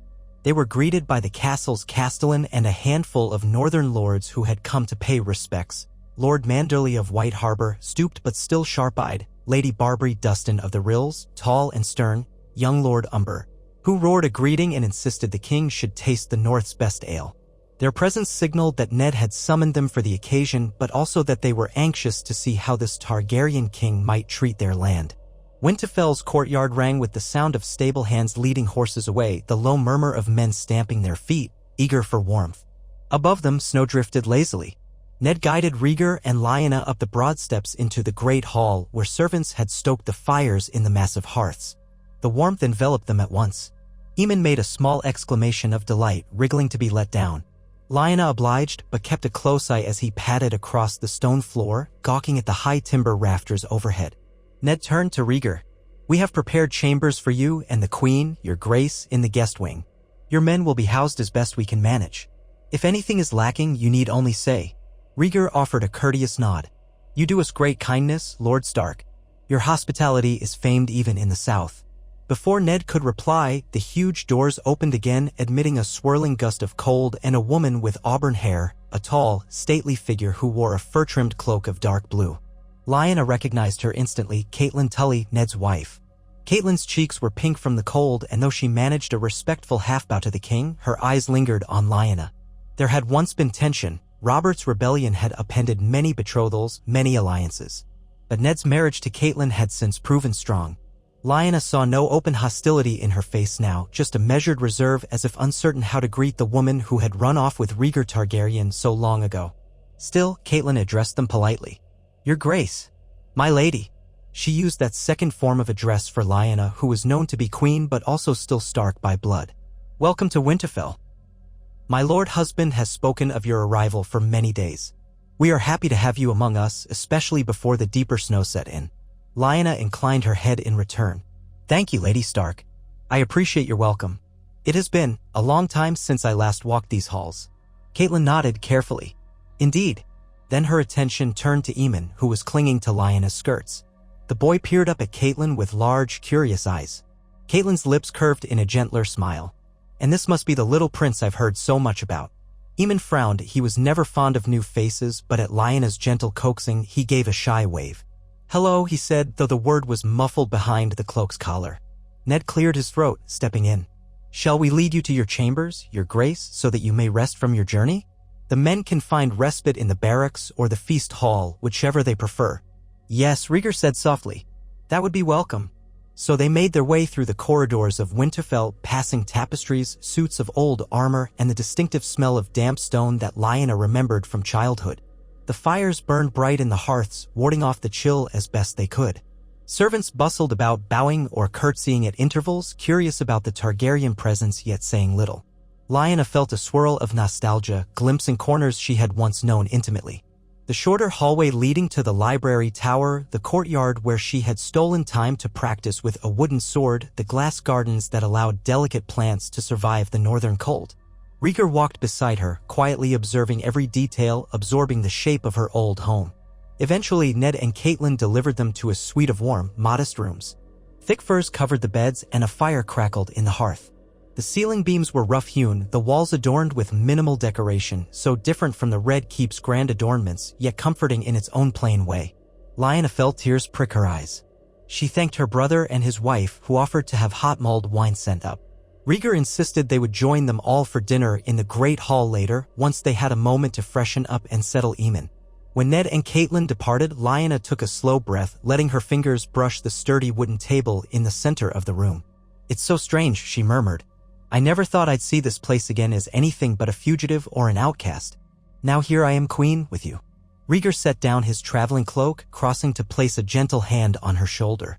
"I can sense how much this means to you," he said. "We've come a long way from Harrenhal, from the Tower of Joy, from everything that once tore us apart." She turned into his arms, letting herself rest against his chest for a moment. The journey had been long, and the emotional weight of returning home felt even greater. Aemon, exploring the new surroundings, suddenly tugged at Lyanna's cloak, babbling a question she could barely decipher. She laughed softly, kneeling to reassure him that, yes, this was a safe place. Rhaegar looked on, his expression a mix of tenderness and introspection. Before they could catch their breath fully, there came a polite knock at the door. A servant entered, carrying a wooden tub to be placed by the fire. Steam rose from buckets of heated water behind him. Lyanna nodded gratefully. A warm bath would do wonders to chase off the chill of travel. Rhaegar dismissed the man with thanks and waited for more water to be brought. Once the tub was ready and the servants had discreetly withdrawn, Lyanna decided to bathe Aemon first, mindful that the boy was sticky from the road. She coaxed him into the tub, though he squealed at the temperature until he grew used to it. As she washed his dark curls, she noticed faint silver highlights shimmering in the firelight, a subtle sign of his Targaryen blood. Rhaegar watched from a chair, half smiling at the sight of his son splashing with the curiosity of a toddler who'd rarely seen a tub quite like this. When at last the boy was clean and bundled in a fresh linen shift, he seemed content enough to curl up on a fur near the hearth, nodding off. Lyanna and Rhaegar took turns bathing, each savoring the warmth. The water was soon tinted with the dust of long travel, but for all the weariness, Lyanna felt a sense of renewal. She was here, in Winterfell, with her family. Perhaps the realm's trials would not pause, but she could claim this moment of peace. They dressed in clean clothes, Lyanna choosing a plain woolen gown of stark gray, Rhaegar putting on a dark tunic and breeches, though he kept a small golden dragon pin at his breast. He rarely wore the full crown while traveling, but the symbol of his house was never far. Together, they left Aemon in the care of a trusted handmaiden, one from the north known to Ned, and made their way to the Great Hall. The hall was ablaze with light from torches and a roaring fire in the huge hearth at the far end. Tables lined the floor, and the smell of stewed meats, fresh bread, and spiced ale teased the senses. Northern lords and ladies had gathered at the head table along with Ned and Catelyn. Rhaegar and Lyanna were given seats of honor beside them, though Rhaegar paused to greet several men who rose at his approach: Lord Manderly, Lady Dustin, the new Lord Umber, and some of the Glovers. Each offered polite, if sometimes terse, greetings. The memory of war and the old Targaryen name still weighed on many hearts. But courtesy prevailed. Ned, stoic as ever, presided over the feast with calm authority. Catelyn made conversation with some of the more skittish minor lords, ensuring no one caused a scene. Lyanna could see that the Lady of Winterfell had grown into her role with quiet confidence. As the feast progressed, bowls of thick barley stew were passed around, followed by hearty roast venison, boiled turnips with butter, and bread so fresh that steam rose when it was torn. The men drank ale and mulled wine, and the talk turned to matters of the north, the fishing fleets out of White Harbor, the yields of winter wheat in certain valleys. Rhaegar listened intently, asking questions about how the crown might better support northern trade. He seemed determined to prove his sincerity to these lords who once might have seen Targaryens as enemies. Lyanna watched him handle their guarded responses with patience, a far cry from the aloofness that many kings might have displayed. Toward the feast's end, Ned rose to address the hall. The crowd quieted, turning toward him as he spoke in a measured voice that carried well in the stone chamber. "We gather tonight to welcome King Rhaegar Targaryen and his queen, my sister Lyanna Stark-Targaryen, to Winterfell. Though the realm has endured dark times, we look now to the future. The king has come to see our land, to learn our needs, and to honor our oath of fealty under better circumstances than war." A few scattered murmurs followed. Lyanna noticed Lady Dustin's expression remained cool, but she offered no challenge. Ned went on, "Let it be known that House Stark honors its duty. The North stands with the crown so long as the crown stands by the North. We thank His Grace for his journey and pledge to aid in all matters that keep the realm secure, especially the threat beyond the wall." Winter is here, and so are we. The lords and ladies nodded. There was no raucous cheering, but a sober acceptance. Rhaegar inclined his head in acknowledgement. He did not stand, he simply placed a hand on Ned's arm in a gesture of gratitude. "Thank you, Lord Stark, and all of you. May this be the start of a true partnership for the sake of every man, woman, and child in the North." With that, the feast resumed for a time, though more subdued now that the official words were spoken. Many of the lesser lords approached Rhaegar in ones or twos, introducing themselves, sometimes asking Abu T the possibility of tax relief or royal investment in roads. Others made subtle inquiries about whether the king would expand the number of rangers on the wall's eastern flank. Rhaegar promised he would discuss these matters with them individually in the coming days. He was careful not to make grand promises he could not keep. Lyanna admired his poise. Even after hours of travel and a day of new faces, he met each question with thoughtful calm. When the hall began to empty, Ned suggested they retire for the night. The temperature had dropped further, and the wind moaned outside. Lyanna realized that a gentle snow had begun to fall again, swirling in the courtyard lamps. Ned walked them back toward their chambers, the corridors quieter now, only a few torches lighting the way. The flicker of flames cast their shadows on the walls, and their footsteps echoed on the stone floor. At one point, Ned paused, glancing at Rhaegar. "Your Grace," he said, voice subdued, "I hope you'll understand if some of my lords remain wary. Many remember the days of your father's rule and the tragedies that befell House Stark. I do not speak of it lightly." Rhaegar's gaze dropped as if weighed by guilt. "Your father and brother were killed unjustly," he said, words trembling with remorse. "I was not there to stop it, but I have never forgotten the crime. If there were anything I could do to atone further, I would." A hush descended in the torchlit corridor. Ned exhaled. "I appreciate your candor. What's done is done, and you have tried to mend the realm. That is enough for now." They reached the door to Rhaegar and Lyanna's suite. Ned lingered a moment longer, eyes flicking to his sister. "I'm glad you've come home," he murmured. "Truly." Then he gave a curt nod and strode away down the hall, cloak swishing behind him, leaving them alone. Lyanna stood there, heart heavy with gratitude and sorrow all at once. She and Rhaegar entered their chambers quietly. Aemon had been put to bed, curled up on the large bed with thick furs around him. The dim glow of embers in the hearth revealed the faint rise and fall of his chest. Lyanna shed her cloak, drifting over to check on the child. Rhaegar joined her, resting a hand gently on her shoulder. They said nothing for a while, simply gazing at their sleeping son, listening to the muffled hush of Winterfell's nocturnal sounds. At length, Lyanna spoke, voice soft. "We're here. I never imagined we'd be, but we are. If the gods are good, this will help the realm heal." Rhaegar nodded. "We must keep forging alliances. The threat from beyond the wall, the rumors of Daenerys Stormborn, all these storms gather. Let this be the place where we learn how to stand together." Lyanna leaned her head against him. "The old gods watch, Rhaegar. Even if you do not share our faith, they witness everything in these woods. It's said they see the truth in men's hearts." He wrapped an arm around her, drawing her close. "Then let them see mine. I want only to protect the realm and our family. If the old gods can guide us, I welcome their wisdom." They doused the lamp and settled in for the night, each turning over countless thoughts. Lyanna recalled how in her girlhood she had prayed at the heart tree in Winterfell's godwood, a face carved in the ancient weirwood. Perhaps she would take Rhaegar there tomorrow.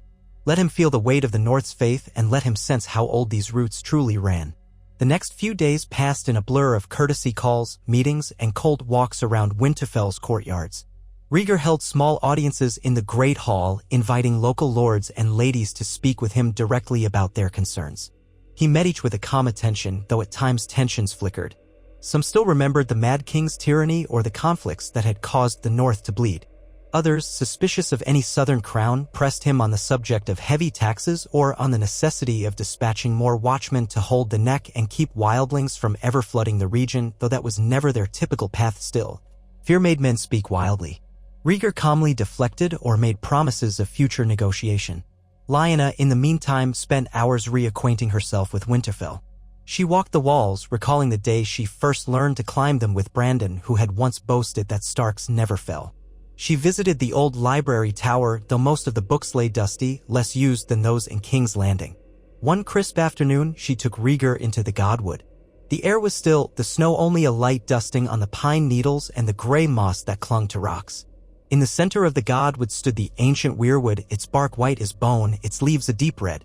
The carved face in the trunk regarded them with solemn eyes, sap streaks like tears of blood. Lyanna felt a shiver as she approached, remembering how often she had prayed here as a child, prayers for adventure, prayers for the well-being of her father, her brothers, her family. Too many had gone unanswered. Or perhaps the old gods answered in ways she could not recognize. She knelt beside the calm black pool that reflected the weirwood's canopy. Rhaegar joined her, his breath wreathing about him in the cold air. For a moment, neither spoke. Then Lyanna murmured a quiet prayer to the old gods, thanking them for the safety of her son, asking for guidance in the trials ahead, hoping that the north and south might stand together when the darkest nights came. Rhaegar closed his eyes as if adding his own silent invocation. Though he was a Targaryen shaped by a different faith, he did not sneer at her devotions. He had studied many religions in his time, from the faith of the Seven to the Lord of Light, and here in the north, he felt no desire to show disrespect. When they rose, Lyanna slipped her hand into his. I used to imagine.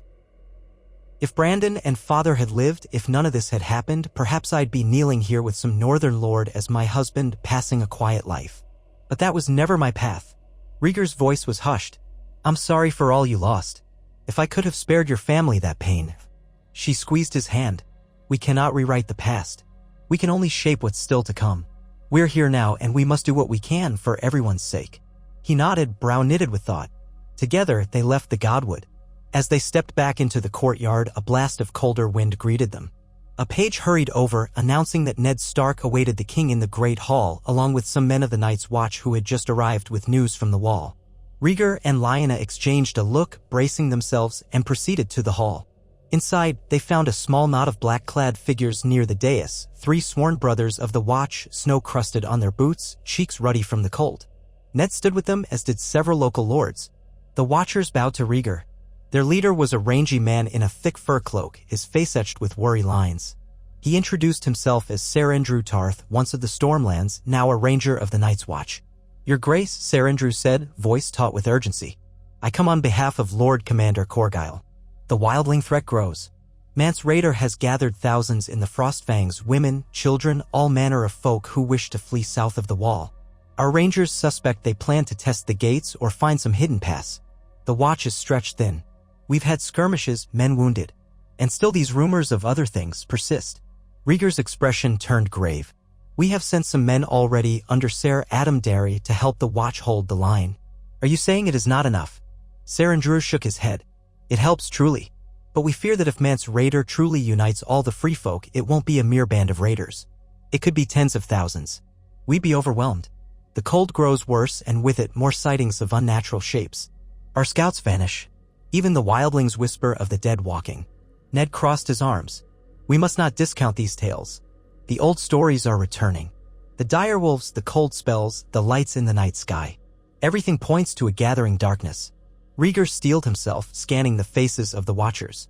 They looked weary, frightened yet resolved.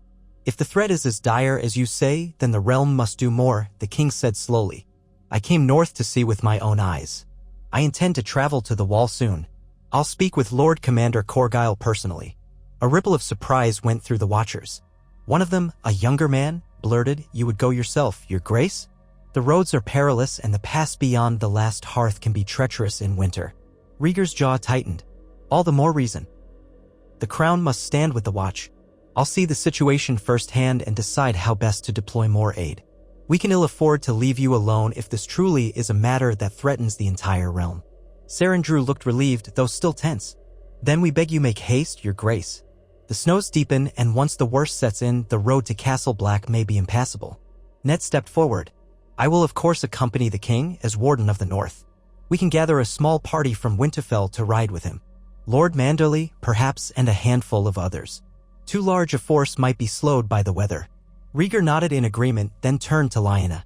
She met his eyes, understanding that he was about to volunteer them both for an even harsher journey. Indeed, she had expected as much when he first said he meant to see the wall, but a twist of concern knotted in her stomach at the thought of bringing Eamon. Should they risk the boy traveling farther into winter's grasp? Lyanna spoke quietly. I will come as well if it pleases you. But perhaps it would be wise to leave Aemon here at Winterfell. He is too young for that cold, and the roads beyond might be dangerous. Ned inclined his head. We'd be honored to keep your son here, safe under our roof. Winterfell has plenty of caretakers. Rhaegar hesitated. He adored his child, and the thought of leaving him behind was painful. But he recognized the logic. Very well, he conceded. Aemon stays in Winterfell. We'll gather an escort and depart within 2 days. Sarandrew, you may rest here in Winterfell and then ride with us to the wall. So it was settled. The Watchers bowed again, thanking the king for his resolve. When they withdrew, conversation swirled among the lords. Some worried about the king risking his life in the frozen north. Others expressed admiration for his courage. Lyanna and Rhaegar soon retired to their chambers again, minds churning with the next challenge. That evening, they explained the plan to Aemon. He was too small to grasp the details, only understanding that his mother and father would leave for the big wall soon and he must stay with Uncle Ned. The boy pouted, tears gathering in his eyes, but Lyanna consoled him with the promise of playing in Winterfell's courtyard, visiting the kennel to see the northern hounds, and hearing stories from Ned about the old heroes of the north. She soothed him until he fell asleep, sniffling quietly. Once Aemon was settled, Rhaegar and Lyanna conferred by the fire. She voiced a quiet fear. If the wildlings truly gather in such numbers, they must be fleeing something worse than the cold. The free folk have survived winters before. So many would not abandon their lands unless they believed a greater horror awaited. Rhaegar's face looked drawn in the firelight. And that horror might be the others, he murmured. The White Walkers of legend returning after 8,000 years. I pray it is only a story. But if it is not? Lyanna set her jaw. Then we'll see for ourselves. We'll speak with Lord Commander Corgyle. We'll do what must be done.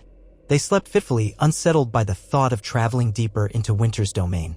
Yet a shared determination bound them closer. The realm needed a king who would not hide in comfort while the north faced unimaginable threats. And Lyanna, a daughter of Winterfell, felt compelled to stand with her people whatever the cost. Within 2 days, a new expedition was assembled. Rhaegar and Lyanna, Ned Stark, a handful of northern lords, Manderly, Umber, and a few sworn swords, plus the Night's Watch Rangers who had arrived.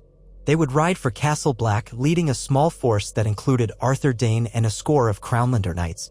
Enough to provide protection, but not so large as to be encumbered. The plan was to push straight to Castle Black along the King's Road, stopping briefly at the last hearth if needed. The weather might worsen, but they would attempt to outrun the worst of the snows. The morning of departure, Lyanna lingered at Winterfell's gates, kneeling to embrace Aemon. He clung to her, eyes full of tears, while Ned and Catelyn looked on sympathetically. She kissed his forehead. You'll be safe here, she whispered. I promise I'll come back for you. He nodded tearfully. Rhaegar crouched beside them, giving the boy a gentle pat on the back. Though he said little, his own emotions shone plainly.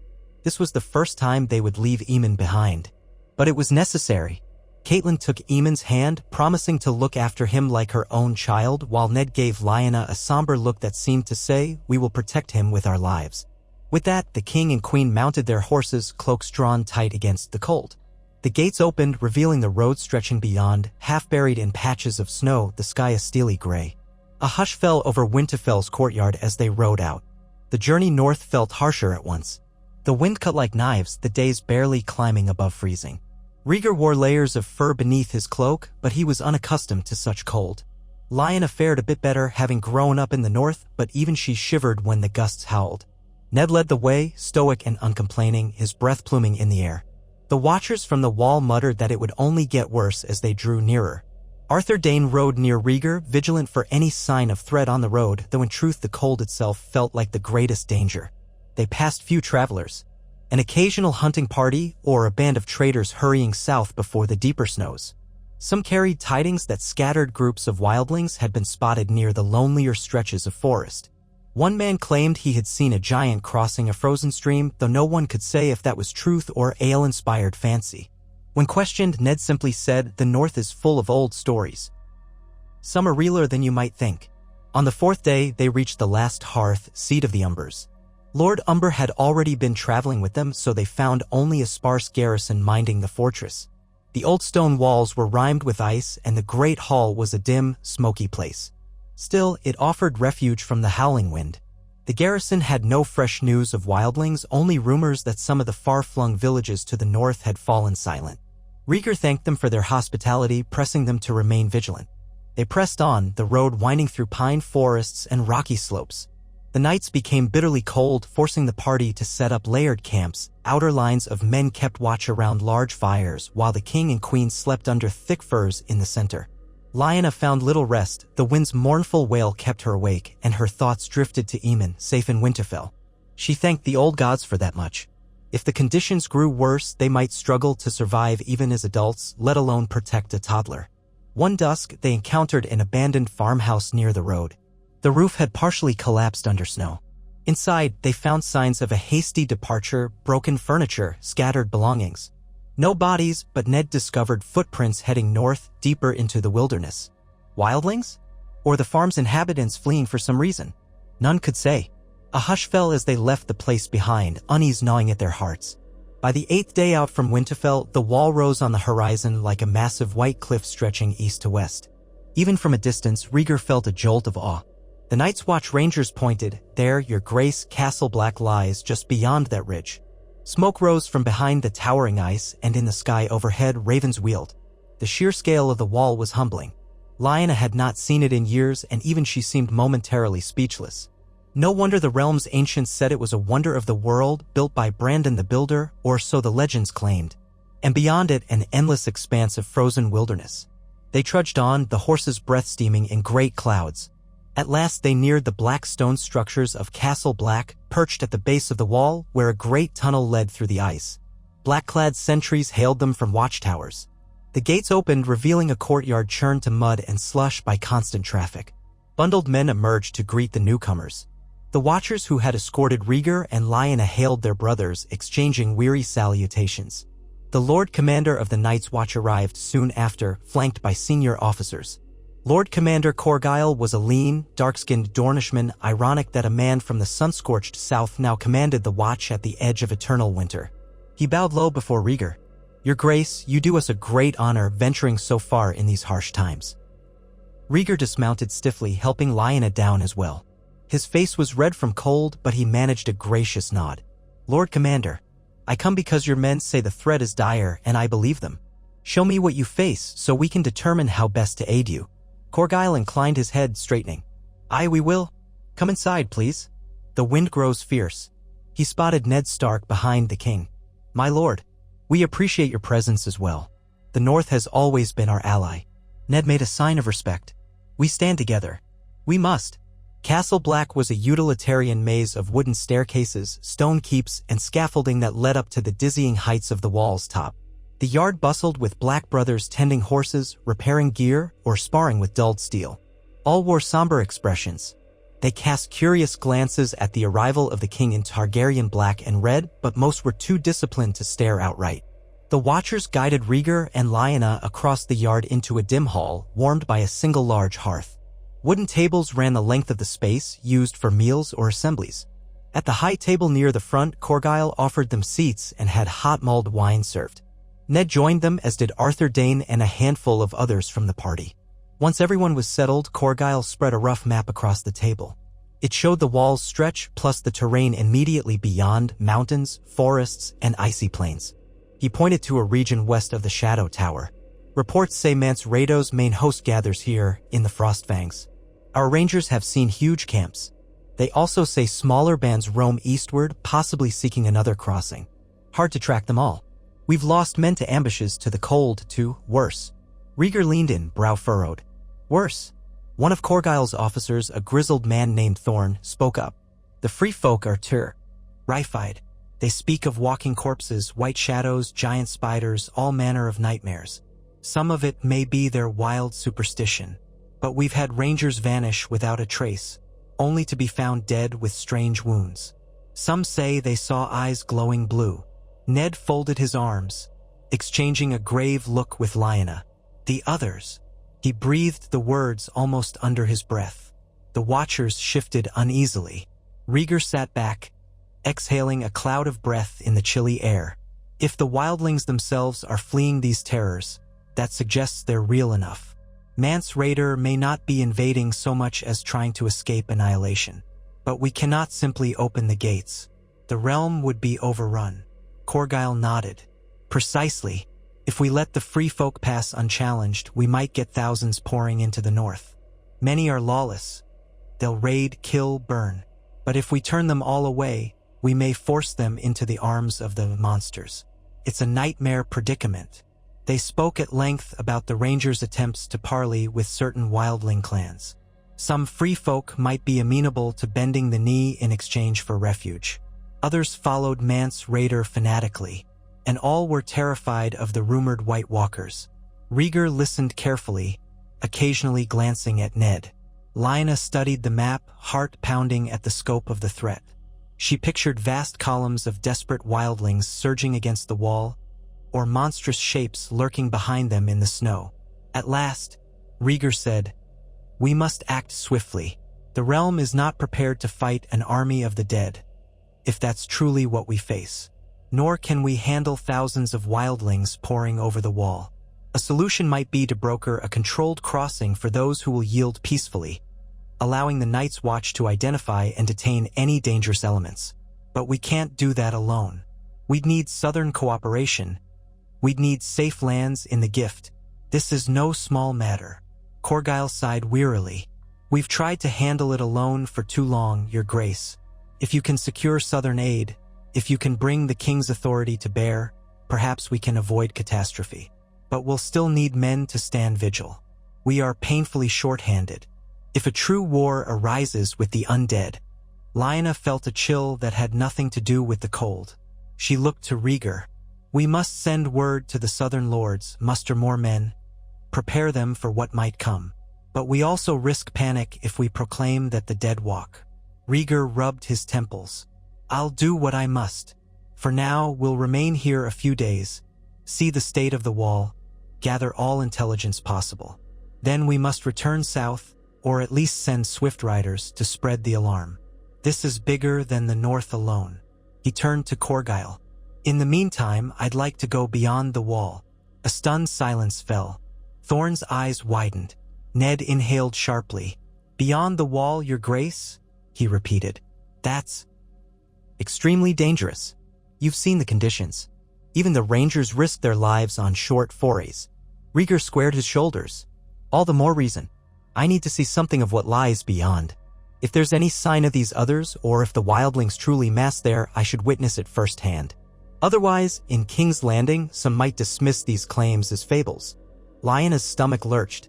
She had feared he might suggest this. "Rhaegar, is that wise? If something happens to you..." He met her gaze, gently but firmly. "I am king, and this is a threat to my entire realm. I cannot hide. I'll not travel far beyond, only enough to glean the truth. We can take a small party of watchers plus a handful of our knights. Ned, you need not come if it..." Ned shook his head. "I will. You're the king, but I'm the warden of the north. My duty is to protect you here and to see for myself as well." His tone brooked no argument. Corgyle frowned, exchanging glances with his officers. "If you insist, Your Grace, we can arrange a scouting party. But we must plan carefully. The cold alone can kill, let alone wildlings or worse." "So be it," Rhaegar said quietly. "We'll prepare tomorrow. The day after, we ride or walk beyond the wall." That night, after a meager supper of stew in the austere confines of Castle Black, Rhaegar and Lyanna settled in a small guest chamber assigned to them.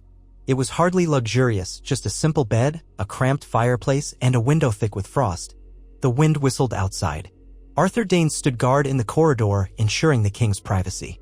Lyanna sat on the edge of the bed, trying to warm her hands near the hearth. "You're determined to go," she said quietly, heart pounding. "Into the wilds." Rhaegar crouched at her side, taking her hands in his. "I must. If I speak to the lords of Westeros and only say I heard rumors from the Watch, half of them will call it nonsense. But if I witness it, even a sign of it, and return to say the threat is real, we have a chance at uniting the realm." She closed her eyes, fighting the knot in her chest. "Then I'm coming too." His grip tightened on her hands. "Lyanna, no. One of us must remain safe. If something befalls me, I cannot risk losing you as well. The realm will need a steady hand. Aemon will need his mother." She jerked free, eyes flashing. "You can't expect me to remain behind these walls, waiting, ignorant of your fate. I'm a daughter of Winterfell, Rhaegar. I know how to handle myself in the cold, at least better than some southern lordling. If we face danger, I'm not helpless." He winced, torn between protectiveness and respect for her stubborn will. "I know you're capable, but consider the risk. She placed a hand over his mouth, gently but firmly silencing him. "My mind is set. I will not let you go alone, not into the snow and darkness where abominations might lurk. We face this together or not at all." He sighed, removing her hand and kissing her palm. "Very well," he conceded. "We'll face it together. But promise me you'll be cautious. If the Watchers advise retreat, we retreat." "I can't," he swallowed hard. "I can't lose you." Her expression softened. "Nor I you." She leaned into him, resting her forehead against his. The small hearth crackled behind them, the only warmth in the freezing chamber. She felt his heartbeat thrumming. They had weathered so many storms, from the rebellion to the war in the Stormlands, from rumored dragons across the sea to the quiet strife of politics in King's Landing. And now here they stood on the brink of a threat that might dwarf all human quarrels. She pressed her lips to his, a kiss tinged with desperation and reassurance. They slept fitfully, each plagued by images of whirling snow, eerie blue eyes in the night, and the memory of old prophecies.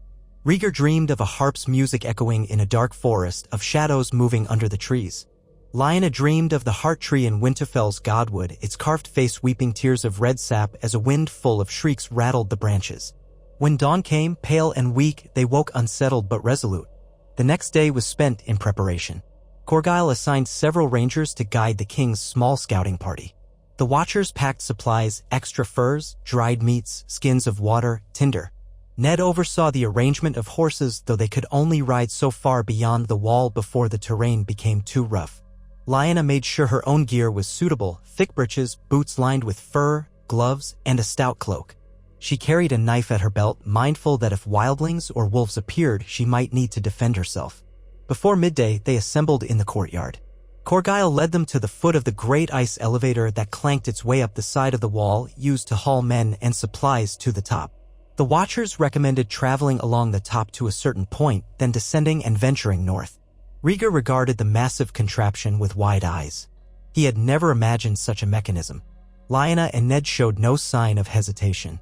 They had each ridden the elevator in earlier days, though not often. Arthur Dayne, quietly determined, volunteered to come as well. The Watchers only asked that the group remain small, fewer than 15, so as not to attract undue attention. They did not want a large cavalcade to slow them down or present a tempting target. So it was decided: Rhaegar, Lyanna, Ned, Arthur, Serendru Tarth, a handful of Black brothers, and 2 Crownlander knights with strong winter experience. The rest would remain at Castle Black, maintaining a guard and awaiting their return. One by one, they boarded the elevator's wooden platform, gripping ropes and iron bars as the mechanism jerked upward. A pair of burly men turned a massive crank, aided by counterweights. The platform shuddered, then began to ascend, the ice face of the wall looming before them. Rhaegar felt the wind bite at his cheeks, and he cast a glance down at the shrinking courtyard.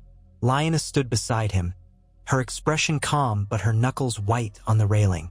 Up and up they went, until at last they crested the top of the wall. The view stole Rhaegar's breath. Southward, the snow-laden fields and forests stretched toward Winterfell, though the horizon was blurred by haze. Northward lay an endless expanse of white and gray, frozen rivers, shadowy slopes of distant mountains, black pines, and a sky that felt immeasurably vast. The wind up here blew stronger, cutting through the layers of fur as if they were paper. Ned guided them along the walkway, a narrow shelf carved into the ice, ringed by wooden barriers to prevent men from plunging over the edge. The Watchers explained that they would walk a short distance along the wall to an old ranger staircase that descended to the ground. From there, they would move quietly, hoping to skirt any wildling scouts or roving beasts. They trudged in single file, boots crunching on the icy surface. The cold was so intense it burned. Rhaegar's lungs felt raw from breathing the frigid air. Lyanna marched behind Ned, her posture steady. At intervals, she glanced at her husband, checking that he kept pace. Arthur Dayne followed, vigilant, sword at the ready. Serendru led them, pointing out cracks or slippery patches. At last, they reached a weathered wooden stair descending the far side of the wall. It creaked alarmingly under their combined weight, but the Watchers assured them it had held for many winters. Step by step, they descended, occasionally pausing to chip away frozen rime that blocked their path. The sense of entering another realm weighed on them all. The land to the north felt like a separate kingdom, or another world entirely, where the laws of men might not apply. When they reached the bottom, they found themselves in a sparse forest of leafless trees, branches coated with frost. Ahead lay a rolling plain of snow, dotted with outcroppings of rock. Beyond that, the land sloped toward darker woods. The watchers conferred in low voices, deciding on a route that would take them a league or two into the wilderness. Far enough to see signs of wildling presence, perhaps, or any other phenomenon worth noting. Then they would return. Rhaegar agreed, though a sense of foreboding gnawed at him. They set forth, leading their horses carefully. The snow was deep in places, forcing them to pick their way around drifts. The sky overhead remained a sullen gray, as though threatening more snowfall. Occasionally, a crow cawed in the distance. The watchers took point, scanning for tracks or footprints. Once, they found an old campfire ring. Another time, they spotted a single battered boot left behind. But no wildlings appeared. The deeper they pressed, the more the silence weighed on them. Even the wind seemed muffled, as though the world held its breath. Arthur Dayne kept a hand near Dawn's hilt. Ned's brow furrowed, his breath visible in steady puffs. Lyanna peered around, half expecting shapes to emerge from behind a ridge. Rhaegar felt his heart pounding like a war drum. At mid-afternoon, they halted near a frozen stream. Sarandrew knelt, brushing aside snow. "Tracks," he murmured. "But gods, look at these prints. They're scattered." The watchers clustered, peering at the strange marks, partial footprints, elongated, spaced in a way that defied easy explanation. They led off into a stand of bare trees. A hush came over the group. One of the Black brothers muttered, "Could be an animal. But it looks like a man's boot dragged sideways." Rhaegar's neck prickled. "Could wildlings do this?" "Possibly," Sarandrew said grimly. "Or a body being pulled. But there's no sign of blood." Arthur Dayne examined them. "Shall we follow?" Ned glanced at Rhaegar, who nodded. Carefully, the king said, voice low, "We're here to learn." They proceeded in a tight formation, leaving the horses behind with 2 watchers to guard them. The footprints meandered into the woods. The gloom was thick and the tree limbs seemed like skeletal arms overhead. Lyanna's breath came shallow. She had grown up hearing tales of the haunted forest, but seeing it in winter's grip was another matter entirely. They stepped softly and soon the watchers signaled for silence. There, ahead, a shape lay in the snow, a hunched form in black. A crow overhead gave a nervous caw and flapped away. They drew closer. It was a body, a dead ranger, his cloak half frozen to the ground. His eyes stared sightless at the gray sky, mouth open in a silent scream. No blood marred the snow around him. Rhaegar swallowed hard, moving to kneel by the corpse with Ned at his side. One watcher quickly recognized him. "That's Darien. He went missing 10 days ago." "But how did he die?" Ned grimaced. "His face is twisted. No wound, no obvious blow. Look at his hands. They were curled as though clutching at something. His skin had a faint blue tinge." Lyanna backed away, heart pounding. Arthur Dayne muttered a curse under his breath. Rhaegar, fighting a rising dread, reached out to close the ranger's eyes with a gloved hand. The body was stiff as stone. Sarandrew looked around the clearing, eyes wide. A breeze stirred the branches overhead. The watchers scanned the perimeter. Something about the silence felt wrong, as if the forest were holding its breath. Ned rose, glancing from Rhaegar to Lyanna, a question in his gaze. "We've found what we came for, evidence that men are dying out here in strange ways. Perhaps we should." A rustling in the undergrowth cut him off. Every man turned. Arthur Dayne stepped forward, hand on Dawn's hilt. The watchers raised crossbows. Lyanna's pulse hammered and Rhaegar felt his chest tighten. Something moved behind the nearest trunk, tall, slender, unnaturally graceful. Then it emerged, a figure with flesh like pale ice, eyes burning with a cold blue light. It wore no visible armor, only a kind of icy shimmer. A sword in its hand caught the wan winter light and refracted it in strange, dancing patterns. A hush of terror seized the men. Another. A White Walker. The stuff of legend.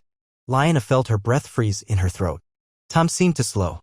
The creature made no sound, only gazed at them with malevolent curiosity. Arthur Dayne sprang into motion, drawing his great sword. "Back!" he barked at the king and queen. Sarandrew and a pair of watchers let bolts fly from their crossbows.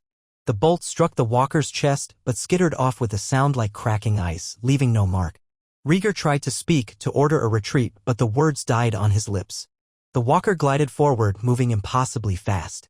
One watcher tried to block it with his sword. The thing parried with a shriek of metal on ice, and the blade in the watcher's hand shattered. In that same instant, Arthur Dayne lunged with Dawn, the legendary blade forging a white arc through the air. The other hissed, raising its own sword. Dawn and the icy weapon met in a flash of sparks. For a moment, it seemed the two might lock in stalemate. The Watchers scrambled back, Ned pulling Lyanna behind him. Rhaegar, heart-pounding, drew a steel longsword from his hip, knowing steel might do no good, but prepared to defend her anyway. Arthur pressed the attack, eyes narrowed in grim concentration. The creature's sword gave off a faint keening noise as if the ice sang. Dawn's pale blade shimmered, rumored forged from the heart of a fallen star. For an instant, it seemed to hold firm. Then the walker twisted with unnatural speed, sidestepping Arthur's slash. The creature's blade flicked out. Dawn caught it again, a sharp ring echoing through the clearing. Arthur gritted his teeth, forcing the other back a step. Another black brother rushed in to help, swinging a torch. The walker recoiled from the flame, hissing. Arthur took the opening, driving Dawn in an overhand blow. The blade cut through the other's shoulder, and for a heartbeat, the creature froze, then shattered in a flurry of ice crystals like glass fracturing under a hammer. A shrill, inhuman sound tore the air, and the thing was gone, leaving only shards that melted swiftly into the snow. All stood stunned, hearts hammering. Arthur Dayne staggered, lowering Dawn. His breath came in ragged gasps, the heat of the battle steaming from his face. Ned, Rhaegar, and Lyanna gaped at the remains, tiny puddles in the snow, black with some strange liquid. Sarandrew was shaking, crossbow clutched tight. None could find words. At last, Arthur turned, Dawn's edge still gleaming. "Is anyone hurt?" His voice trembled with adrenaline. The Watchers began to check one another. One man had a cut on his hand from a shard of the shattered steel. Another was in shock from having his sword destroyed, but no one was dead or gravely wounded. The body of the fallen ranger lay in the snow as if witness to the entire horror. Rhaegar stared at the place where the walker had stood, mind spinning. This was no rumor. No foolish legend. It was real. The White Walkers lived, and they were as deadly as the old tales claimed. His gaze found Lyanna, who stared back at him, eyes wide. She had dreamed of beasts in the night, but seeing it with her own eyes was a terror beyond measure. Arthur Dayne exhaled, hooking Dawn back into its scabbard with shaky hands. Ned's voice was hoarse. "We've seen enough. We must get back to the wall. Now." No one disagreed. Sarandrew and the Watchers quickly gathered themselves, lifting the dead ranger's body with them. They would not leave him to freeze alone in the wild. Hasty as it was, they decided to retreat to their horses and ride with all speed. Should there be more others around, they dared not linger. Rhaegar nodded emphatically, voice caught in his throat. Fear and a fierce resolve filled him in equal measure. They had to warn the realm. They hurried from the clearing, hearts racing, occasionally glancing behind them. The forest seemed darker now, the shadows deeper. Every branch or rustle felt like a threat. After a tense half-mile, they reached their horses and mounted up as best they could on the uneven terrain. Arthur Dayne took rearguard, scanning the trees for any sign of pursuit. Ned led the way, guiding them back to the hidden stair. At the base of the wall, they pounded on the locked gate until the startled Watchers let them in. Up the wooden stair, onto the top of the wall, and back to the elevator they hurried, every breath a white cloud, hearts pounding like drums. Only when they reached Castle Black's courtyard below did anyone pause to catch breath. The Black brothers on duty gaped at the returning party's shaken expressions. Ned Stark's face was ashen, Rhaegar's eyes burned with grim intensity, and Lyanna clutched his arm in trembly. In silence, Lord Commander Corgyle rushed forward, alarmed. "What happened?" Rhaegar looked at him, voice rasping with a new edge of conviction. "The others are real," he said. "We just fought one." A hush fell, men glancing at each other in terror or amazement. Arthur Dayne set a hand on Rhaegar's shoulder, confirming the king's words. Ned nodded, verifying the story. All around, the Watchers shifted, like men awakened from a half-forgotten nightmare. Corgyle visibly paled. "We must call the banners," Ned said haltingly. "All of them. No petty squabbles can remain. This is beyond everything." Rhaegar closed his eyes briefly, gathering himself. "Yes, the realm must unite, or we'll all perish. I'll send ravens to every corner of the 7 kingdoms. We can't face this alone." Lyanna held her husband's hand, numb with shock. The walk beyond the wall had changed everything. She recalled Rhaegar's old prophecy-laden talk. A great darkness from the north, the need for a champion. Now that darkness had a face of ice and death. And there were doubtless many more such creatures lurking beyond. The wildlings were fleeing for good reason. In the courtyard, the men stared at the king, waiting for orders. Rhaegar inhaled, then spoke with uncharacteristic fierceness. "We ride for Winterfell at first light. From there we dispatch ravens across Westeros. The long night is not a legend. It's come again." No one argued. Fear mingled with a desperate sense of purpose. The Watchers scrambled to prepare messages. Ned Stark, the Warden of the North, looked stricken yet resolute. Lyanna sensed that the final illusions of peace had shattered like the other's icy form. War was coming, a war unlike any seen in living memory. Men against the dead, ice against fire. And as the night deepened around Castle Black, the wind carried a lonely keening wail across the frozen plains. Far beyond, in the uncharted wastes, shapes moved through the gloom. The White Walkers marched, patient and cold, unstoppable as winter itself. In that silent darkness, the faint echo of a horn blast might be heard, or perhaps only imagined, a herald of doom across icy desolation. In the days that followed, King Rhaegar and his party departed Castle Black with all possible speed, bearing the horrifying news south. By the time they returned to Winterfell, the ravens had flown ahead with messages to King's Landing, to the Vale, the Reach, the Westerlands, the Stormlands, Dorne, every corner of the realm. The king's letters recounted the unthinkable truth, that the others of old legend had returned, that a White Walker had attacked the scouting party beyond the wall. Arthur Dayne's personal testimony, along with Ned Stark's, lent weight to these claims. They enclosed the Watchers' official accounts, too, hoping to prove they were not delusional. At Winterfell, chaos reigned as lords realized the magnitude of the threat. Aemon was overjoyed to see his parents return safely, clinging to them in relief. But the castle's courtyards bustled with men drilling, preparing for a possible war. Ned had sent out calls to all his northern bannermen, urging them to muster men to bolster the wall. The lords Glover, Mormont, Serwyn, and many more pledged swords. House Umber took to the cause with fervor. If the others broke through, the last hearth would be among the first to suffer.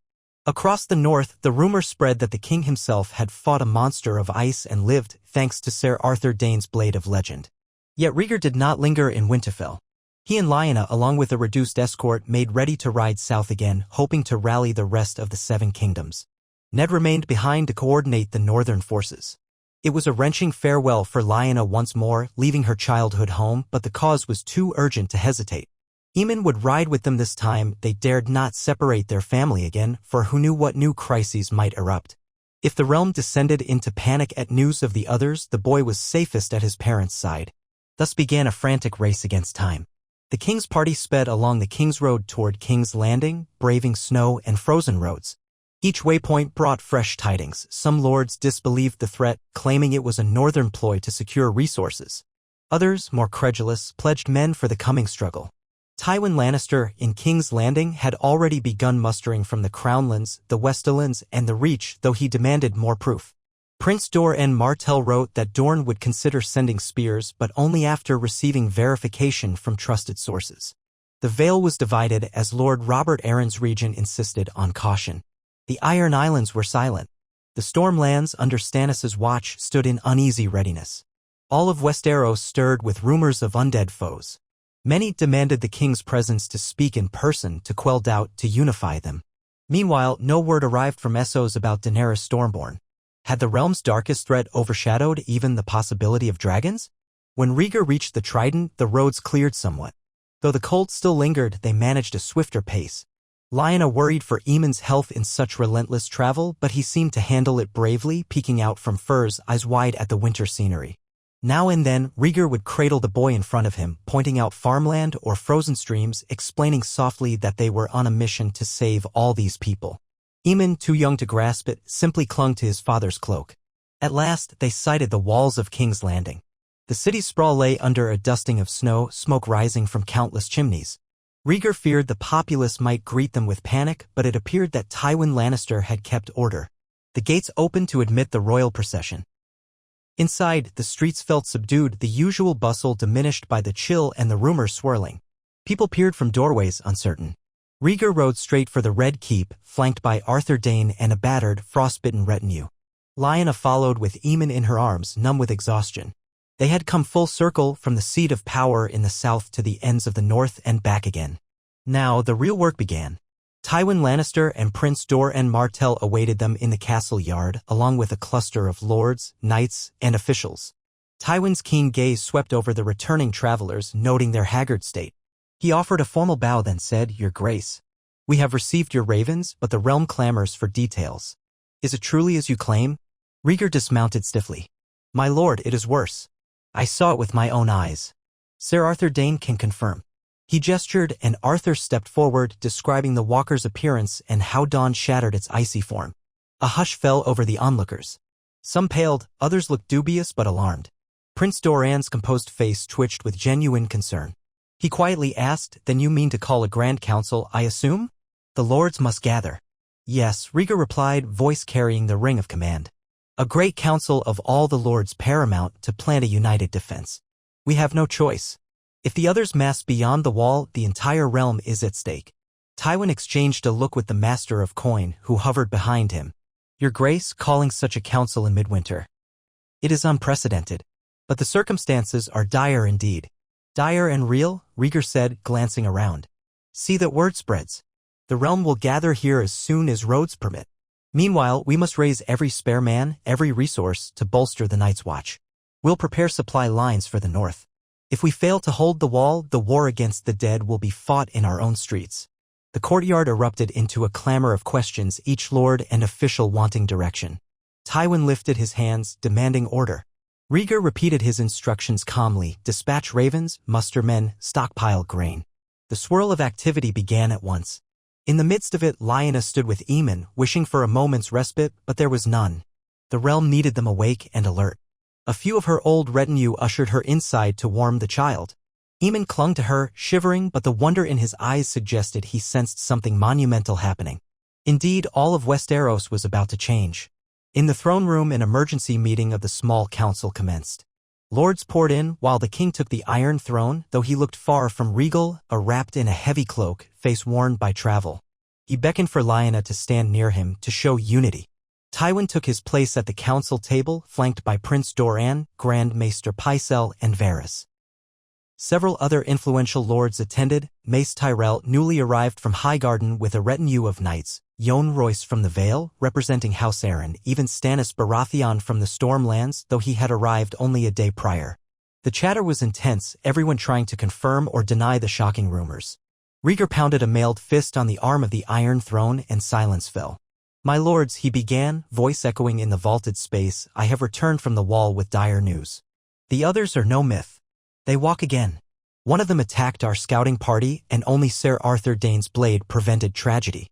We must set aside all enmities and prepare for the greatest threat our kingdom has faced in living memory." Faces paled or set in grim lines. Some lords muttered that it was impossible, that the others had not been seen for thousands of years.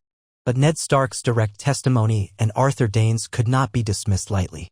Mace Tyrell looked shaken, glancing at Prince Doran as if seeking reassurance. Yohn Royce wore the stony mask of a man who had half suspected the old stories might be true. Stannis Baratheon's mouth twitched, though he asked in a clipped tone, "What would you have us do, Your Grace?" "The walkers are beyond the wall for now." Rhaegar answered, "First, we must reinforce the Night's Watch with men, arms, and supplies. Every region must contribute. Second, we must prepare for a potential influx of wildlings who are fleeing the dead. We cannot simply slaughter them all if they come in peace. We must find a way to separate the hostile from the desperate. Third, we must be ready to fight these walkers. Fire seems to repel them. Certain weapons, like Sir Arthur's blade, may harm them. The legends speak of dragonglass or obsidian as well. We must harvest it." Tywin Lannister steepled his fingers. "Dragonglass can be found on Dragonstone. Or so the histories say. We can set men to mine it. But that is a small island. How quickly can we gather enough to arm an entire army?" Varys spoke quietly. "There may be more sources. The children of the forest once prized obsidian. We might find pockets in the far north or near certain volcanic grounds. But yes, Dragonstone is our best-known source." Stannis gave a curt nod. "I hold Dragonstone in the name of the crown. I'll see to the mining." Prince Doran cut in, voice smooth but troubled. "And what are these wildlings? Even if 500,000 come, we cannot house them all. They are not used to our laws or ways. Chaos could ensue." Rhaegar's lips thinned. Better chaos than allowing the dead to swell their ranks. If the others kill them, we face them as whites. Let's try to bring as many as we can to the relative safety of the wall under guard. The Night's Watch can screen them. Those who refuse to submit or who commit crimes will be dealt with. In time, we might grant them land in the gift if they abide by our laws. Uneasy muttering followed. The notion of letting thousands of free folk cross the wall grated on many. But Ned Stark spoke up, voice quiet but firm. Better wildlings than whites, indeed. Rhaegar nodded. We do this or we die when the others bring an army of ice. If the realm cannot unite over that, then we may as well dig our own graves. No one answered that blunt statement. Tywin's gaze flickered, his gold-green eyes revealing calculation. At length he said, very well, your grace. We proceed with your plan.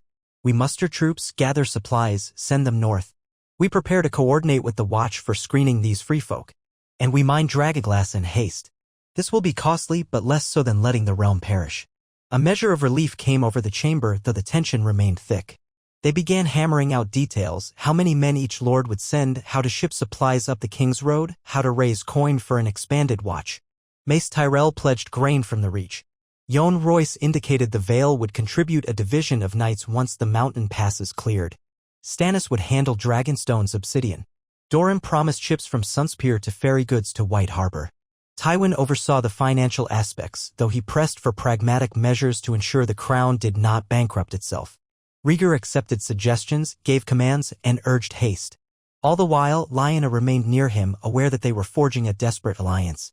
If it held, Westeros might stand a chance. If any region decided to splinter off or doubt the threat, they risked ruin for all. Only when the council adjourned did Rhaegar and Lyanna realize how exhausted they were. They took a moment to retreat to a side chamber where Aemon waited with a nurse. The boy reached for them, fussing with hunger and the stress of so much confusion around him. Lyanna cradled him gently, murmuring soothing words. Rhaegar watched, a deep sadness in his eyes. This war might tear the realm apart, he said under his breath, yet it's not a war of men's making. We have no choice but to fight it. Lyanna rocked Aemon, pressing her cheek to his soft hair. We'll fight it. And we'll win. For him, for all the children of Westeros. He kissed her temple. Yes. For them. In the weeks that followed, King's Landing became a hive of frenzied activity. Lords and knights poured in from every region, albeit slowly. Some came in person, others sent envoys. The great council that Rhaegar had proclaimed began to take shape. Tywin Lannister spearheaded the organization, ensuring the Red Keep could accommodate the influx. Barracks were prepared for hundreds of new arrivals. The city's merchants braced for the chaos of hosting so many lords in winter. From dawn till dusk, Rhaegar presided over meetings, hammered out logistical plans, and tried to quell disputes that arose among the lords. Each region had needs, each lord had fears. The Vale worried about deep snows in the mountain passes. The Reach demanded reassurances about farmland. The Westerlands balked at the cost. The Iron Islands, rarely cooperative, sent only a terse note indicating that they had their own troubles. Rhaegar's patience was tested daily, but he strove to remain calm, reminding them all that the real enemy lay in the icy north. Meanwhile, the ravens flew constantly between Winterfell and the capital, bearing updates on the Watch's defenses. Ned wrote that more sightings of whites had occurred, that the free folk were trickling south under various chieftains, some willing to treat, others attacking. The Watchers sometimes lost men at isolated outposts. Lord Manderley readied White Harbor to receive shipments of grain from the south, while the Umbers patrolled for any sign of large wildling groups. Every letter hammered home the urgency of the threat. Even as the realm scrambled, a surprising raven arrived from the Narrow Sea. Ser Barristan and Selmy had reached Pentos, delivered Rhaegar's letter to Magister Illyrio Mopatis, and discovered that Daenerys Targaryen was no longer in Slaver's Bay but had marched westward through lands ravaged by war. She had 3 dragons indeed, living beasts said to breathe fire. And she had freed thousands of slaves, forging an army of freedmen and sellswords. Now she was rumored to be near the straits between Essos and Westeros, some said in Volantis, others rumored she was sailing. Barristan himself had gone onward, trying to meet her. The letter ended with a promise to update the king if contact was made. But the line that struck Rhaegar most was, she fights for the downtrodden with a righteous fervor. I believe she will come to Westeros soon, by fire and blood, if not welcomed more gently. Rhaegar read that line to Lyanna, face pale with realization. If my sister arrives in the midst of this crisis, with dragons, could that turn the tide against the others? Or cause a new war entirely? Lyanna tucked Aemon closer to her. If she sees you on the throne, might she feel cheated of her birthright? Or might she join our cause to save the realm from ice? Rhaegar set the letter aside. I must pray it's the latter. If the dead march, we need dragons. But we can't let a second war break out behind our lines. So another threat or hope loomed on the horizon. Rhaegar tasked Varys with sending further ravens east, hoping to coordinate. If Daenerys approached Westeros in ignorance of the impending doom, she might demand the throne by force. He needed to warn her that the real foe was not her brother but the armies of the dead in the north. All of this weighed upon him as the Great Council finally convened in the Red Keep. Lords paramount gathered in the throne room, banners of every great house arrayed. Stark, Lannister, Tyrell, Tully, Martell, Baratheon, Arryn, Greyjoy. Some had come themselves, others delegated close kin. Tension crackled in the air. None had ever seen such an assembly in winter, under such dire circumstances. Rhaegar took the Iron Throne with Lyanna at his side, Arthur Dayne standing guard. He gazed upon the sea of noble faces, from Tywin Lannister's calculating stare to Mace Tyrell's anxious fidgeting, from Stannis Baratheon's steely gaze to the grim set of Ned Stark's jaw, freshly arrived from the north for the council. One after another, they listened to Rhaegar's account of the others, heard Arthur's testimony, read statements from watchers who had lost brothers in ghastly ways. Some paled. Others tried to maintain skepticism. But none dared openly challenge the king's word now that so many corroborations existed. Rhaegar declared the new plan. Muster an army of the realm to station at the wall, under combined leadership of the Night's Watch and designated nobles. Mine dragonglass in Dragonstone. Prepare bunkers for winter supplies. Establish a corridor to accept or screen wildlings. The lords debated fiercely who would lead this host, how to finance it, how to keep order.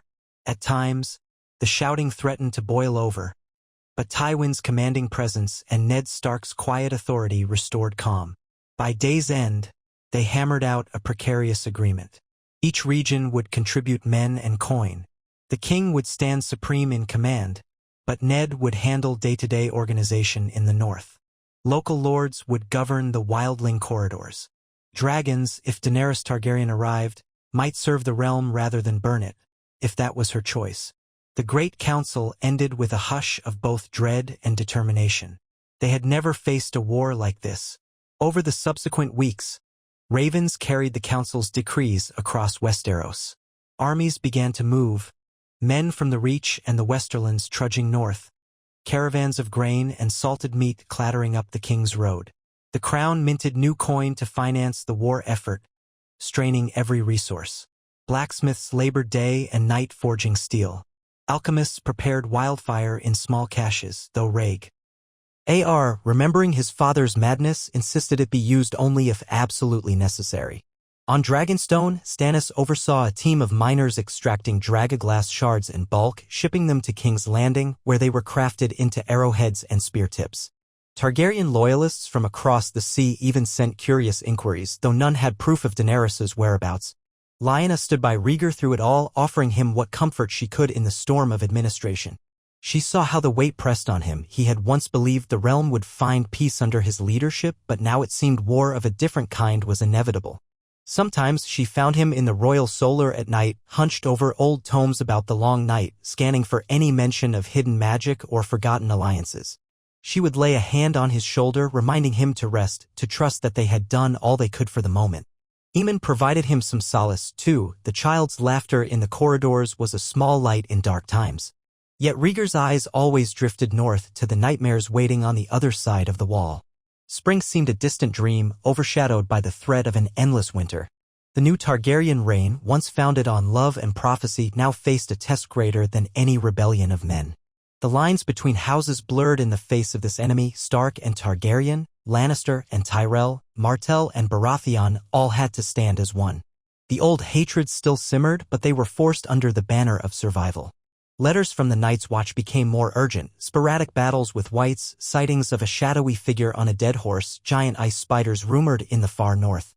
The free folk arrived in ragged clusters, some lay down arms to kneel, others fought and died. The Watchers did what they could to contain the chaos. Slowly, the crown's reinforcements trickled in, building a defensive line at the wall that had not been seen in centuries. Yet the final confrontation was yet to come. Behind all these frantic preparations loomed the question of Daenerys Stormborn, the rumored queen with living dragons. If she appeared in Westeros, would her fire help burn the others? Or would her desire for the throne spark fresh civil war at the worst possible time? No raven had arrived from Barristan with definitive answers. Varys' spies whispered that the seas roiled with Sellsword galleys, that Pentos and Volantis shook under new alliances, that Daenerys might sail any day. The tension of not knowing weighed on Rhaegar. Part of him hoped she would come as an ally, bringing the old magic of dragons to the realm's defense. Another part feared that her arrival might tear the kingdom apart if she claimed a higher right to rule. He prayed her sense of duty outshone any thirst for vengeance. As the year's end approached, the Red Keep bustled with thousands of warriors camped outside its walls, waiting for the king's final orders. The Great Council reconvened in smaller form daily. News from the north remained grim. The others had not launched a full-scale attack yet, but scattered engagements tested the Watchers' lines. Each skirmish left corpses that might rise again if not burned. The dark logic of it was chilling. Every dead man could become the enemy's new recruit. One frosty dawn, Lyanna rose early and went to the ramparts of the Red Keep. She gazed east, wondering if Daenerys' ships might appear in Blackwater Bay unannounced. The sunrise stained the sky with pale pink. She heard footsteps and Rhaegar joined her, a cloak draped over his shoulders. They stood side by side, watching the city stir below. "Do you think it's all hopeless?" she asked softly, her breath misting in the cold air. "The realm uniting, the living resisting the dead. It feels so immense." He wrapped an arm around her. "Nothing is hopeless, not while we still draw breath. I once believed in a prophecy about the prince that was promised in the union of ice and fire.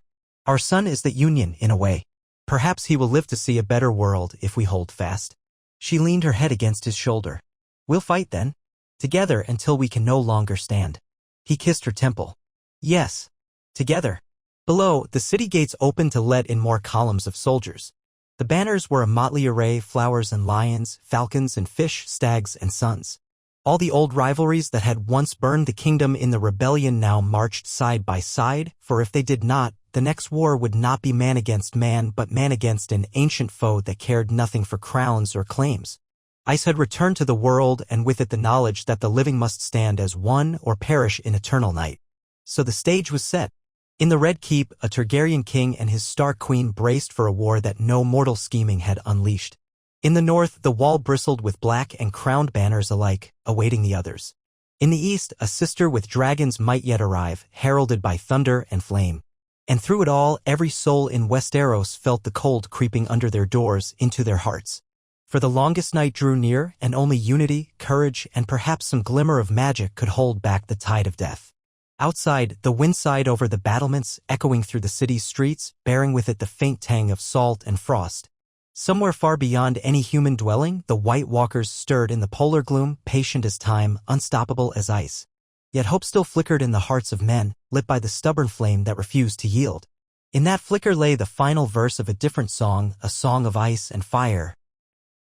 A song that would be written not by bards in warm halls, but by those who took up steel and prophecy in the frozen north, determined that life should not vanish from the world. And so they stood on the cusp of war unimaginable, forging bonds of loyalty in the face of the cold, while a trio of dragons roused somewhere across the sea and the last echoes of old enmities faded before the whisper of oncoming night. A low mist clung to the Blackwater Bay as dawn broke over King's Landing. The city's silhouette, towers, domes, the tall spires of the September of Baelor emerged from the half-light in ghostly relief. Along the docks, soldiers in the livery of half a dozen regions milled about in small knots. Cargo vessels, laden with provisions bound for the north, rocked gently against the piers. The air smelled of salt, tar, and wood smoke. Beneath that hung an acrid tension, a sense of upheaval that had not eased since the king's return from the wall. In the Red Keep's yard, the noise was greater, the clank of armor, the hurried shuffle of supply wagons, the clipped barks of commanders organizing fresh troops to march north. Men from the Reach and Westerlands muttered about the bitter cold they would face, knights from Dorne and the Stormlands rummaged for heavier cloaks. No one denied the realm's new direction. War, just not the sort of war any living soul was trained to fight. The stories told in taverns about the king's personal encounter with a White Walker had spread like wildfire. Some folk scoffed, but many believed. Fear had become a galvanizing force, spurring lords to muster men, blacksmiths to pound steel, and priests to offer blessings for a battle that defied mortal understanding. Within the keep itself, King Rhaegar Targaryen worked from dawn till midnight each day, conferring with the lords paramount. Tywin Lannister oversaw the labyrinthine finances needed for this new war. Prince Doran Martell coordinated shipping routes that would bring grain north from the Dornish coast by sea. Mace Tyrell promised wagons of food from the Reach's vast farmland. Stannis Baratheon, stationed on Dragonstone, wrote regularly about the slow but steady harvest of dragonglass from the island's volcanic veins. Shipments went north under heavy guard. From the Vale, Lord Robert Arryn's regents, caught between panic and caution, pledged their knights would come as soon as the mountain snows allowed safe passage. The Riverlands, recently battered by war, did what they could, though their harvest had been meager. Over all these efforts loomed two unknowns. First, the others whose full might had yet to manifest.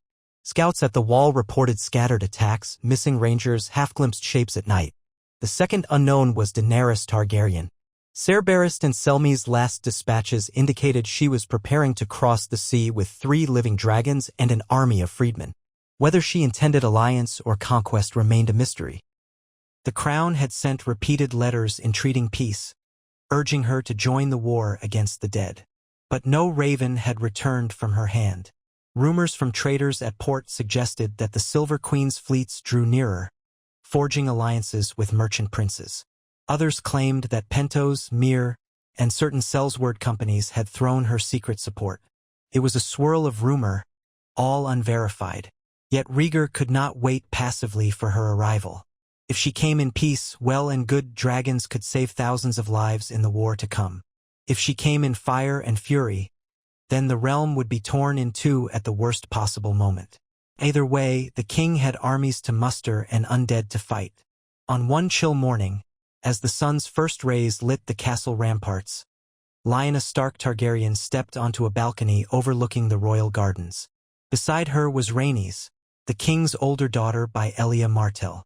Rhaenys had arrived from Dorne weeks earlier alongside Aegon, intending to help with negotiations. Though she was still a girl in her early teens, her sharp mind and natural grace had impressed many at court. Today, her dark eyes roved over the bustle below, where men readied horses, loaded crates of dragonglass arrowheads, and hammered shields in the armory yard. "This city," Rhaenys said in a soft voice, "feels different. The last time I was here, it was tense, but now it's as if everyone's braced for something truly catastrophic. Mother says that once the dead march south, even the walls of Sunspear may not be enough." Lyanna nodded, her breath visible in the cold air. "That's the truth of it. War with mortal foes is one thing. You can strike bargains or eventually break their armies, but these others—" She shivered, remembering the sight of the White Walker in the haunted forest. "They can't be reasoned with. They don't stop." Rhaenys turned her gaze to the horizon. "And if Aunt Daenerys arrives, some say dragons might solve everything, but others say she'll demand Father's throne." Her tone showed the conflict lurking behind those words. Rhaenys and Aegon were acknowledged Targaryen heirs, yet they were overshadowed by the new line from Rhaegar and Lyanna. Daenerys, if truly King Aerys' last daughter, complicated that lineage further. Lyanna paused, choosing her words carefully. "If your aunt has truly raised dragons from stone, that alone is wondrous. Let us hope she sees that uniting is more important than claiming crowns. Even your father cannot face both the others and Dragonfire if they come at cross purposes." Rhaenys said nothing, but her eyes gleamed with an intelligence belying her age. Lyanna laid a gentle hand on the girl's shoulder. She saw in Rhaenys a reflection of her father's calm seriousness. "In any case, your father is meeting with the lords again. Will you join us? Your presence might help remind them that House Targaryen isn't just one name or face, but a family that can stand together." Rhaenys' lips curved in a small smile. "I will, though I'm not sure how much influence a mere princess can wield." Still, she turned from the balcony and followed Lyanna inside. They passed through corridors lined with anxious courtiers and hurried clerks. A hush fell when they reached the council chamber, a large rectangular room near the throne room. Guards in Targaryen sigils flanked the doors, letting them in. Within, Rhaegar sat at a long table with Tywin Lannister, Prince Doran, and a half-dozen other notables. Scrolls and maps cluttered the tabletop, along with a silver tray of half-eaten bread and cold tea. Rhaegar, worn from near-constant meetings, looked up. A flicker of warmth touched his features on seeing Lyanna and Rhaenys. He gestured for them to sit. We were just discussing the deployment schedule for reinforcements. Lord Tarly in the Reach has mustered 5,000 spears, but they need to be divided between the Rose Road and the King's Road to ensure the route remains clear for supply wagons. Tywin tapped a finger on the map. Precisely. If the roads become impassable, no matter how many men we have stationed at the wall, they'll starve. Logistics are key. Doran folded his hands. Dorne's shipping is an option, but sailing up the narrow sea in winter storms is risky. Still, we'll attempt it. Every route must be tried. Rhaenys took a seat, listening intently. Lyanna stood behind her, scanning the notes. One letter caught her eye, sealed with the sigil of House Greyjoy. She raised an eyebrow. The Iron Islands responded? Rhaegar exhaled. They have. Alan Greyjoy states that the Ironborn will not send men unless they are guaranteed new territories on the mainland afterward. He calls the others a fable. It's an ultimatum, help us only if we give them spoils.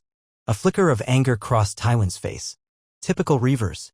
We can't afford to fight them, but nor can we bow to blackmail. Perhaps we must go around them. Their measly forces might not matter in the grand scheme. Prince Doran's brow creased.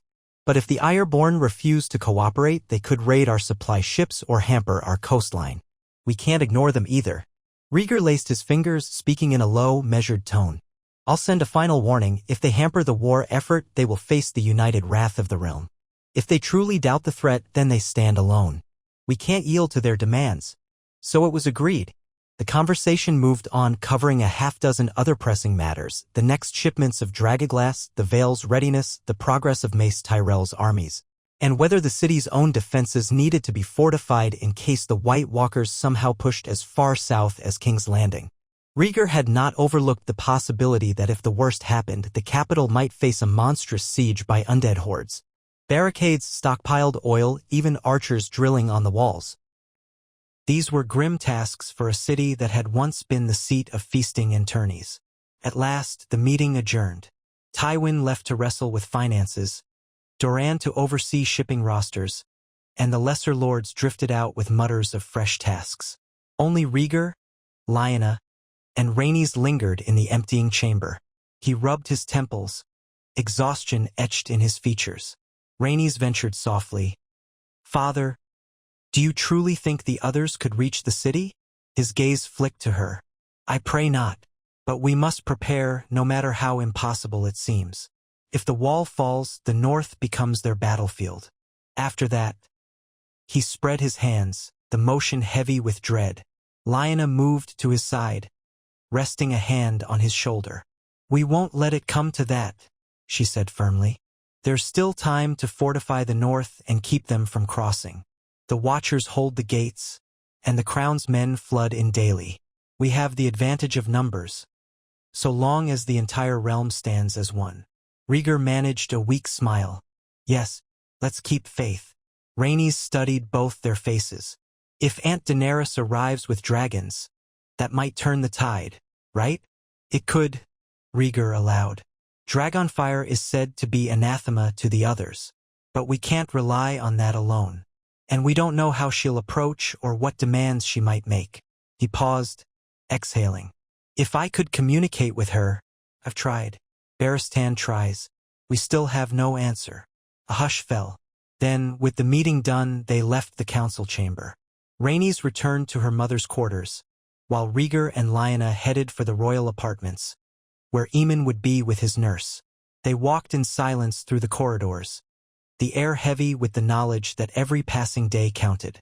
Winter's grasp tightened in the north, and the White Walkers would not wait politely for the realm to finish preparing. Weeks slipped by, measured in the comings and goings of ravens, the arrival of new recruits in King's Landing, and the slow accumulation of war supplies.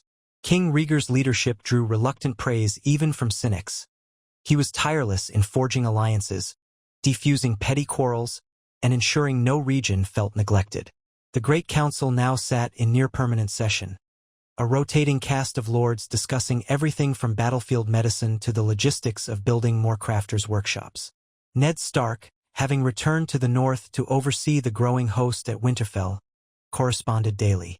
He warned of the free folk streaming across the tundra. Many surrendered peacefully, but pockets of fanatics fought tooth and nail.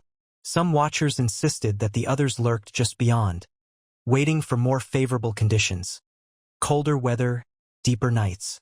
Then, one gray afternoon, a lookout atop the city walls gave a frantic shout. Sails on the horizon. Many sails, crowding the mouth of Blackwater Bay. The watchers on the ramparts readied archers, uncertain whether it was an enemy fleet. The memory of the War of the Nine Penny Kings or Robert's Rebellion made them fear a naval assault. But as the ships drew nearer, a hush of astonishment spread. The banners crimson, bearing a three-headed dragon in black. Targaryen colors.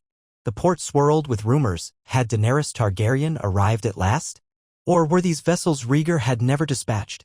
100 ships or more, crewed by men who looked foreign in aspect.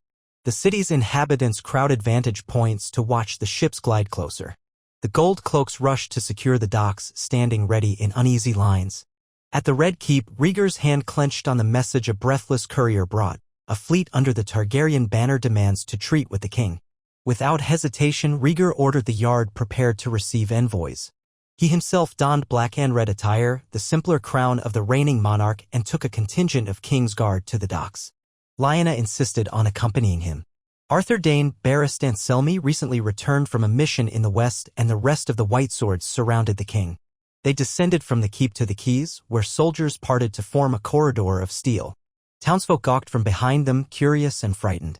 Overhead, gulls circled, screeching. The leading galley slid into a berth. Its prow was carved in the shape of a dragon's head painted a shimmering black. Ropes were tossed to moor it, and the gangplank thudded onto the quay. Soldiers marched off first, an odd mix. Some wore leather vests of Essosi style, others wore half-armor reminiscent of Sells-Word companies. Many had skin tones and accents from across the narrow sea. They parted ranks, forming an honor guard. Then came a slender figure, cloaked in pale silks, hair gleaming like molten silver. A hush fell. Daenerys Targaryen. She appeared younger than rumors suggested, no older than her late teens, but her bearing radiated command. 3 heads pinned her cloak, a sign of House Targaryen. At her side walked a tall man with bronze skin and a braided mustache, wearing a curved sword. Behind them trailed a knot of serious-faced warriors. The city's watchers exhaled in shock. Olivia, young Targaryen princess, stepping ashore for the first time in memory, doubly shocking in a realm that already had one Targaryen monarchy.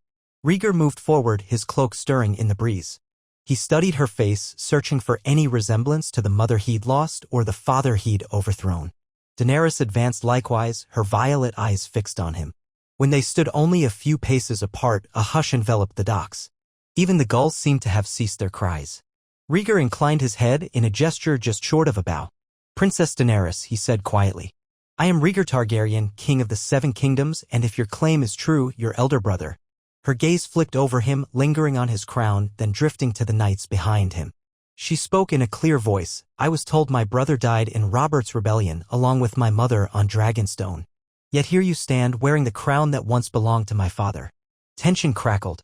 Lyanna felt a pang of worry. Was this first meeting about to devolve into accusations? Rhaegar gestured for calm. We have much to discuss, he said gently, much that was lost and scattered by war. But this is neither the place nor the moment for the entire tale. Be assured, if you truly are my sister, I welcome you. Our house has faced many trials. Let us not add more. Daenerys's face remained inscrutable. She glanced at Lyanna, studying the dark hair, the northern attire, then returned her focus to Rhaegar. I come not alone, she said. I bring 3 dragons. They circle offshore even now, awaiting my signal. And an army of freedmen rescued from the slavers of Essos. I have seen conquest, brother. I have seen men kneel or burn. Her words trembled slightly. But I also know war is not what your letters claimed you needed. You spoke of a threat in the far north, an enemy of ice. Rhaegar's posture eased slightly. Yes. Come with me to the Red Keep.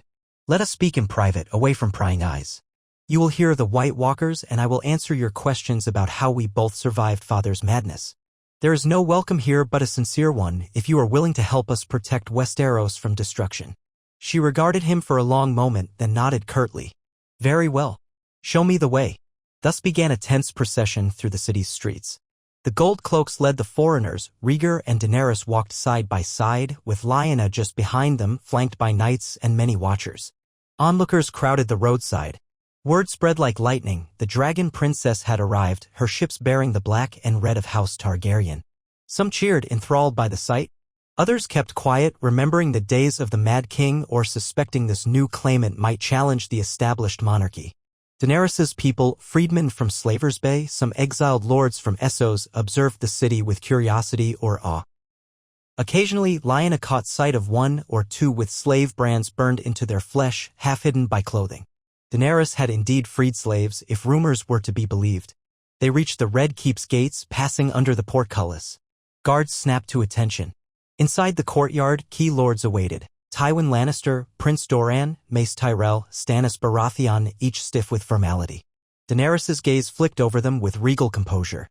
She recognized none personally, though some no doubt recognized the legacy in her face: silver hair, Valyrian caste.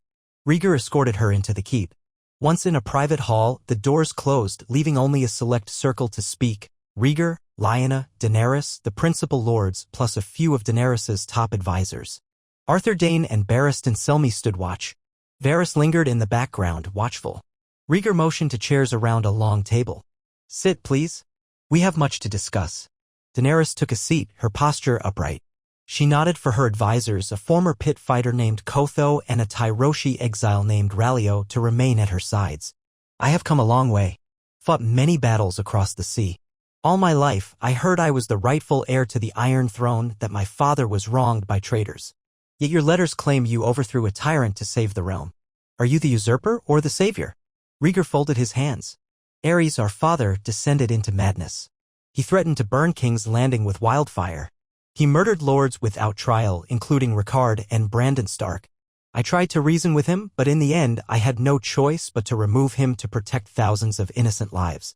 His voice trembled at the memory. "I took the crown not for power's sake, but to stop his atrocities." Daenerys's eyes flickered. "So you say. I was a babe in the womb or newborn at the time, whisked away to Essos before the final drama played out. My mother died soon after my birth. I believed my brother Viserys was the last Targaryen heir, but he perished years later, betrayed by men who sought gold. I was left alone, sold in marriage to a Dothraki call. My life has been one of exile and survival. Yet I awakened the dragons. They hatch no more for false lines, so I believed I carried the truest Targaryen blood." A tension thrummed through the room. Tywin Lannister's face was carefully neutral. Mace Tyrell fidgeted. Stannis stood like a statue. Lyanna, at Rhaegar's side, felt her heart beat faster. Would Daenerys challenge Rhaegar openly, or accept that the realm needed them both? Rhaegar took a breath. "I do not dispute your blood or your bond to the dragons. You have done what none believed possible, restored our house's ancient power. I welcome that. The realm welcomes it if you come as ally.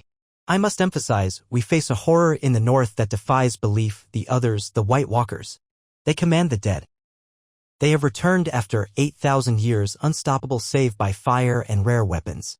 If we do not unite, it will not matter who sits the Iron Throne. All will die." Daenerys tilted her head. "You claim an army of ice stands beyond the wall, ready to devour the living. I've heard the rumors in Pentos. Some said it was your ploy to rally forces. But I see the fear in your eyes. This is real to you." Stannis spoke abruptly, his voice harsh. "It is real indeed. Men have seen them, fought them. Would you see proof, princess? Go north. Ask the Night's Watch. There is no time for petty claims." She eyed him. "I intend to see for myself. But first, I must know if my presence here is accepted. Will you attempt to remove me as you did our father? Or will you yield if I prove the rightful queen?" Rhaegar exchanged a look with Lyanna. Then he stood, discarding formality for honesty. "I will not attempt to remove you. That I swear. I have recognized Elias' children as my heirs, and I have a son by Lyanna, but if you have come with dragons to fight the White Walkers, then let us stand together. If you demand I surrender the throne, we'll cross that bridge in time. But for now, I beg you, help us save Westeros from the dark." His words hung in the still air. The lords shifted, glancing at Daenerys. She studied Rhaegar's face, searching for deception. Finally, she rose from her chair, a fluid movement. "Very well, brother. I will not tear this city apart yet. I will see this threat with my own eyes. I bring 3 dragons. Their fire can turn armies to ash. Perhaps it can hold the dead at bay. But I must confirm the truth. Show me the realm you defend. Show me the plight of the north. I will judge for myself if your cause is righteous." Relief flickered across Rhaegar's features. "Thank you. This is more than we could hope for, that you're willing to look beyond old hatred. We'll arrange a journey north. I'll go with you if you so choose, or you can travel with an escort of the realm's finest knights. The roads are harsh, but not impassable." Daenerys nodded. I will bring my dragons. They can fly, though they're still growing. 2 are large enough to bear riders. The 3rd, less so. But they will come. Her voice held a hint of excitement as if part of her yearned to show these distant kin the living flame she commanded. A swirl of negotiations followed as Tywin Lannister insisted on security measures. Prince Doran offered logistical support for the dragons. Mace Tyrell asked about feeding such beasts. Daenerys's advisors, Kotho and Rhaegar, offered curt remarks describing the dragons' needs, sheep, goats, or any livestock for their meals. The final arrangement was that Daenerys would rest in King's Landing a short while, ensuring her men were quartered outside the city walls to avoid friction with the Crown's armies, then proceed north under the King's banner. Rhaegar would accompany her, along with a retinue that included a few key lords and a carefully chosen guard. Lyanna intended to go as well. She had no intention of being left behind when dragons soared over her head. In the days after Daenerys' arrival, King's Landing buzzed with an energy that mingled awe, fear, and hope. Rumors spread of the 3 dragons anchored in the bay or roosting on the hills outside the city.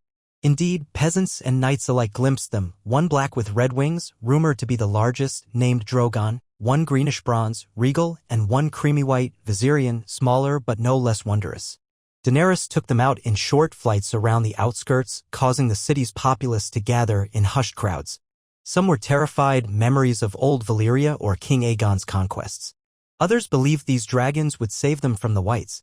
A few doomsayers claimed the beasts would burn King's Landing as the Mad King once threatened. No one was indifferent.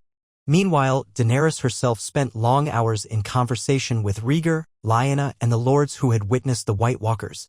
She listened to Arthur Dayne's recounting of the battle beyond the wall, of how a single other almost killed them but for Dawn's uncanny properties. She saw the dragonglass arrowheads being shipped north and tested one herself, pricking her finger to feel the sharp flint edge. She asked about the structure of the Night's Watch, how they patrolled the wall, and pressed Ned Stark, who had hurried back from Winterfell for this crucial meeting, on the practicalities of letting so many wildlings pass south. Ned answered soberly that better to let them live than watch them die and rise as whites. She took it in with a grim nod, the wheels of her mind turning. Beyond these war councils, she spoke with Rhaenys and Aegon, her niece and nephew by blood. They were uncertain at first but soon found they shared a love for Targaryen history, the old legends, and the possibilities of dragons. Rhaenys in particular was fascinated by the living beasts Daenerys commanded, braving caution to approach the docile white dragon under the princess's supervision. Aegon, Shire, asked about Essos and the battles in Slaver's Bay. Daenerys explained how she had toppled tyrants to free the oppressed. Though Aegon was only a boy of 10 and 4, he seemed to grasp the moral weight of her achievements. It comforted Daenerys to find family among these once distant relatives. They were not enemies, not in that moment. The city remained tense, but day by day, the presence of dragons in the sky, though terrifying, also instilled a strange confidence. If these creatures could incinerate entire columns of the living, imagine what they might do to the dead. And if the crown was truly allied with Daenerys, perhaps there was a chance to survive the long night. Traders in the street corners hawked dragon charms or amulets carved to look like obsidian flames. Minstrels composed ballads about the 2 Targaryens or the triumphant return of fire, though no one knew what the final verse might hold. At length, the day came for the combined royal progress to depart King's Landing for the north once more. This time it would not be a stealthy journey. Thousands of soldiers and retainers would accompany them, though the main host would move more slowly. Rhaegar, Daenerys, and a select group of lords would ride ahead, the dragons above. The roads needed to be scouted for the bulk of the troops following behind, and the king planned to show Daenerys the reality of Westeros's plight step by step, culminating in a visit to the Wall. In the Red Keep's courtyard, Rhaegar and Lyanna prepared to mount. Aemon stood nearby in thick furs, clinging to Lyanna's cloak. "Are we going north again, mother?" the boy asked, eyes wide. "It's so cold up there." She smoothed his hair. "Yes, we must. You'll be safe with us. You remember Winterfell? Your Uncle Ned and your cousins? They're expecting us." Aemon nodded, though he cast an anxious glance toward the distant shrieking of dragons overhead. Daenerys's creatures soared in the sky, circling before they set off. They were unnerving, especially to a small child. Lyanna gently assured him, "They're our allies, my sweet boy. They won't harm you." At that moment, Daenerys emerged from the keep, clad in leathers and furs adapted from the Dothraki style. A silver circlet adorned her brow. Her advisors followed, along with a large retinue of freedmen. She paused, eyeing Rhaegar's son with a trace of curiosity and warmth. Aemon, she said quietly, named for our illustrious forebears. May he be as wise as Maester Aemon or as noble as Prince Aemon the Dragonite. Rhaegar gave a small smile. We can only pray. Arthur Dayne and Barristan Selmy organized the guard. Tywin Lannister would remain in King's Landing to manage the southern front, ensuring supplies continued to flow. Mace Tyrell had already marched a portion of his men up the Rose Road. Prince Doran would soon dispatch a second fleet from Dorne. Ned Stark had returned north once more to help lead from Winterfell and await the king's arrival. Thus, the capital was left in Tywin's capable, if iron, hands.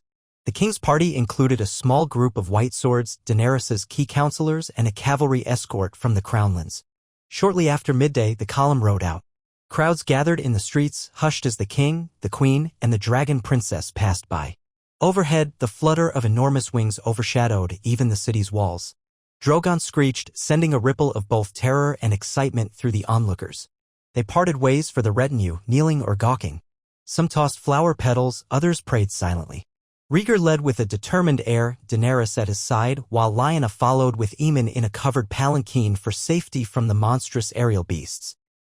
The watchers on the walls craned their necks to see the black shape cross the sky. Thus did King's Landing bear witness to an alliance that might save or doom the realm. Outside the city, the pace settled into a steady march. Daenerys flew only part of each day, coaxing the dragons to keep near the column. Drogon roared at passing farmland, Rhaegal soared overhead with uncanny grace, and Viserion flapped behind, smaller but swift. Farmers in the Crownlands shrank back, praying no flame would descend upon them, but Daenerys had them well trained not to attack unless provoked. That did little to curb the primal awe people felt. Some lords in the traveling party, unaccustomed to dragons, asked worried questions about whether the beasts might tire or turn on them. Daenerys answered with quiet assurance that they obeyed her command. Rhaegar watched them from horseback, marveling at their living majesty. He had never expected to see real dragons in his lifetime. At each village or holdfast, the king explained to Daenerys the realm's efforts, the forging of obsidian weapons, the mustering of levies, the shipping of grain. She asked pointed questions. How do you feed so many new soldiers? Will the small folk starve? He explained the crown's negotiations with the Tyrells and other wealthy lords to ensure enough farmland and stored grain. She pressed him on the moral costs of forcing men into the army for a war they barely understood. He answered that the alternative, being slaughtered or turned into whites, was worse. At Harrenhal, they paused. The ancient fortress's melted towers loomed against a gray sky. Daenerys dismounted from Drogon, surveying the fused stone, the testament to Aegon the Conqueror's dragons. Here's where our ancestors' fire triumphed, she murmured. Now I bring dragon fire once more. But our foe is not rebellious lords, it's death itself. Rhaegar stood beside her, gazing at the twisted spires. Indeed, Harren's downfall taught the realm to fear dragons for centuries. Let us pray that this time the dragons serve not conquest but salvation. She seemed moved by the reminder of Targaryen history. Lyanna, standing a short distance away, thought how different it was for Daenerys to see this relic of conquest. She had grown up in Essos, hearing only stories. Now the blackened towers stood as silent witnesses to both the power and terror of dragons. Maybe that memory would shape her approach to the war ahead. They pushed on, crossing the Trident at the old fords. Sizable lumps of ice floated in the water, a sign that the North's chill was creeping south. Day after day, the column advanced. The dragons soared overhead, sometimes scouting ahead for obstacles or signs of unrest. Village after village greeted them with fear-laced awe, but none hindered the king. The watchers at each holdfast were informed, these dragons are allies, not enemies, so long as no harm is offered to them or their riders. As they neared Moat Cailin, the landscape grew wet and bleak. Marshy ground made for slow going, and Daenerys discovered that Drogon disliked the mist and soggy conditions, often screeching in irritation. Soldiers from the Crownlands struggled in the bogs. But the watchers from House Reed, seeing the black silhouettes of dragons overhead, parted for the king's approach. On the final push north, Daenerys began to sense the real chill that Ned Stark's letters had described. The wind carried a bite that no southern cloak could fully ward off. She wore heavier garments, as did Rhaegar and Lyanna. Aemon, snug in furs, stared wide-eyed at the changing scenery. At last, they passed beyond the neck and into the wide plains that led to Winterfell. Snow covered the ground, though not too deep to block the roads. Daenerys's army, such as it was in this vanguard, gazed in wonder at the white landscape. For many freedmen from Slavers' Bay, this was their first time seeing snow. They exclaimed in half a dozen languages, some joyfully, others in discomfort.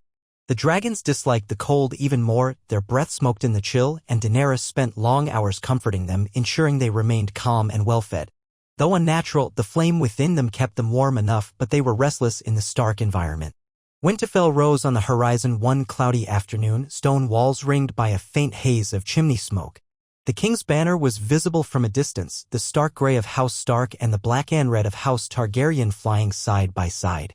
Daenerys guided Drogon into a slow circle overhead as they approached. Then, mindful that Ned Stark's men might panic, she chose to land outside the gates, dismounting gracefully. Rhaegar and Viserion followed, landing with thunderous weight. Soldiers on the ramparts gaped in shock. Some cried out, half-drawing bows, but Ned's voice boomed in order for them to hold fire. Rhaegar, riding up, signaled for calm. Lyanna rode at his side with Aemon. Ned Stark stepped out from the gates with a party of northern lords, all wide-eyed at the sight of 3 dragons in the snow. The largest, Drogon, snorted ot gust, melting patches around his talons.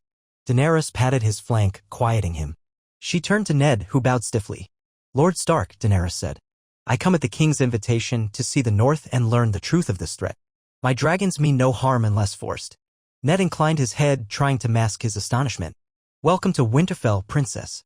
You'll find no illusions here, only a harsh land preparing for a harsher war." He gestured for them to enter, calling out for stable hands to see to the horses. The dragons obviously would not fit in any stable. Daenerys ordered them to remain outside the walls for now, with a handful of her freedmen to guard them. Rhaegar quietly assured Ned that the beasts would do no damage if left unprovoked, though some of the Northmen looked skeptical. They entered the courtyard. The steam from the castle's hot springs gave the air a faint warmth, though the winds still carried the bite of winter. Lyanna felt her heart stir at the familiar sight of Winterfell's towers. Ned's men welcomed them as best they could, though the presence of so many foreigners and a Targaryen princess with dragons made for a tense hush. That tension lingered as Daenerys eyed the looming fortress. This was no city of golden spires, it was a fortress of gray stone, steeped in ancient tradition. She seemed intrigued. Inside the great hall, Ned had arranged a modest feast, considering the winter rations. The lords of the north, Manderly, Umber, Glover, attended, along with their men. They eyed Daenerys's retinue warily, but none dared speak rudely. The king had made it clear she was an honored guest. Rhaegar took his seat at the high table, Lyanna at his side, Aemon nestled between them.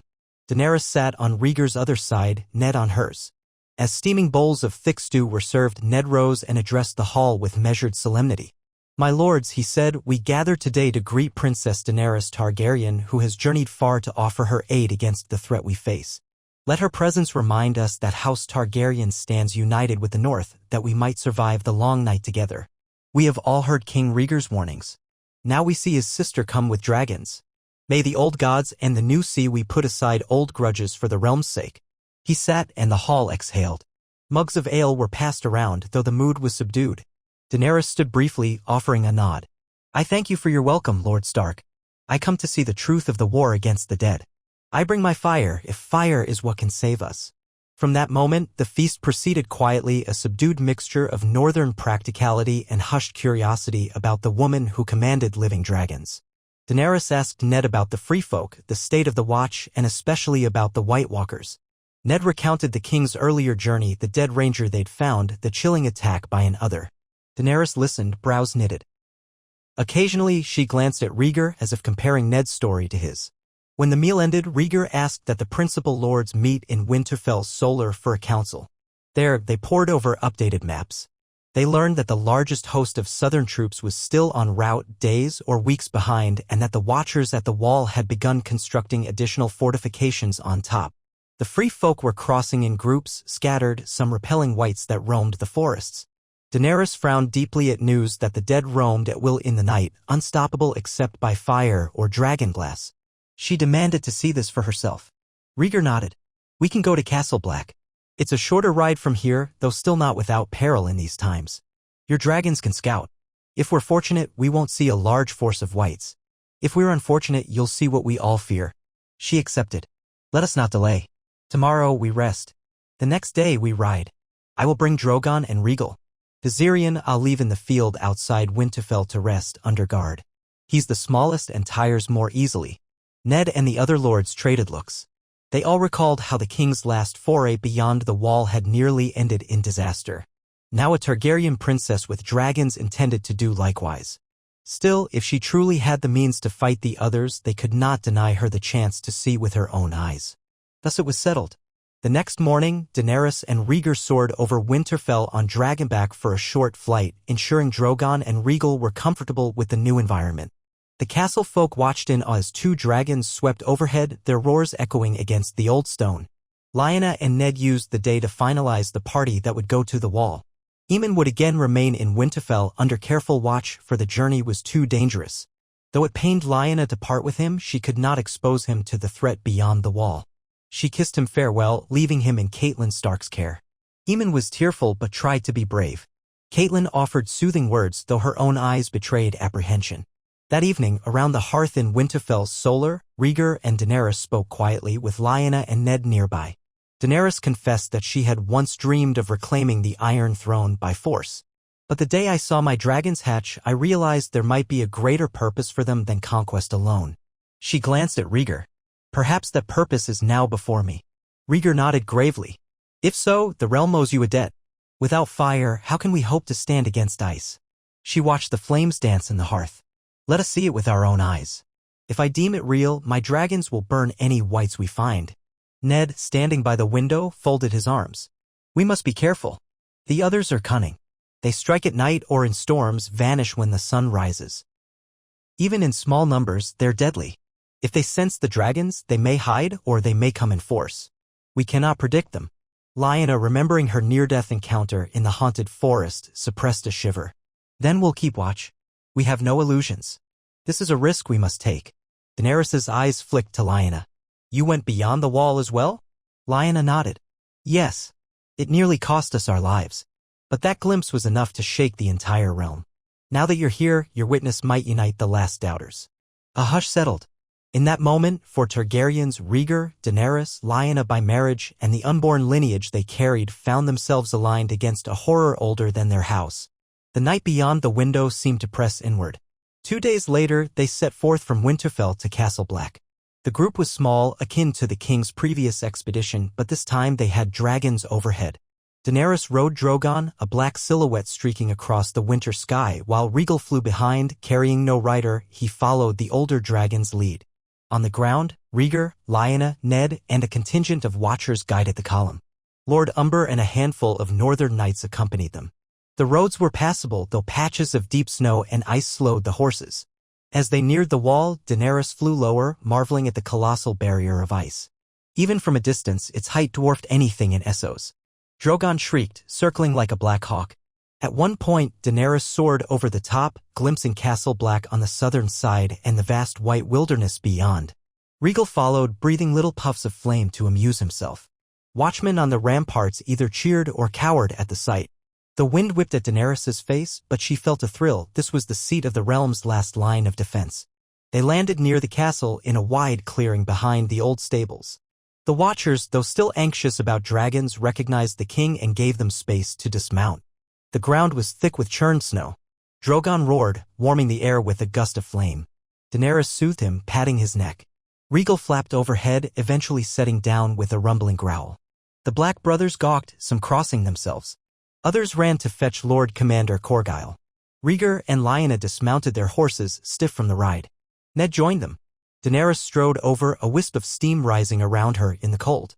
Within minutes, Corgyle appeared with a cluster of senior officers. Bowing hastily, he greeted them. Your Grace, Lady Stark, and this must be Princess Daenerys. Welcome back to Castle Black, though I wish it were under less dire times. Daenerys inclined her head. Lord Commander, I come to witness the threat beyond your walls. The king says you've had sightings of the dead. Corgyle's jaw tightened. Yes. Our rangers push out daily. Some never return. Even the free folk who come through our gates speak of entire villages wiped out, corpses stolen in the night. We've begun patrolling by flame at all times. We have barrels of pitch along the walls ready to burn any whites that approach. He led them into the courtyard. Men were drilling with spears tipped in dragonglass. Rhaegar recognized some faces from his previous visit, Serendru Tarth, for instance, who now oversaw the new recruits. Daenerys observed with keen interest. She took up a piece of dragonglass, tested its weight. Strange. So this stone kills the others? So the old tales say, Rhaegar replied. We have to rely on legend and what few glimpses of battle we've managed. She turned the shard in her hand, frowning. And my dragon's flames? They must burn these whites thoroughly. Ned nodded. That is our best guess. A half-burned corpse might still rise if the others will it. Complete destruction is the only sure way. A hush fell. Daenerys exhaled, returning the dragon glass point. Then let's see these free folk.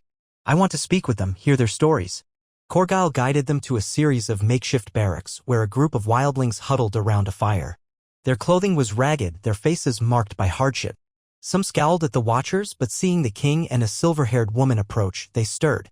One tall raider with a braided beard recognized Ned Stark. You again, we gave you no trouble, we came peaceful. Ned gave a small nod. This is the king and the dragon princess. They want to know about the whites. The wildling spat into the snow. We've seen them. Tall as the shadows at dusk, eyes blue as ice. They kill your best fighters and then those fighters rise in the night, rotten and hungry. My clan tried to flee, lost half crossing the Frostfangs. So we came here, though we never thought we'd kneel to kneelers. But better kneel than join the dead. Daenerys knelt beside him, ignoring the watchers' startled looks. Tell me, how large was the host you saw? He shrugged, trembling at the memory. Couldn't count. Scores? Hundreds? They marched in silence, led by something. White as fresh snow, but not a man. My people call them the others. We ran. Daenerys glanced at Rhaegar, her eyes dark with alarm. It matches everything you told me. Perhaps we should see them for ourselves, though that means going beyond the wall, yes. Corgyle frowned. We cannot guarantee your safety beyond the wall. The king nearly died last time. Even with dragons, we risk an ambush. The others choose the time and place to strike. Ned put a hand on the hilt of his sword. We can mount a careful foray. A day's ride out from the Shadow Tower, maybe. But no further. Rhaegar studied Daenerys. Sister, are you certain? We can muster watchers, but if something goes wrong. She lifted her chin. I didn't come all this way to remain behind these walls. If the realm expects me to risk my dragons in war, I must see the foe. Drogon's fire can protect us. A swirl of discussion followed. Finally, they planned a short scouting party on the morrow. Daenerys would fly overhead with Drogon, Rhaegar following, while a select group below would push a league or two beyond the wall near the western side. If they encountered whites or others, they'd attempt to engage or drive them into the open for the dragons to burn. A risky gambit, but one Daenerys insisted upon. That night, the mood in Castle Black was tense. The watchers whispered about the madness of searching for the dead on purpose. Rhaegar privately shared his dread with Lyanna. What if they come in force, as the wildling said? Even dragons might be outnumbered. Lyanna squeezed his hand. We'll be careful. She needs to see the truth. The realm can't wait until the others march openly south. Once the southern armies arrive, they must follow her lead or at least trust in the alliance of Targaryens. This is the surest way to confirm it. Daenerys, for her part, sat in silent contemplation near a hearth in the mess hall, stroking a sleeping Drogon's scaled neck. The beast had squeezed into a corner, warming the hall considerably. The watchers tiptoed around him, none wanting to provoke a sudden burst of flame. She thought of the battles she had fought in Slaver's Bay, pit fights, siege walls, the screams of men who refused to yield. Now she faced an enemy that did not fear pain, did not break or run. She felt no illusions. This war would dwarf anything she had known. Dawn arrived cloaked in low clouds. Snow drifted lazily. The king's small scouting party assembled at the foot of the wall. Ned would remain behind to coordinate the watchers, having nearly lost his life once already. He insisted on staying, ensuring if anything befell Rhaegar, the realm still had a measure of leadership. Rhaegar, Lyanna, Daenerys, and about 24 watchers plus a handful of knights would go. Drogon and Rhaegar prepared to fly overhead. The watchers carried torches, obsidian-tipped spears, and a few curved swords of Essosi steel from Daenerys's men. Everyone's breath hung in the frigid air. Up they went on the creaking wooden elevator. Lyanna's heart hammered, recalling the last time. This time, she saw Daenerys' wide eyes as the platform rose above the swirling snows. The princess clutched a rope to steady herself, gazing at the endless white beyond. Rhaegar stood close, tension in every line of his body. At the top, they disembarked onto the icy walkway. Drogon and Rhaegar soared overhead, having simply flown up. The watchers led them to a rickety staircase on the far side, descending into the realm of eternal winter. The cold was sharper than a knife. Each breath stung. Yet Daenerys pressed on, cloaked in heavy furs, face set with determination. The watchers spread out, scanning for tracks in the snow. Drogon circled above. A black shape in a gray sky. occasionally letting out a roar that echoed off distant ridges. Rhaegar glided behind him, more curious than aggressive. For half a league, they walked through silent glades of frosted pines, over frozen streams, mindful of each step. No sign of life or unlife. Then, at the edge of a clearing, they found footprints. Erratic and scattered, much like before. The watchers froze. One nudged a mound of snow, revealing a battered shield beneath. Lyanna recognized it as belonging to a free folk clan. No bodies. The watchers exchanged grim looks. Rhaegar signaled Daenerys, who mounted Drogon with agile grace, lifting off to circle. The watchers formed a defensive perimeter around the open space. A hush settled, broken only by the rasp of cold wind among the trees. For several tense minutes, nothing happened. Then a faint noise, a crackling, like ice fracturing. The watchers tightened their formation. Lyanna gripped her sword. Rhaegar took out a dragonglass dagger. A shape moved among the pines, blurred in the swirling snow. Another shape, 2, 3. They emerged, corpses in tattered rags, skin pale and eyes milky. Whites, half-frozen but still mobile. Their jaws hung slack, a silent hunger animating them. The watchers cursed, leveling spears. Rhaegar roared an order, "Torches!" Flames burst to life. The whites hissed in dead throats, advancing with stumbling steps. Daenerys swooped overhead, guiding Drogon in a tight circle. "Dracarys!" she cried, voice echoing. A jet of flame erupted from Drogon's maw, scorching the clearing. The watchers quickly ducked aside. Fire washed over two of the whites, incinerating them where they stood. A shrill hiss cut the air as the undead burned, flesh crackling and turning to ash. The watchers cheered breathlessly. But from the trees, more whites emerged, drawn by the noise. Half a dozen, then a dozen. They lurched forward, some bearing swords or axes, others half-limbed abominations. Lyanna's blood ran cold. "There's so many," she hissed. Regal dove, unleashing a smaller gout of flame that set 3 whites ablaze. A watcher's spear sank into a white's chest, but it barely slowed until a second blow from a flaming torch ended it. Another white lunged at Rhaegar, who slashed with dragonglass, slicing through its neck. The body collapsed, inert. Daenerys circled for another pass. Drogon roared, flame licking from his jaws. The watchers scattered, letting the dragon's fire cleanse the clearing. Whites screeched and collapsed in blackened heaps. But each time a group fell, more seemed to shuffle into view from deeper in the forest. The watchers realized they had to retreat or risk being surrounded. Rhaegar shouted to Daenerys, "We have the proof we need. Call them off. We must fall back." She swooped lower. Dracarys! Another wide blast of flame incinerated more whites. The watchers used the opening to withdraw, forming a tight defensive line. But from the shadows, a shriek rang out. Rhaegar, perhaps spooked, flapped violently, spewing an ill-aimed jet of flame. The watchers scrambled to avoid friendly fire. A white lunged at Lyanna, and she just managed to bury a dragonglass blade in its skull before it clawed her. Rhaegar yanked her arm. "Go! Now!" The watchers turned tail, hustling back toward the base of the wall. Daenerys soared overhead, providing cover. The whites followed, some stumbling on melted ground or collapsed by dragonfire, but others relentlessly chasing. Drogon unleashed a final torrent of flame that carved a blackened swath in the snow, momentarily halting the undead tide. Freed from pursuit, the party rushed across the snow-laden path, hearts pounding. They reached the wooden stair, ascending in panicked haste. Below, the whites hissed and milled.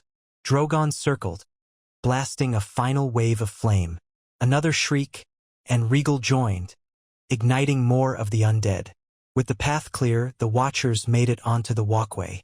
The elevator carried them swiftly down the south side, where Castle Black's gates gaped open, waiting.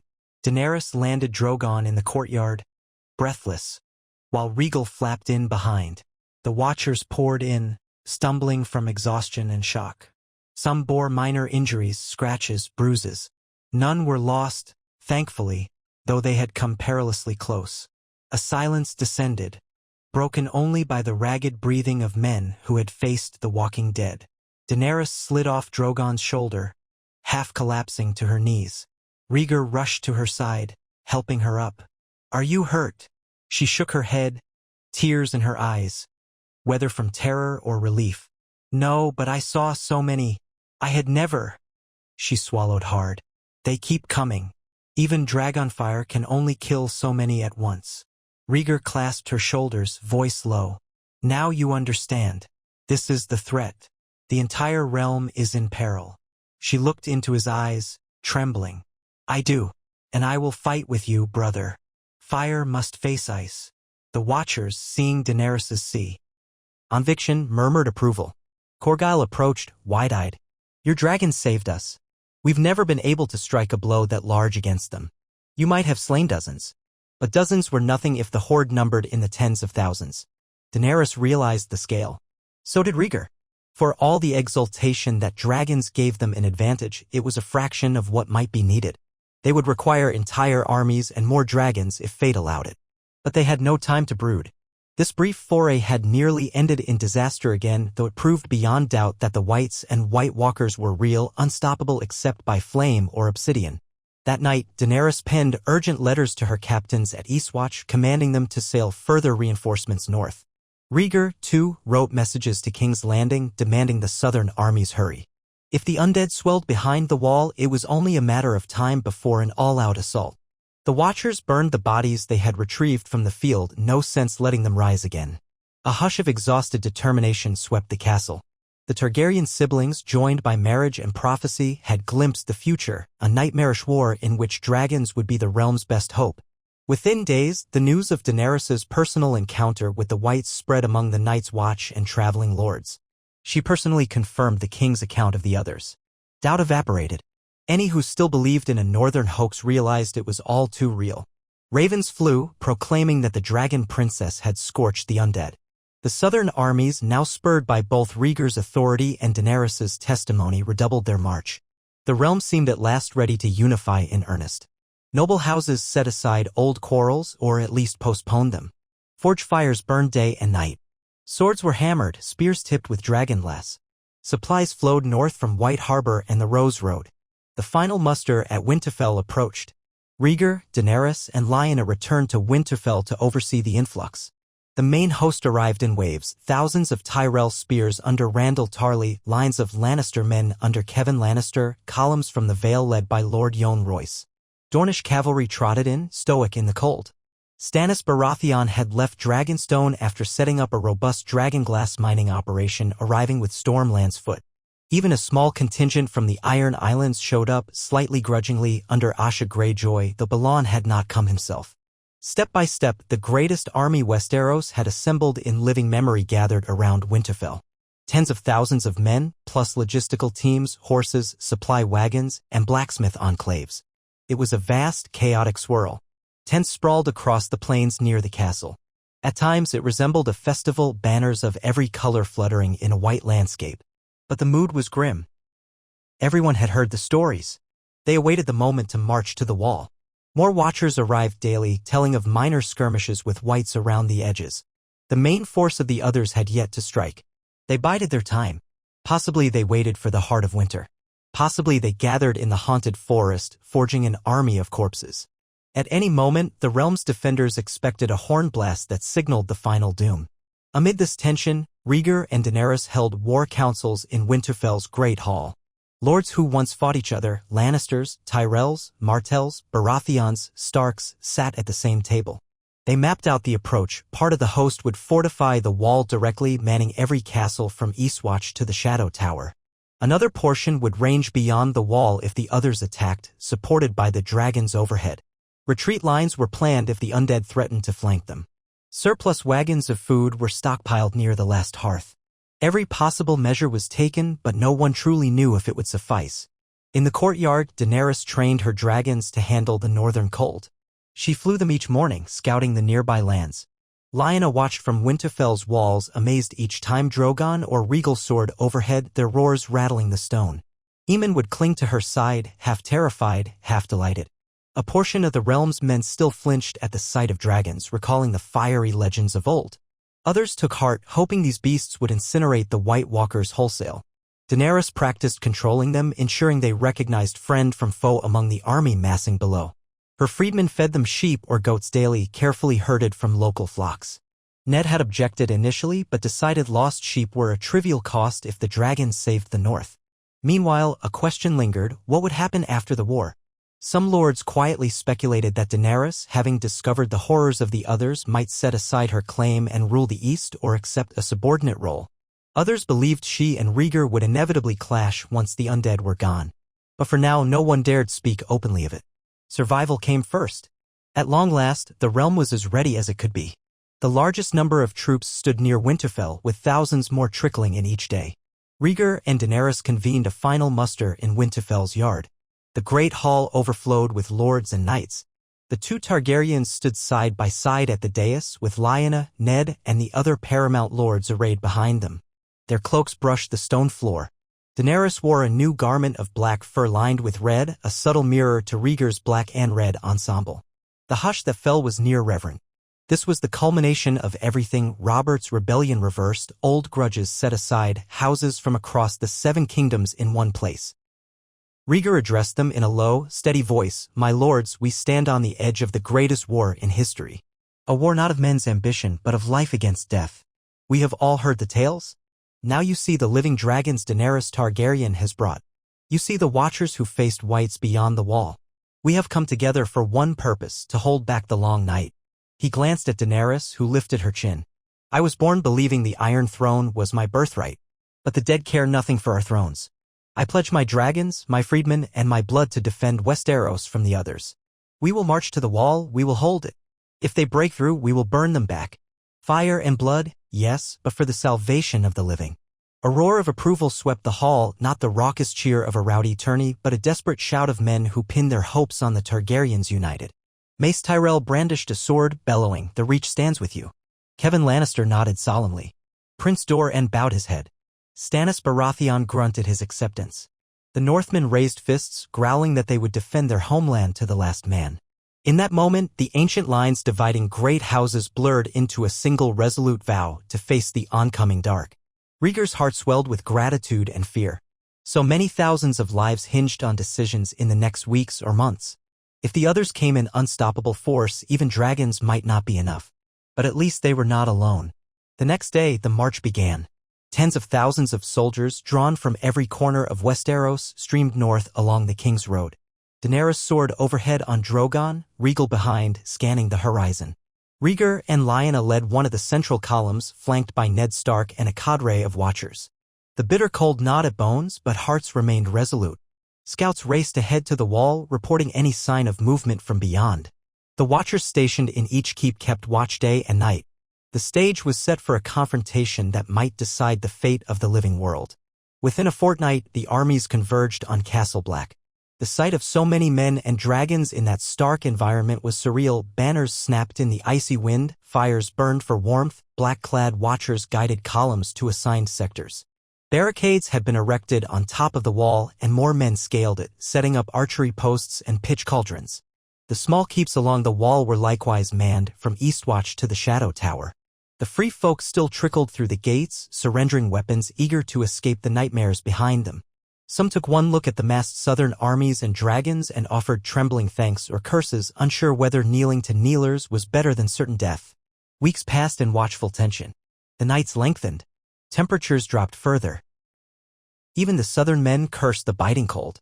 Daenerys's dragons grew restless, prowling the northern skies in daily patrols. Rhaegar established a command post within Castle Black, while Ned Stark oversaw coordination among the various lords outside. Tyrell men bunked beside Baratheon's, Lannister archers next to Martell spearmen, forging uneasy alliances of necessity. Each morning, watchers reported no major sightings, just an occasional white or small group lurking near the forest edges, easily burned or driven off. But the real enemy, the White Walkers, held back. So it continued, an uneasy stalemate. Some men doubted the others would come at all. Others insisted the final storm had not yet arrived. Daenerys paced restlessly, itching for a definitive clash. Her dragons roared in the winter gloom, hungering for action. Rhaegar prayed nightly that their combined might would be enough. He read old scrolls in the Watch Library, searching for any forgotten secrets that might tip the scales, stories of heroes who used magical swords or forged alliances with the children of the forest. Little was certain. Lyanna, seeing his fatigue, did what she could to comfort him, urging rest. But rest was hard to find. Then, on a moonless night, a terrible horn blast shattered the quiet. Once, twice, thrice. Others, cried the watchers on the wall. Torches flared. Campfires erupted into frantic activity. Men stumbled from tents, grabbing weapons. Daenerys, roused from uneasy sleep in Castle Black's hall, ran outside to find Drogon thrashing, his senses alerted to some presence. Rhaegar, already up, barked orders. The watchers pointed at the top of the wall, an alarm from the western sector near the Shadow Tower. A runner arrived panting, whites. Thousands of them approaching from the forest. They're trying to scale the western side. Some of the watchers are pinned down. Panic rippled through the camp, but the king refused to let it spread uncontrollably. We have prepared for this. All units to your stations. Horn blasts answered and men rushed to form ranks. Daenerys whistled for Drogon. The black dragon lumbered up, huffing plumes of steam. She mounted, heart-hammering. Regal soared overhead. Rhaegar turned to her. We'll hold the gate? Burn them from above. We must not let them break through. She nodded once, then took flight. The watchers on the ground saw the silhouette of Drogon vanish into the darkness, only the glow of torches reflecting on his black scales. Rhaegal followed. Rhaegar and Lyanna donned their armor, scrambled to join the ground forces.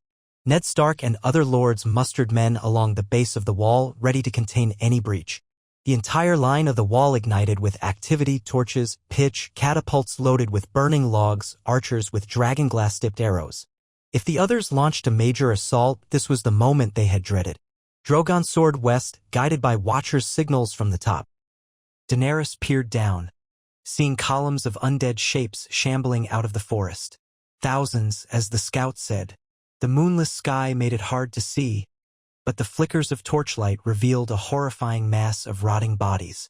Rhaegal hissed behind her, uncertain. Daenerys urged Drogon lower. Dracarys! She cried, unleashing a torrent of flame. The front ranks of whites were consumed, blackening into ash. A cheer rose from watchers on the battlements. But behind the scorched ones, more whites came, seemingly endless. Among them, icy silhouettes glided with a deadly grace. White walkers, commanding the horde. At the base of the wall, Rhaegar arrived with Lyanna and a phalanx of heavy infantry. The watchers above poured flaming oil on any white that tried to scale the ice. Screams and hisses filled the dark. Some whites battered the gates, which watchers had reinforced. Others tried to climb the rough edges of ice. Dragonglass-tipped arrows rained down, felling a few. Yet for every one that fell, more replaced it. The white walkers themselves lingered behind, almost intangible in the gloom. Rhaegal soared in, scorching another swath. Daenerys directed Drogon to strafe the left flank. The stench of burning flesh choked the air. Flames lit the night, revealing an ocean of undead. Suddenly, an unholy shriek rang out from the White Walkers. The temperature plunged. Frost crept across the burning ground, snuffing some of the flames. A swirl of icy wind battered Drogon, making him roar in pain. Daenerys clung to his spines, urging him upward. Rhaegal shrieked too, battered by the unnatural cold. On the ground, Rhaegar and Lyanna pressed forward with a squad of watchers, trying to hold the gate from inside. Cracks formed in the thick wood under the whites' assault. Warriors cried out, jabbing spears through the gaps, torching any arms that reached through. The White Walkers' wind threatened to freeze the pitch in the cauldrons. The watchers hurled burning logs over the battlements. The chaos was deafening. Then, with an echoing crack, part of the gate began to buckle. Whites clawed through the splintered wood. Rhaegar shouted, "Drive them back! Fire now!" A barrage of torches and flaming oils hammered the opening. Whites shrieked, half of them incinerated. But a few lurched through anyway, attacking with undead fury. One latched onto a northern soldier, who collapsed, screaming. Another lunged at Lyanna, who swung a torch in one hand, a dragonglass dagger in the other, destroying it in a frantic stab.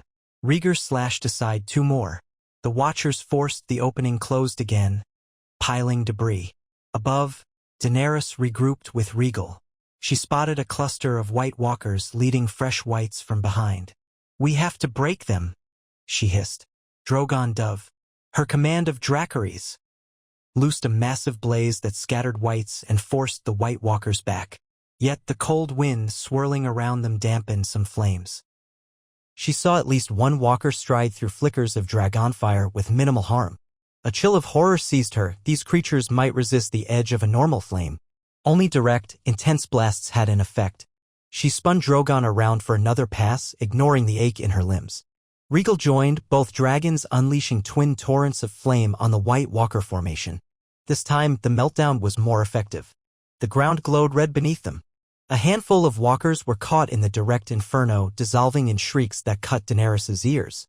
The rest retreated, the whites faltering as the controlling presence withdrew. It was enough. The entire front line collapsed into chaos. Whites burned, scattered, or milled aimlessly.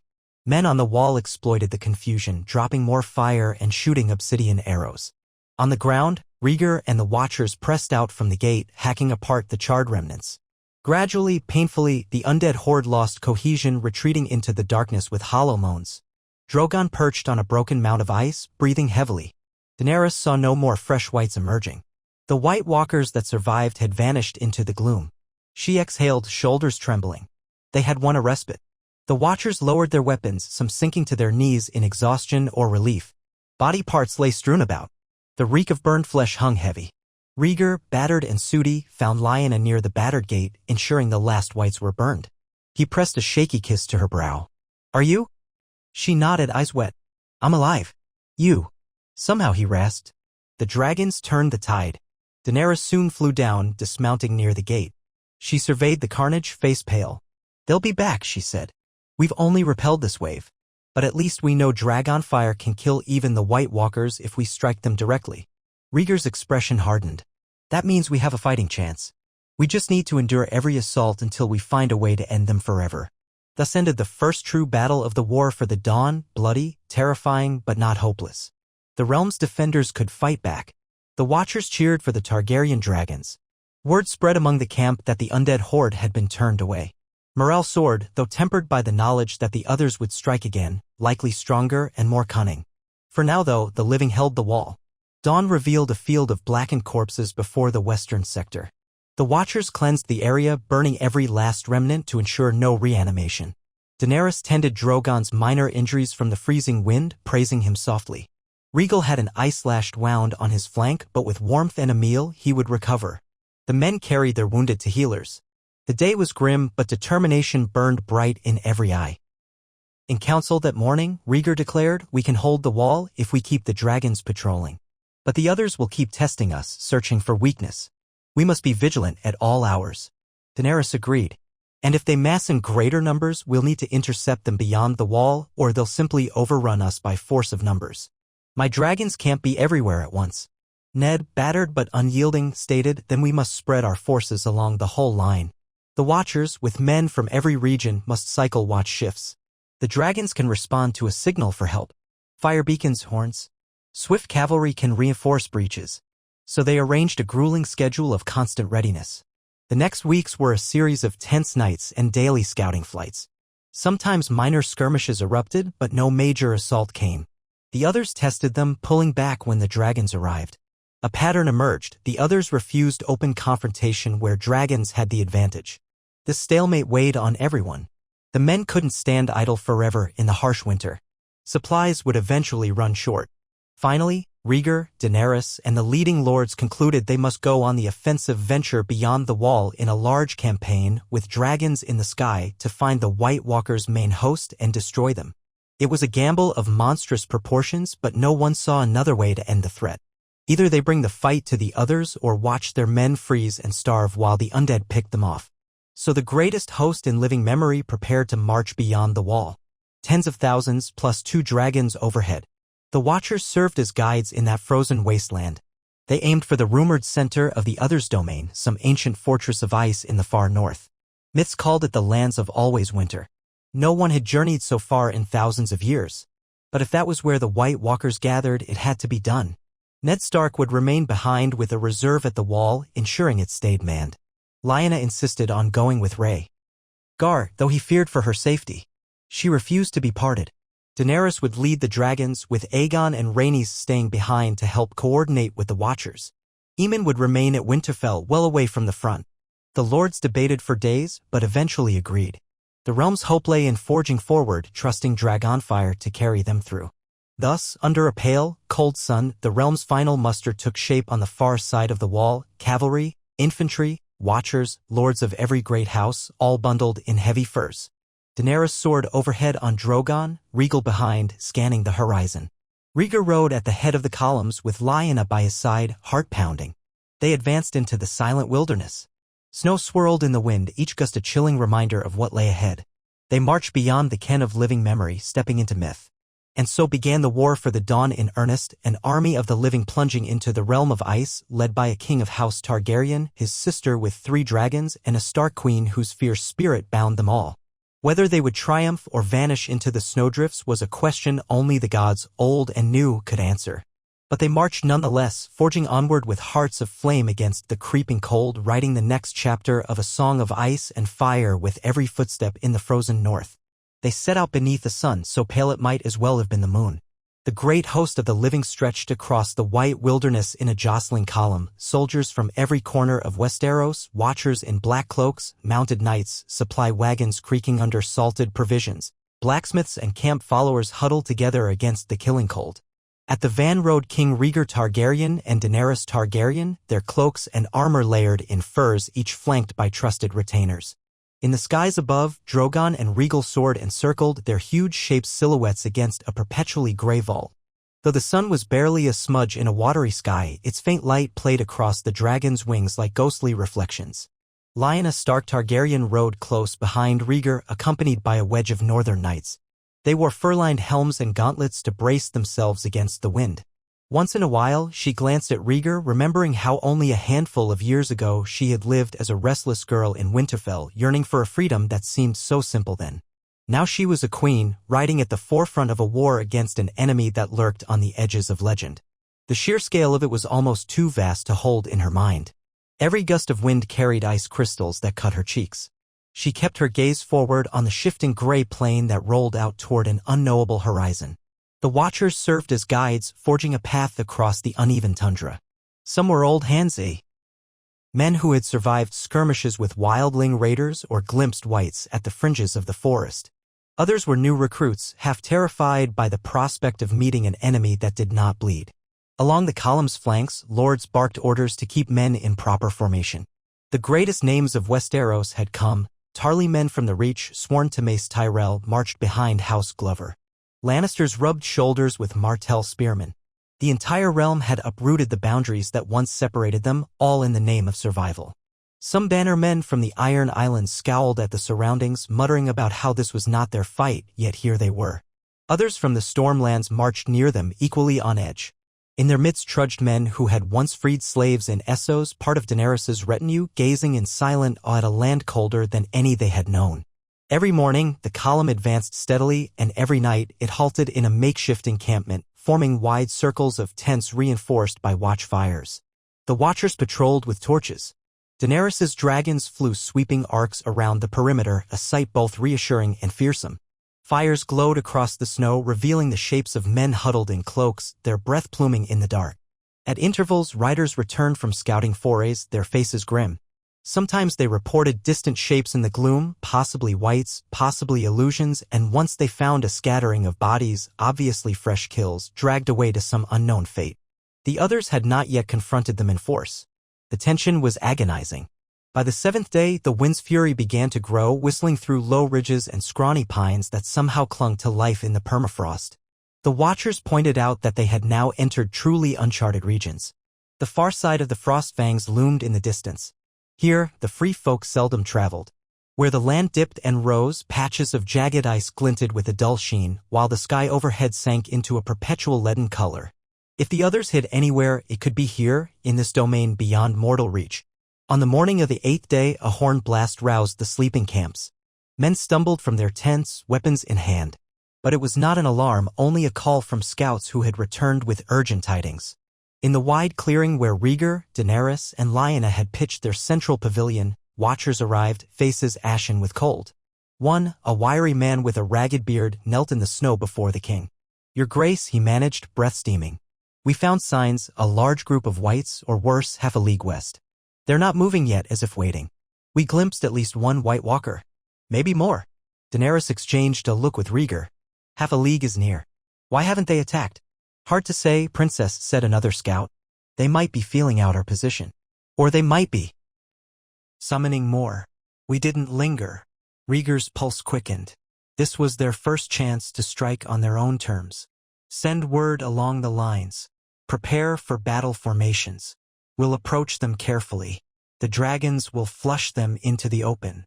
If we can whittle down their numbers now, it might prevent a larger ambush." A hush followed as men sprang into action, rousing each lord's retinue. Within the hour, an organized detachment moved out from the main camp.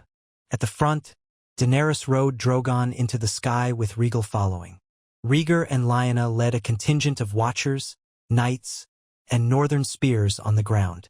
The plan was to surround the whites from multiple angles once the dragons flushed them out. It was always a risk. No one knew if the White Walkers had set a trap. But they could not keep marching day after day without engaging. The frost underfoot crunched with each step. Low mounds of snow drifted against boulders.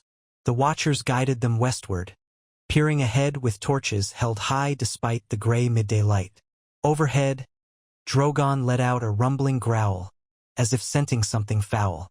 Then, in a shallow hollow ringed by leafless scrub, they saw the shapes. A throng of husks, still as statues at first glance. Even from a distance, the reek of death tainted the air. Daenerys circled once and bellowed, "Dracarys!" Drogon's flames hammered the hollow, igniting at least a dozen whites in a blossom of black smoke. Rhaegar joined from the opposite side, searing another cluster. Screeches cut the silence. The whites lurched into motion, some already aflame, others stumbling free of the blast zone. A horn rang out from Rhaegar's position. "Charge!" he shouted. The watchers and knights surged forward, brandishing spears tipped with dragonglass, swords wrapped in oil-soaked rags. Lyanna ran with them, her blade ready. The stink of burning corpses choked her lungs, but she pressed on. The whites hissed, eyes milky, limbs decayed. A northern knight rammed a spear into one's chest, and it collapsed, thrashing. Another white caught fire from a torch thrown by a Stormland soldier. Men cried out in fury and terror. The entire hollow erupted in a swirl of flame, steel, and deathly shrieks. Daenerys hammered them from above, Drogon spouting gouts of flame that forced the whites into disarray. Rhaegar soared around the perimeter, scorching stragglers. Rhaegar, on foot at the center of the fray, drove his obsidian-tipped sword through the neck of a white that lunged at him. Lyanna parried another, the force of its clawed hands rattling her arms. She pivoted, driving her dagger up beneath its jaw. The creature collapsed in a heap. All around them, men stomped, cut, and burned. The watchers cried, "Burn them! Burn them all!" as they thrust torches into every twitching corpse. At the edge of the hollow, a chilling presence manifested. A tall figure in pale armor of hoarfrost, eyes glowing blue. A White Walker. It raised one spindly arm and the cold intensified. Frost crackled across the scorched ground, snuffing out some flames. A handful of whites, newly animated from the half-buried snow, rose to assault the flank. One crashed into a Tarly spearman, sending him tumbling. Another clawed at a Lannister knight's shield. Shouts rang out, men reeling as they tried to contain the fresh assault. Rhaegar caught sight of the White Walker. He bellowed at Daenerys overhead, pointing toward that pale silhouette. She urged Drogon lower, but the walker flicked its fingers, and a gust of icy wind buffeted the dragon, momentarily disrupting its flight. Drogon roared. The White Walker half-turned, as if retreating. Rhaegar realized it intended to slip away, maybe to rejoin others. A pulse of grim resolve filled him. "We can't let it vanish," he cried. He sprinted across the churned ground, weaving through swirling smoke. Lyanna, seeing his movement, followed, ignoring the whites still flailing in the background. Two watchers joined them. The White Walker glided backward, silent and unhurried, as if it knew men could not match its speed in that frozen realm. Rhaegar lunged, brandishing his dragon-glass sword. The walker's arm twitched, and a blade of impossibly crystalline ice coalesced in its hand. Their weapons clashed in a jarring collision that sent a shock up Rhaegar's arm. The walker's strength was inhuman. He gritted his teeth, pressing harder. At his side, Lyanna circled, looking for an opening. She aimed her own dragonglass dagger at the walker's flank. But the creature pivoted with a preternatural grace, parrying Rhaegar's next slash, then twisting to flick that icy blade toward Lyanna's ribcage. She jumped back, barely avoiding a lethal strike. Her heart pounded with terror. The watchers behind them hurled torches, hoping to distract it. The walker sidestepped the flames as if bored, though the heat made it recoil slightly. Drogon shrieked overhead, releasing a torrent of fire. The White Walker froze, pinned between the flame and the king's blade. For an instant, Rhaegar thought they had it. But the walker's free hand thrust forward, conjuring a gust of intense cold. The flame wavered. Droplets of freezing air hissed where the dragonfire had burned. Then the walker darted aside with inhuman speed, vanishing into a swirl of snow and black smoke. By the time Drogon's flame drenched the spot, there was no sign of the creature. Cursing, Rhaegar whirled, chest heaving. He realized the whites in the hollow were mostly destroyed. The watchers and knights stood victorious over the charred remains, albeit battered. Daenerys landed, a swirl of heat radiating from Drogon's scales. Rhaegar came in behind them, scorching the last twitching corpse. The watchers cheered weakly. They had faced another wave of undead and prevailed. But the White Walker had escaped, taking with it the knowledge of their tactics. Daenerys dismounted, breathing heavily. "We're making them retreat, but we can't corner them as easily. They slip away every time." Rhaegar wiped sweat from his brow, though the air was near freezing. "Yes. We destroyed a score of whites, maybe more. But how many thousands remain? This is only the beginning." His gaze drifted across the battlefield, searching for Lyanna. She stood a few paces away, leaning on her sword, face pale. He moved to her, touched her shoulder. She looked at him, gave a shaky nod. She was unhurt, just winded. They regrouped with the watchers, who surveyed the damage. For men had been slain in the melee, a half-dozen more wounded. The whites were reduced to ashes or severed chunks that no longer moved. Daenerys asked for a head count of her freedmen. 2 had fallen, 1 to a white's vicious grip, the other frozen by the White Walker's cold. Rhaegar perched near Drogon, the 2 dragons panting like hounds after a chase. Once again, they had proven the undead could be destroyed in small numbers. Yet the White Walkers themselves remained elusive. By day's end, they returned to the main camp, carrying the bodies of their fallen. A hush lay over the assembled tents when they saw the returning detachment's weary expressions.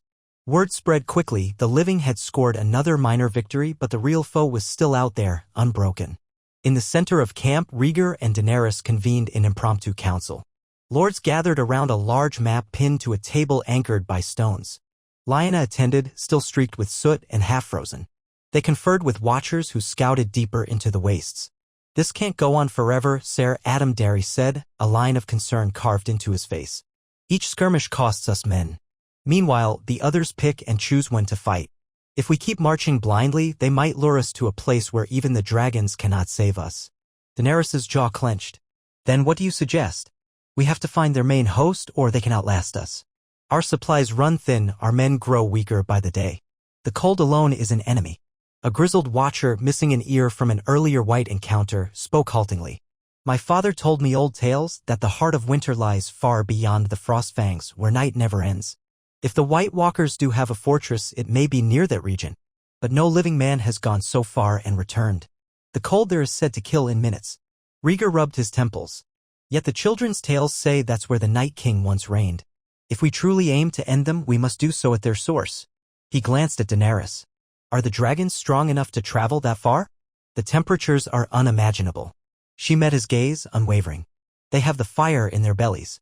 Drogon and Rhaegar will endure, so long as we feed them and avoid letting them be overwhelmed. Viserion remains behind near the wall. He's smaller, but these 2 can manage, I believe.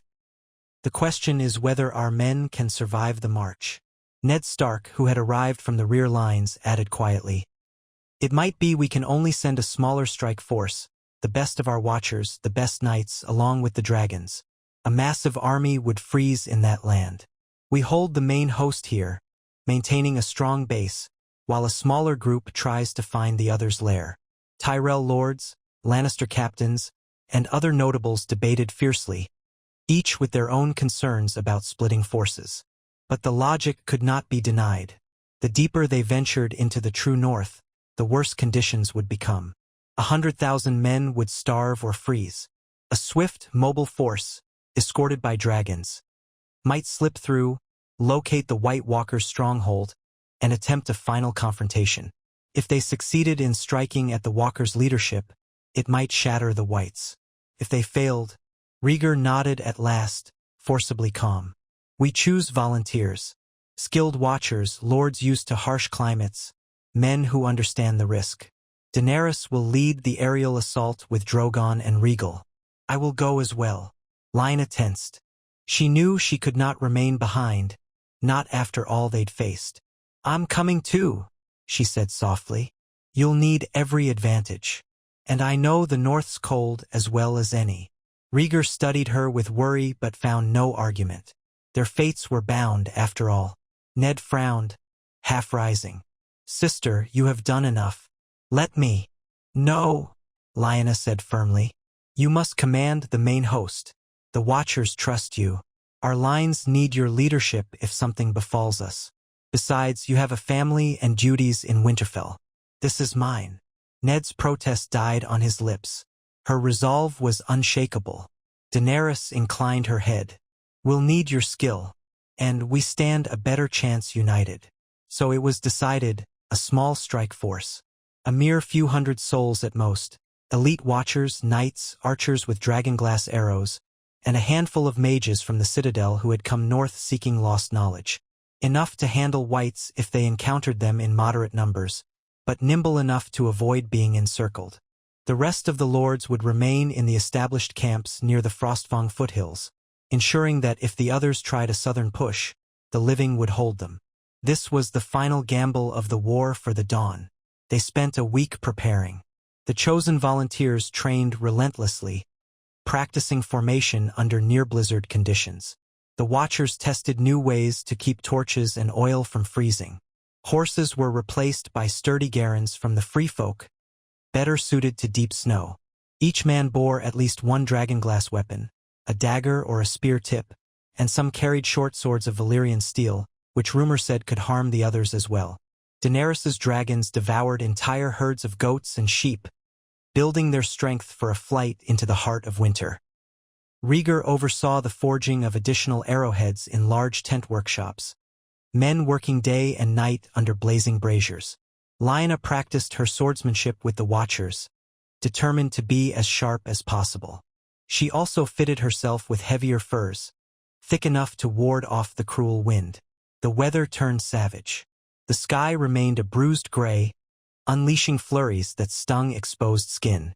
Yet, in a strange stroke of luck, there came a 3-day lull. No major snowstorms, no white attacks. Scouts reported only a few roving pockets of undead, easily driven off by outriders. It seemed the others had pulled back to the far north, perhaps gathering for something cataclysmic. That quiet spelled doom or opportunity. Rhaegar seized it. At dawn on the appointed day, the strike force mustered outside the largest of the watch tents. Ned Stark, Mace Tyrell, Kevan Lannister, and many other great lords stood to see them off. Rhaegar strode the lines, offering words of encouragement. Daenerys walked among her men, urging them to remember why they fought.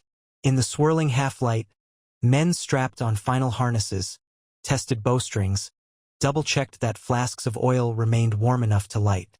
The dragons roost on a small ridge, occasionally hissing or flapping to keep their blood hot. Their breath clouded the cold air. Rhaegar wore a new harness of braided rope, courtesy of Daenerys's freedman who had some skill in rigging. Drogon, larger and more temperamental, snorted at attempts to fit anything similar. But Daenerys calmed him with a soft Valyrian chant, reminding him that they faced a dire foe. He let her mount, though he bucked once as if to test her hold. She remained firm, cloak billowing. Rhaegar, by contrast, accepted a second seat for Rhaegar after some coaxing. The Watchers had suggested a possibility. If the White Walkers tried to isolate Daenerys in the sky, Rhaegar could help from another dragon's back. They had no illusions it would be easy. Rhaegar was half wild. But Rhaegar took the reins anyway, determined to match his sister's resolve. He told Lyanna he would remain overhead with the strike force following on foot. She, in turn, would command from the ground with the Watchers.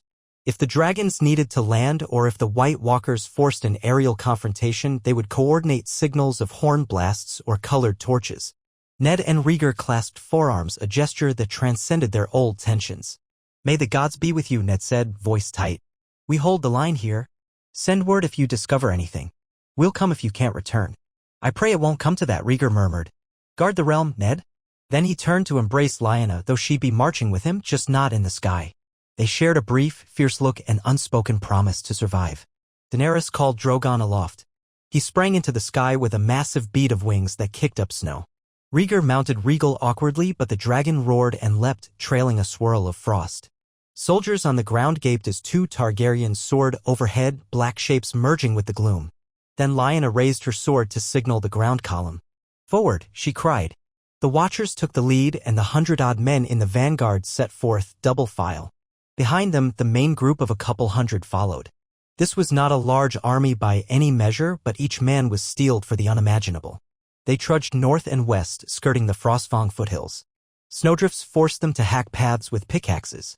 The wind bit at every scrap of exposed flesh. Horses and garrons stumbled, breath steaming. Above, Drogon and Rhaegal glided in slow arcs, watchful. Whenever they drifted out of sight behind a distant ridge, the Watchers on the ground fought panic. But after a time, the dragons would reappear, silhouettes against a bleak horizon, confirming that they had not abandoned the force below.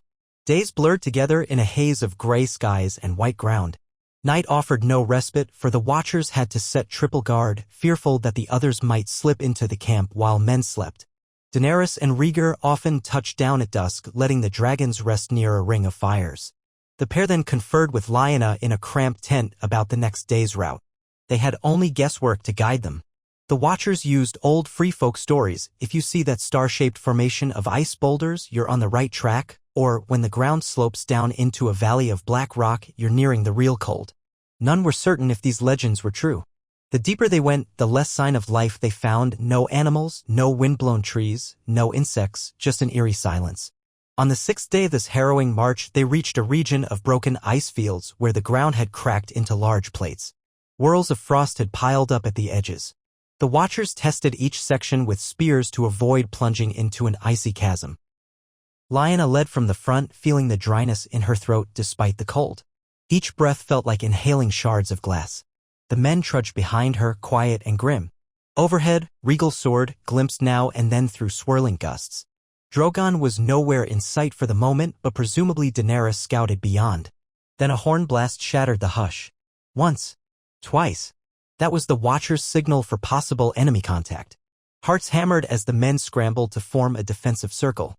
Lyanna peered around, scanning the horizon. The third blast never came, so not a full alarm, but there was definitely trouble. A runner approached, face pale. "Lady Stark, there's something at the southwestern edge, looks like." "We can't be certain." Lyanna grit her teeth. "Show me." She signaled half the Watchers to remain with the main group, then took a small squad to investigate. They descended a gentle slope at the ice field's boundary, crossing a tangle of ridges. The runner led them to a vantage point that overlooked a shallow basin. There, in the distance, shapes moved, a cluster of whites, maybe 100 strong, milling aimlessly. No sign of White Walkers or an immediate threat, but the undead had spotted them. Several began lurching up the slope. Lyanna hefted her drag-a-glass dagger. They could engage and reduce the horde, but if more lurked behind. She turned to the Watchers. "We'll try to draw them onto firmer ground, then use torches and arrow volleys. Form lines. Let's not commit the entire force unless we must." One of the Watchers sounded a short horn call to signal readiness. Men lit torches, bows at the ready with obsidian-tipped arrows. The Whites advanced, stumbling or crawling over the broken ice. A half-rotted giant among them let out a hollow roar, one of the famed giantkin, now raised as undead. That monstrous shape forced its way forward, arms swinging. The Watchers stiffened. Giants could be lethal even in life. As a White, it might be unstoppable. Lyanna glanced around. Where were the dragons? Usually, they'd be near enough to see a developing fight. She realized Daenerys might be scouting further west. They couldn't rely on immediate dragon fire. The Watchers had to stand on their own. "Archers, aim for the giant first," she commanded. "Loose on my mark." The giant white trudged closer, decaying flesh hanging from its bones. Bows twanged. Arrows hissed through the air, peppering the creature's hide. Some found purchase in rotting muscle, but it took a half-dozen hits before the giant's knees buckled. Even then it continued crawling, an arrow-littered horror. Meanwhile, the lesser whites swarmed around it. A few watchers advanced with spears and flaming rags, determined to keep them from breaching the line. The clash was brutal. Whites hissed and grappled, watchers jabbed and slashed. Lyanna found herself face-to-face with the giant's swinging arm, which nearly swept her from her feet. She ducked in time, feeling the rush of foul air. Another watcher leapt onto the giant's back, plunging a torch into the creature's open wound. Fire licked at its dead flesh. The giant let out a hideous groan, thrashing violently. 3 watchers were hurled aside. At last, a dragonglass spear found the base of its skull, and it collapsed, half burning, half severed. The men cheered raggedly. Elsewhere, small knots of whites battered the watcher's flank. Lyanna stabbed one in the spine, another in the chest. She lost track of time, everything a blur of hacking steel, blackened snow, and the reek of decay. The watchers methodically destroyed the undead in front of them, using torches to ensure bodies stayed down. Slowly, they gained the upper hand. The last few whites jerked and flailed, easily dispatched once they were alone. When it was done, half a dozen watchers lay dead or wounded, but the whites were exterminated. One battered man sobbed, kneeling beside his fallen friend. Lyanna sagged against a shard of ice, catching her breath. Her arms ached from hacking. She stared at the rotting giant's remains. More and more, these fights felt like preludes to a bigger storm. If the others unleashed multiple giants or monstrous beasts, how could they stand? A piercing roar split the air. She looked up to see Drogon finally streaking overhead. Daenerys must have spotted the smoke or heard the horns. The black dragon circled the battlefield, but it was too late, the fight was already won. Rhaegar followed behind, just as watchers finished burning the last white remains. The men saluted ironically. Despite the swift success, an uneasy realization settled. The others were letting them tire themselves out in these small skirmishes. Daenerys landed and jumped off Drogon, scanning the field. "We came as soon as we saw flames. Are you hurt?" Lyanna shook her head, thick lumps of ice clinging to her furs. "No. Minor losses. We put them down. Where were you?" Daenerys' eyes flicked with annoyance. "We found a half-frozen ravine to the west that might be the route forward, but we lost sight of you in the storms. We suspect the others are deliberately scattering white patrols to hamper us. Rhaegar is a league north, investigating a possible structure of ice. He said we should meet him there." Lyanna inhaled sharply. "A structure of ice? That might be what we're seeking." They regrouped. After tending the wounded and retrieving their gear, Lyanna's company followed Daenerys' directions. It took another hour to navigate jagged ridges. At last, they spotted Rhaegar perched atop a small outcrop, wings half-furled. Nearby, Rhaegar stood with a handful of watchers staring at something in the distance. Lyanna hurried to join them. She saw it then, a faint outline on the horizon, half-shrouded by drifting snow. It looked almost like a fortress wall, impossibly tall, shimmering with a bluish-white glow. The watchers who gazed at it wore expressions of mingled dread and awe. There was no question. This was not a natural formation. Its smooth plains and jagged spires rose from the ice field like a palace conjured by the dead. The heart of winter, or so the old tales might call it. Daenerys arrived with Drogon, kneeling beside Rhaegar to peer at the distant stronghold. "Impossible," she murmured. "It looks built." He nodded grimly. "Whether by the others or some ancient magic. We found what we sought. The question is, how do we destroy it?" Lyanna's skin crawled. Every sense told her this was a place of dire power, a lair of nightmares. The watchers muttered that they could feel the chill intensify. Some men, unnerved, made warding signs. The air truly did seem colder, the wind sharper.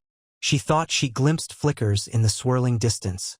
Perhaps more white walkers patrolling the fortress's perimeter. "We must approach carefully," Rhaegar said. "Dragons can assault from the air, but if there are many white walkers, they might conjure storms to ground them. The rest of us could attempt to infiltrate or break an entrance, but it's madness. Let's not commit the entire force blindly." Daenerys looked at Drogon's silhouette, worry creasing her brow. "We've faced their cold blasts before. Drogon and Rhaegar can resist, but only so much. If they join forces or have stronger magic at this fortress, I do not know." She saw the fear in Rhaegar's eyes. the knowledge that a miscalculation now could doom them all. He turned to Lyanna. We can't call for reinforcement from the main host. They're too far, and a massive assault through these ridges would be impossible. This might be our only chance to strike the heart. But we must find a tactic that won't lead us to ruin. One of the watchers, a young man with a hollow face, hesitantly spoke. There are rumors that the children of the forest once knew wards against the others. If any children survive in the far north, maybe they can help. Rhaegar's expression tightened. They had few illusions about finding the children of the forest. Sightings were myth. Yet old stories claimed some lived beyond the wall, guarding hidden groves. Daenerys considered. If we can locate them, perhaps they can assist us. But we have no leads, only guesswork.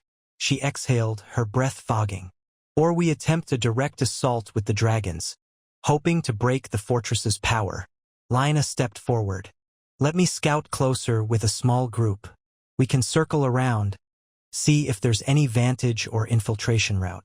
Meanwhile, Rhaegar and Daenerys remain here, ready with the dragons for a strike if we discover an opening.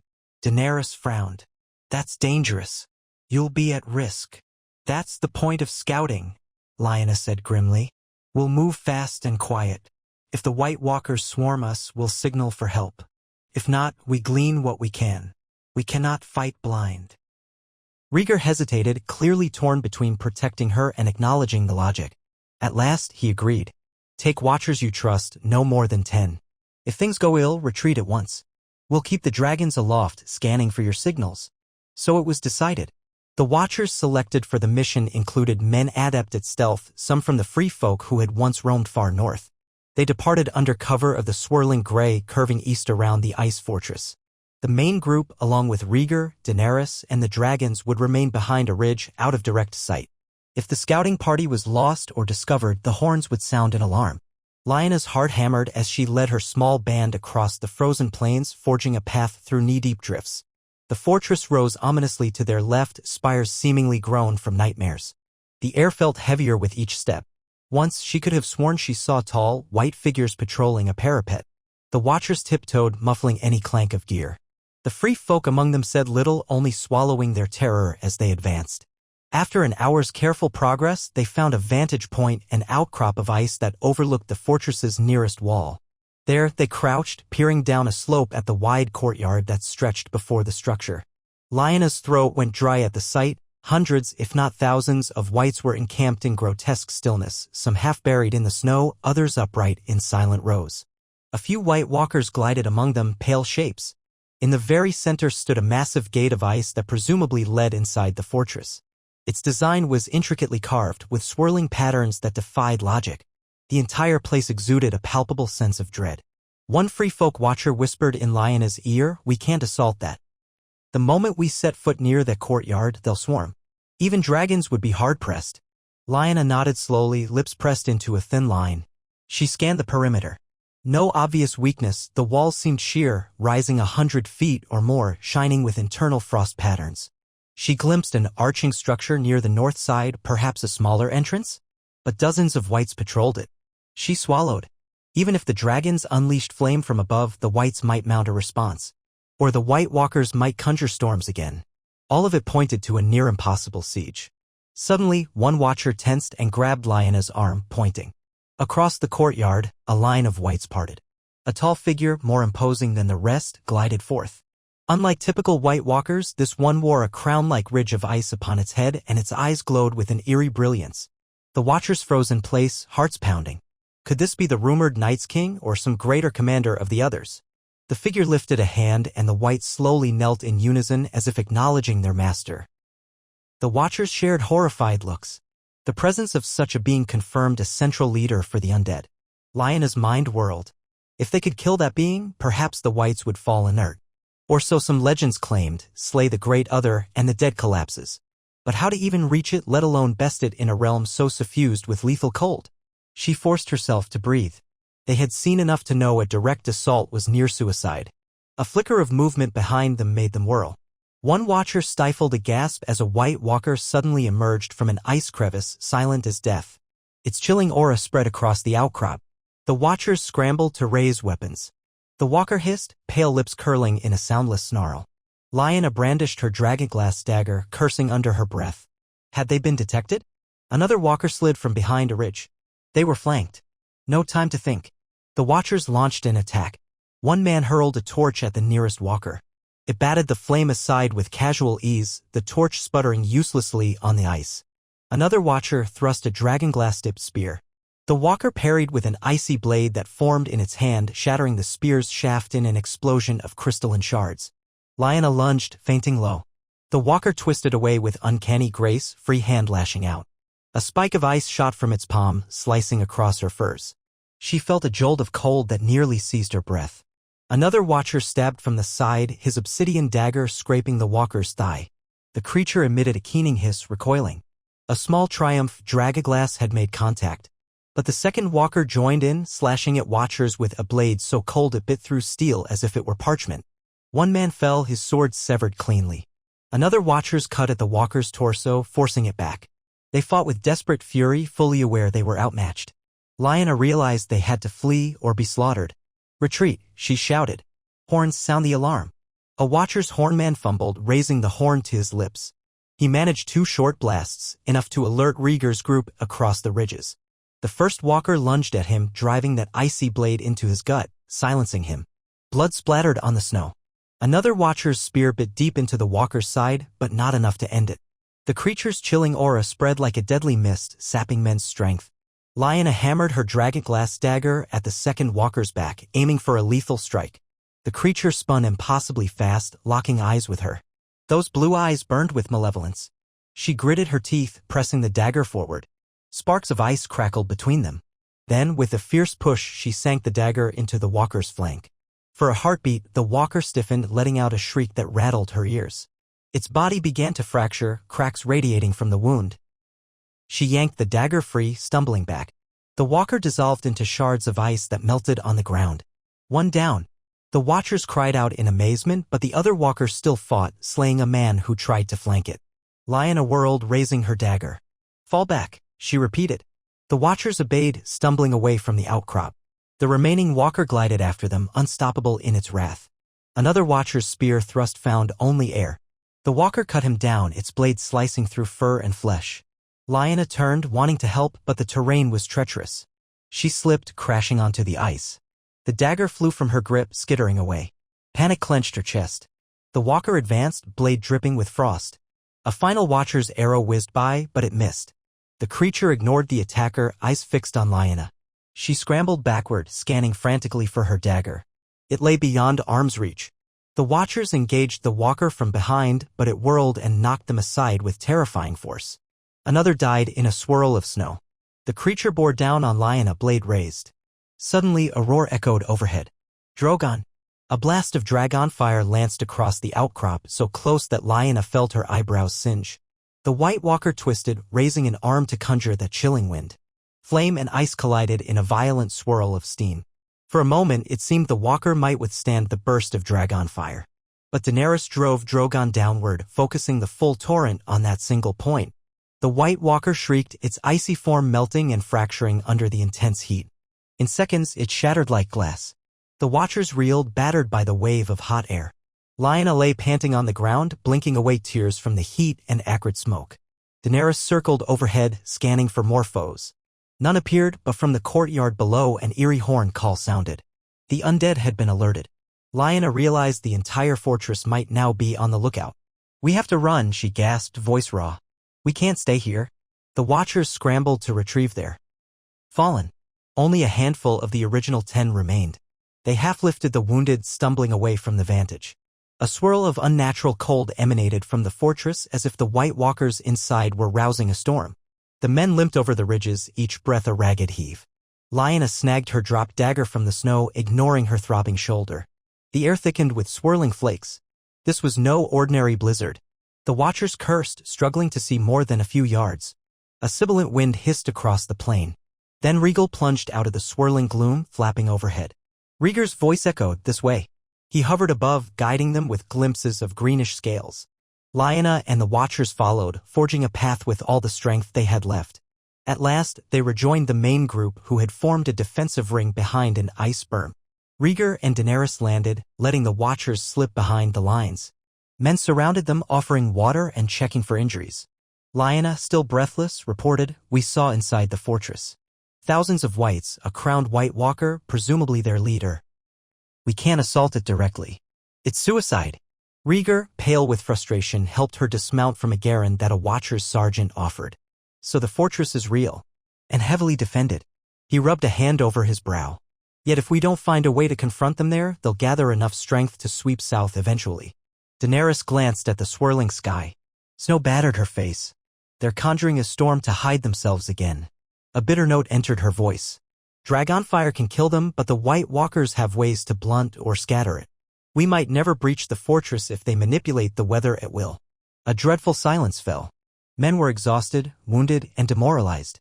They had marched halfway to the rumored heart of winter only to face a fortress bristling with undead. Another day's approach might see them all buried in ice. Rhaegar's eyes flicked to Lyanna. She remembered the Watcher's half-legend about the children of the forest. But where to find them? One of the Free Folk Watchers coughed, stepping forward. "There is one place that might hold answers, M-Lord. A cave. My grandmother spoke of it. Deep in the forest of extremes where strange lights glow. She claimed the children once lived there, preserving old magic." Daenerys seized on it. "Where's this cave?" He shrugged helplessly. "Southwest of the fortress, if the old tales hold. Maybe half a day's march across broken ice. I can't promise it's real. But if the children remain, maybe they know a weakness in the other's seat of power." Rhaegar nodded slowly, a spark of hope in his eyes. "It's more than we have now. If we keep attacking that fortress blindly, we'll be ground to dust. Let's attempt to locate these caves. If the children still exist, we beg their aid." And so, with the White Walkers' fortress overshadowing them, the living retreated from direct confrontation. The Watchers carefully guided the column around the fortress's perimeter, staying out of range of White patrols. The conjured storm battered them, forcing dragons to land frequently lest they be separated in the swirling gale. Each hour, the temperature dropped anew, men losing feeling in fingers and toes. Some collapsed from frostbite, carried on makeshift stretchers. Yet the small army pressed on, spurred by the knowledge that returning south with no solution would doom them all eventually.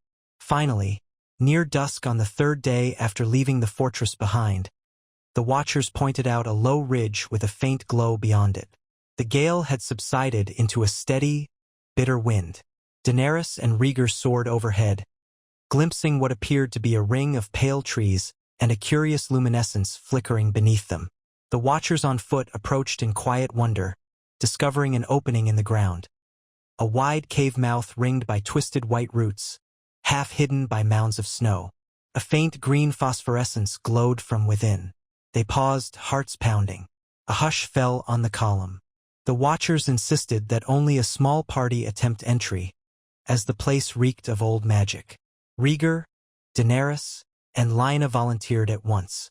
They told the men to stand guard at the entrance while the dragons perched overhead. If something horrifying lurked inside, they would retreat. Torches were lit, though the Watchers suspected real flames might provoke whatever dwelled below. The passage sloped downward, lined with gnarled roots and slick rock. The phosphorescent glow came from patches of fungus or lichen, giving everything an otherworldly cast. The air was warmer than the outside, though still chilly.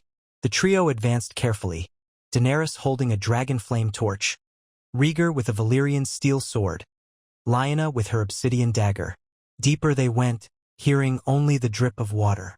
Then, at a bend, the tunnel opened into a broad cavern.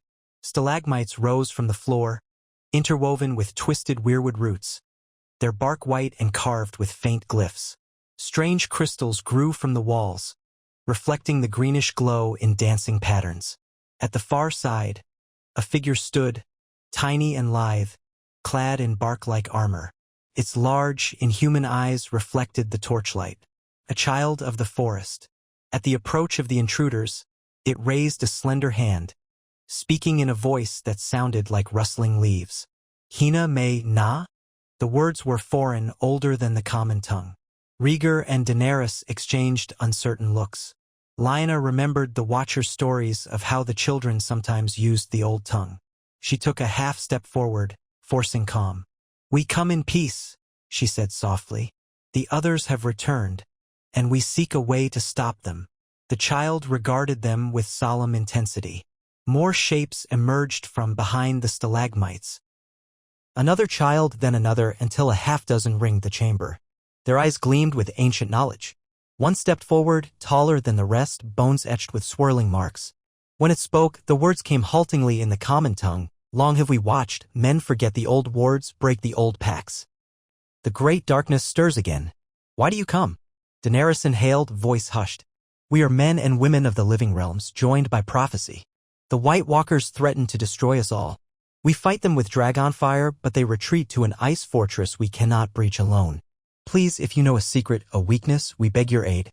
The child's pale greenish face studied her, then turned to Rhaegar. "Dragon, prince, singer of steel.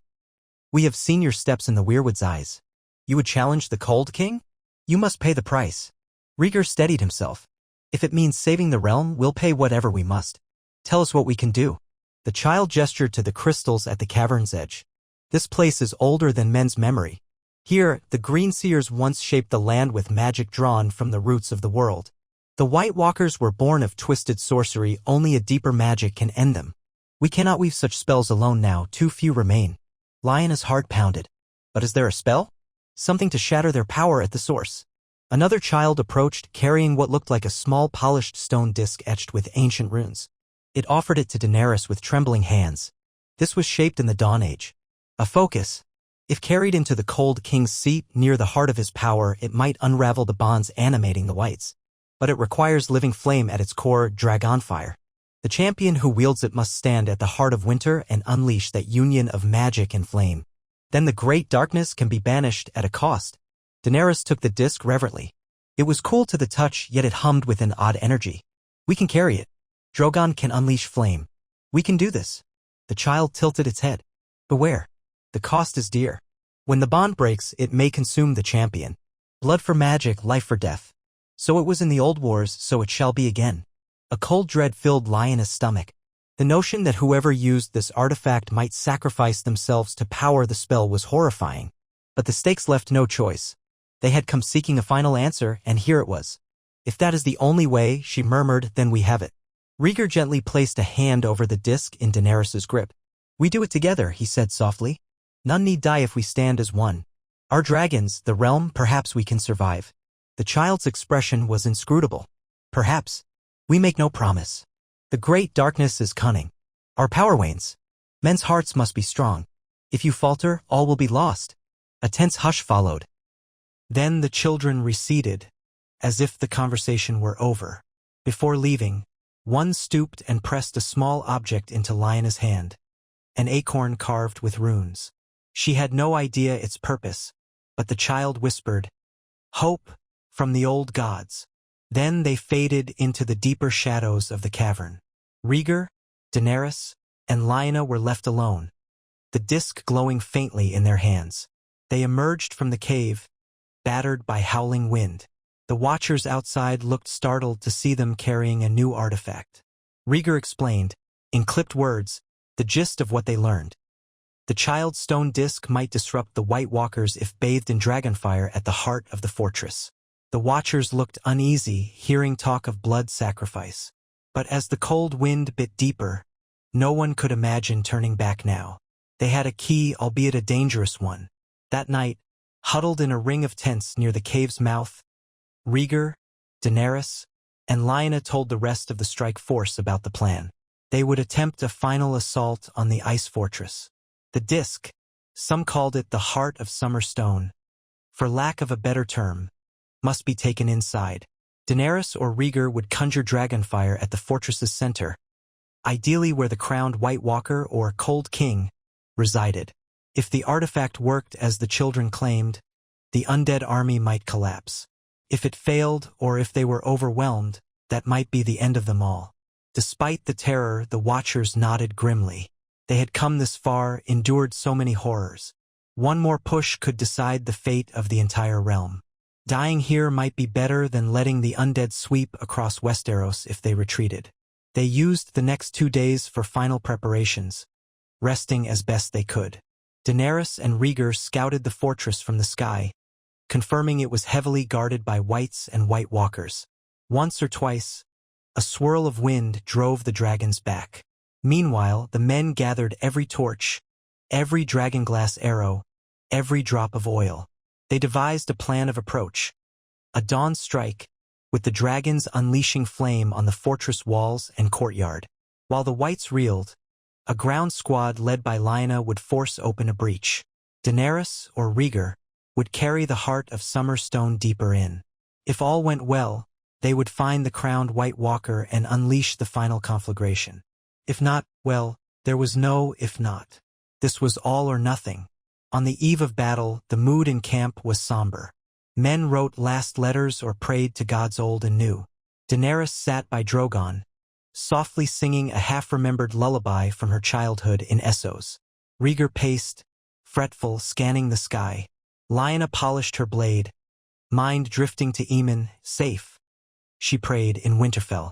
She dared not dwell on the possibility that she would not return to see him grow. Before dawn, they broke camp. The watchers formed ranks, trudging under a black sky. Snow crunched, the wind moaned. Rhaegar and Daenerys soared ahead, leading from above. The plan was direct. No stealth. Let the dragons hammer the fortress gates. Let the watchers follow. This was the final stand. The men marched in grim silence, hearts pounding. The shadows of the fortress soon rose above the swirling dark, spires glistening with unholy luminescence. That same sense of dread pressed down on them, but this time they had their talisman, the disc from the children. Daenerys carried it in a satchel slung across her shoulder, close to her body, even while mounted on Drogon. It seemed to pulse faintly, as if aware that the hour had come. A horn blast rang out, Rhaegar's signal from overhead. Drogon and Rhaegal dove upon the fortress, unleashing torrents of flame at the courtyard. Fires erupted among the whites, and unearthly shrieks echoed. The watchers roared a war cry, surging forward with torches and spears. Lyanna led from the front, brandishing her obsidian dagger. The glow of the dragon's flames illuminated the walls in flickering oranges, revealing twisted ramparts of ice. Some White Walkers stirred at the parapets, conjuring sheets of sleet or frost-laden gusts to repel the dragonfire. But Rhaegal and Drogon hammered multiple angles, forcing them to spread out their defensive spells. Men crashed into the courtyard, trampling half-charred whites. White Walkers glided among them, deadly and swift. The Watchers jabbed and slashed, using dragonglass at every turn. Daenerys brought Drogon down near the main gate, blasting it repeatedly. Chunks of ice cracked and melted. The crown of frost design on the gate glowed, resisting. Another swirl of wind hammered Drogon, who roared in frustration. Rhaegar joined from above on Rhaegal, focusing combined flame on the spot until the gate began to sag. Whites inside the fortress howled, massing for a counterattack. Lyanna's force battered aside the whites in the courtyard, forming a protective ring around the dragons. The acrid smell of burning flesh clogged the air. Screams of men and undead alike cut through the cacophony. She caught sight of a White Walker advancing on a cluster of watchers, swiftly decapitating two with a single swipe. She sprinted across the slick ground, shouting for them to hold. Another watcher's arrow found the walker's arm, but the creature turned, eyes blazing. Lyanna attacked from behind, dragging her dagger across its flank. With a hiss, it shattered into shards. She gasped, reeling from the cold shock that always accompanied such a kill. Meanwhile, Drogon and Rhaegal's combined fire fractured the main gate. Sheets of ice collapsed inward. Beyond lay the fortress interior, a vast corridor lined with pale pillars. The Watchers cheered in ragged triumph. Daenerys slid off Drogon's back, cradling the disc, though the swirling cold battered her. Rhaegar flew inside astride Rhaegal, trying to keep White Walkers at bay from overhead. Lyanna rallied the Watchers, forging a path into the corridor. They pressed onward, stepping over the broken gate. Inside, the temperature dropped further as if the fortress exhaled a living chill. Rows of whites waited, guided by White Walkers along balconies of jagged ice. A savage melee ensued. Fire and spears. Screams and echoes. Rhaegal soared overhead, spouting flames that rained down. Some watchers fell to the White Walker's blades or the trampling crush of whites. The living inched deeper, step by grueling step. Daenerys, with a small guard, pressed forward, searching for the throne hall or central chamber where the crowned White Walker might dwell. If the child's artifact needed to be unleashed at the heart of the fortress, that was likely where the Cold King reigned. Midway through the corridor, a swirling mist rolled in. A white figure emerged from a side passage. Crowned with ice, eyes glowing fiercely. The Cold King. Another hush fell, broken only by the distant roars of dragons. The watchers near Daenerys tried to charge, but the Cold King flicked a hand and a freezing wind hurled them against the walls. Frost coated their limbs. With inhuman speed, the being advanced on Daenerys, ignoring the lesser men. She steeled herself, one hand clutching the disc. "Dracarys," she whispered. Drogon heard her from outside, blasting flame through a gap in the ice. Fire whooshed around the Cold King, swirling in sparks. The entity stood unscathed in the heart of the conflagration, forcing the flame to bend away with some unspeakable power. Daenerys's heart lurched. She realized she might need direct contact with the artifact to break that shield. She lunged forward, ignoring the biting pain of the cold wind. The Cold King regarded her with something akin to curiosity. A spear of ice formed in its hand.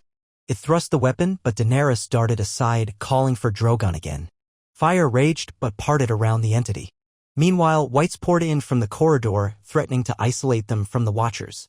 The entire fortress seemed alive with undead. Then Rhaegar appeared overhead, astride Rhaegal, scorching the whites that pinned the watchers. He leapt down from the saddle, though Rhaegal flapped about uncertainly above. Rhaegar landed clumsily but rose, sword in hand, facing the Cold King beside Daenerys. She gave him a fierce, thankful look. He nodded, breath steaming. "Together," he said. They each touched the disc, feeling its hum intensify. The Cold King's eyes narrowed. Lyanna, battered from fighting whites behind them, forced her way into the corridor. She saw Rhaegar and Daenerys confronting that crowned figure, recognized it for what it was. She cried, "We'll cover you," rallying watchers to hold back the lesser whites. The corridor lit with flickering orange from the fires. Rhaegal and Drogon tried to push through the collapsed ceiling. The Cold King raised its arms, conjuring an icy maelstrom that threatened to extinguish even the dragon flame. The living buckled, men dropping to their knees as frost coated their eyelashes. Rhaegar and Daenerys pressed forward. "Now," he murmured. She nodded, focusing on the artifact. The child had said it required living flame at its core. With a trembling hand, Daenerys pressed the disc against her chest as if to let the dragon's fire flow through her. "Rhaegar," she breathed. "Our blood is the blood of the dragon. We have to unleash it in unison." He lowered his Valyrian steel sword, slicing a shallow cut on his palm. Crimson drops pattered onto the disc. Daenerys did the same, biting back a cry as the blade cut her flesh. Their blood mingled on the runes. A sudden glow flared, bright as day. The Cold King shrieked, raising an ice spear, hurling it toward them. Rhaegar flung himself forward, batting the spear aside with his sword. The impact numbed his arm, but the spear clattered to the ground, fracturing into shards. "Drogon!" Daenerys screamed, voice ripping her throat. The black dragon angled his head through a gap in the corridor's collapsed roof, eyes blazing red. Flame spouted forth, a concentrated jet aimed at them and the Cold King. Rhaegar and Daenerys braced themselves, trusting the artifact to shield them from the full inferno. White-hot flames consumed them, or so it seemed. The corridor flared in a brilliant explosion of light. Lyanna and the Watchers were thrown back by the shockwave. Whites erupted in swirling embers. The Cold King's furious shriek echoed. Men shielded their eyes from the incandescent glare. Through the maelstrom, silhouettes danced, a crowned figure writhing under the combined power of the artifact's magic and dragon fire, Rhaegar and Daenerys at the focal point. The fortress walls groaned, cracks spider-webbing through ice. An unearthly roar, half-wind, half-shriek, vibrated the entire corridor. Chunks of the ceiling fell. Whites froze in place, howling soundlessly as if their animating force convulsed. The crowned White Walker lunged, ice blades swinging, determined to kill them before the spell completed. Daenerys gasped, struggling to keep the artifact raised. Rhaegar blocked the strike with his sword, steel meeting magical ice in a spray of sparks. The Cold King shoved him aside with monstrous force. He tumbled, coughing blood. Daenerys stumbled, the disc flickering. The crowned Walker advanced, stabbing for her heart. But from behind, Lyanna hurled her obsidian dagger. It sliced through the air, burying itself in the Cold King's shoulder. The creature hissed, momentarily disrupted. Daenerys seized that instant to slam the disc against the Walker's chest. The runes glowed white-hot. Drogon's flame intensified, a roaring furnace that consumed them both. A final, piercing scream tore the air. The crowned White Walker's icy form cracked, fracturing in hundreds of lines. Then it exploded in a burst of shards. A wave of freezing air flooded the corridor, followed by an implosion of dark wind. Men collapsed, whites crumpled. The fortress walls shuddered violently. Above, Rhaegar unleashed a triumphant roar, flame dancing across the crumbling ceiling. The undead legion quivered and fell, some turning to lifeless corpses, others dissolving into black dust. The watchers gasped in awe. Across the fortress, the same phenomenon repeated as the whites lost their animating force. A chain reaction of collapses. The entire stronghold groaned, cracks racing through the spires. The magic that shaped it was unraveling. Lyanna stumbled to her feet, blood pounding in her ears. She saw men cheering, watchers hugging each other, the whites around them inert. But her eyes searched the swirling smoke for Rhaegar and Daenerys. A massive chunk of the ceiling had collapsed near the center. She scrambled over rubble, ignoring the pain in her limbs, frantic. At last, she found them in a small pocket of debris. Rhaegar lay pinned by a fallen slab of ice, bleeding from a head wound. Daenerys lay a few feet away, half-conscious, the artifact nowhere in sight. She crawled toward Daenerys first, checking for breath. The princess coughed, eyes fluttering open. "Is it done?" she rasped. Lyanna cradled her head. "Yes. The fortress is collapsing. The whites are gone." Then she turned to Rhaegar. She and two watchers heaved at the ice chunk until it shifted enough to drag him free. He moaned, battered but alive. Snow and blood streaked his face. Daenerys managed to rise with Lyanna's help, leaning on a battered watcher's spear. At that moment, the corridor lurched again, more cracks snapping overhead. "Out!" Lyanna cried. She and the watchers supported Rhaegar and Daenerys, staggering across the disintegrating floor. Pillars collapsed in bursts of ice. White spires crashed from above. Rhaegar's roars echoed, searching. Outside, Drogon bellowed. With every step, the ground threatened to swallow them. Finally, they burst out into the courtyard, which was half caved in. Dozens of watchers had already fled. The entire fortress canted, as if dissolving into slush. A partial side tunnel offered an escape route. The men hustled that way, half carrying Rhaegar and Daenerys. Behind them, the heart of Winter Fortress imploded in a cascade of ice blocks and swirling frost, vanishing into a crater. The shrieks of wind died away. Whites lay inert or crumbled in black lumps. The watchers emerged into the open air, coughing, tears freezing on their cheeks. They stared back at the ruined spires. Something fundamental in the land's magic had been broken. The temperature still stung, but no longer felt as oppressive, as if the malignant chill that fueled the others had evaporated. Rhaegar and Daenerys sagged to the ground, exhausted. Lyanna knelt beside them, checking pulses, tears of relief welling. The watchers around them stared in stunned silence. Gradually, cheers rose, raw and disbelieving. They had done the impossible, ended the great darkness at its root. The cost had been dire, with so many men lost. But the realm would live. Rhaegar landed heavily in the wrecked courtyard, sniffing for Rhaegar. Drogon settled on a broken wall, letting out a triumphant roar that echoed for miles. Daenerys closed her eyes, tears slipping free, half laughing, half sobbing. "It's over," she whispered. Rhaegar squeezed her hand. Lyanna pressed her forehead against his, ignoring the bitter wind. The watchers set about retrieving the wounded, though many had fallen. The entire fortress region was a ruin of ice blocks and drifting snow. Not a single White Walker nor White stirred. Word of the fortress's collapse spread swiftly among the watchers who had remained outside. Men began scouring the perimeter. Everywhere, they found whites lifeless, no guiding magic to animate them. The swirling storms abated. Stunned watchers discovered that the entire undead host had simply collapsed. Some watchers flew the dragons to scout. They confirmed that the ice fortress, once visible on the horizon, was gone. The others had been undone at their core. The war for the dawn ended in a single cataclysmic moment. The triumphant but battered strike force mustered, caring for the wounded.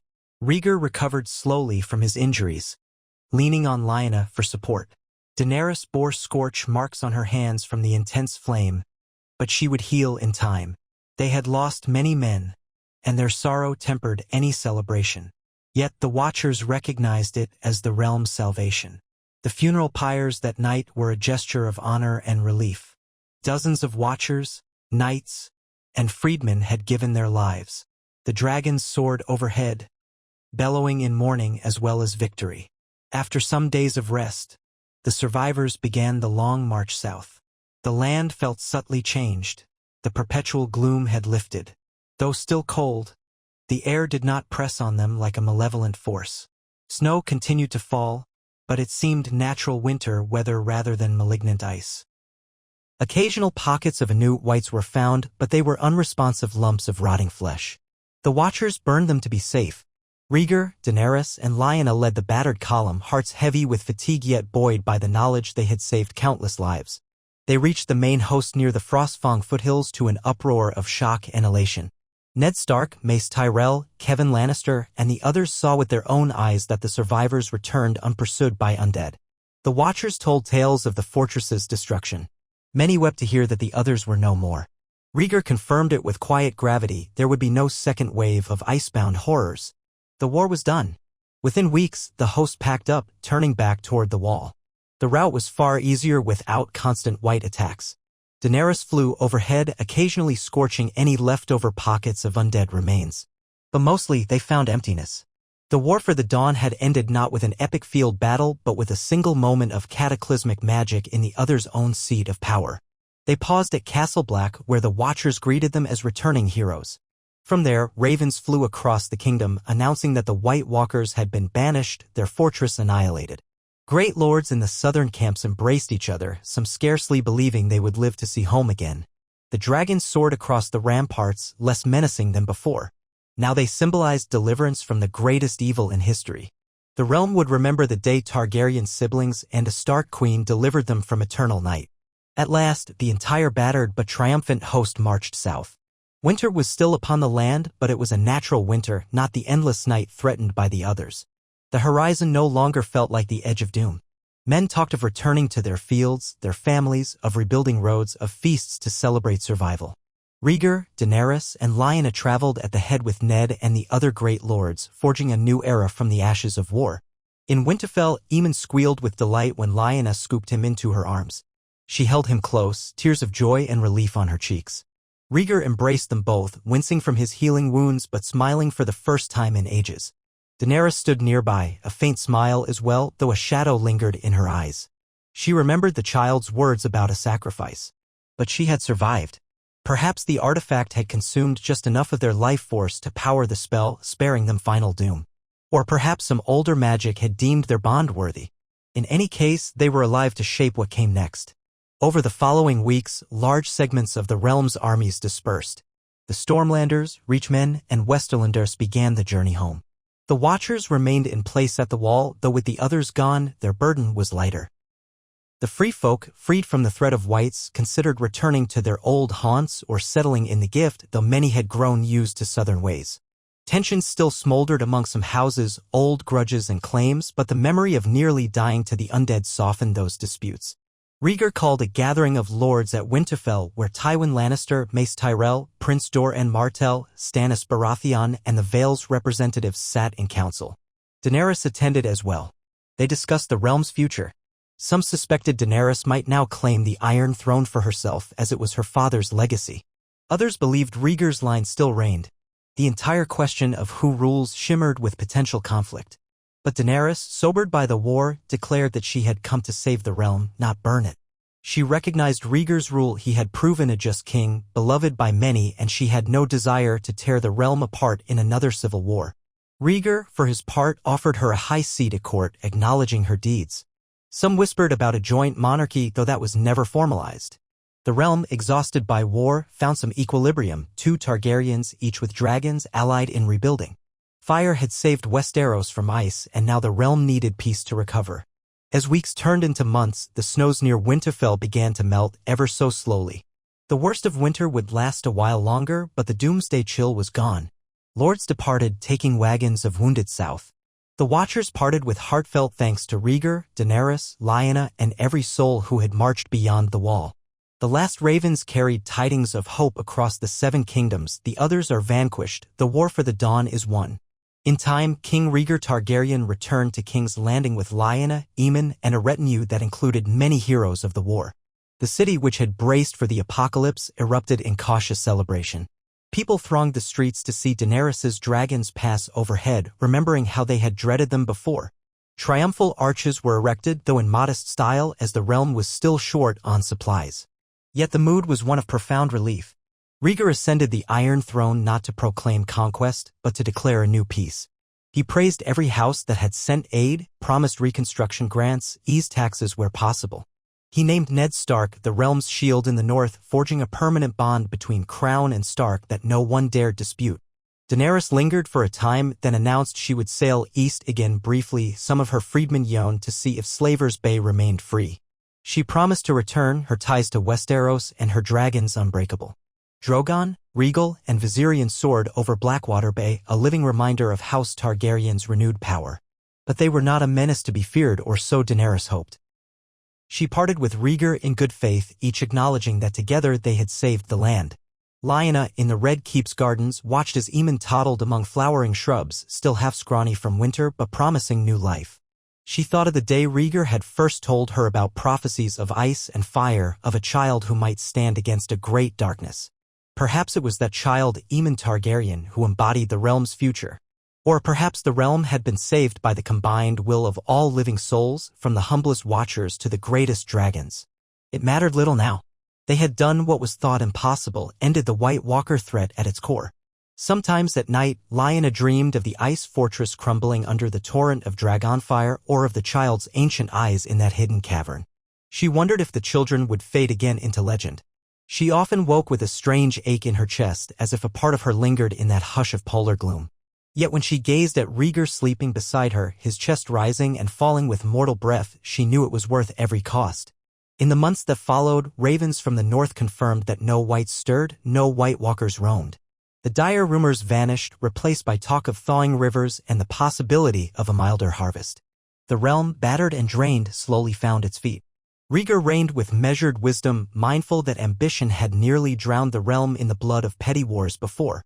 Now they had faced a common enemy that dwarfed any mortal quarrel. The memory of that near annihilation was etched in every heart.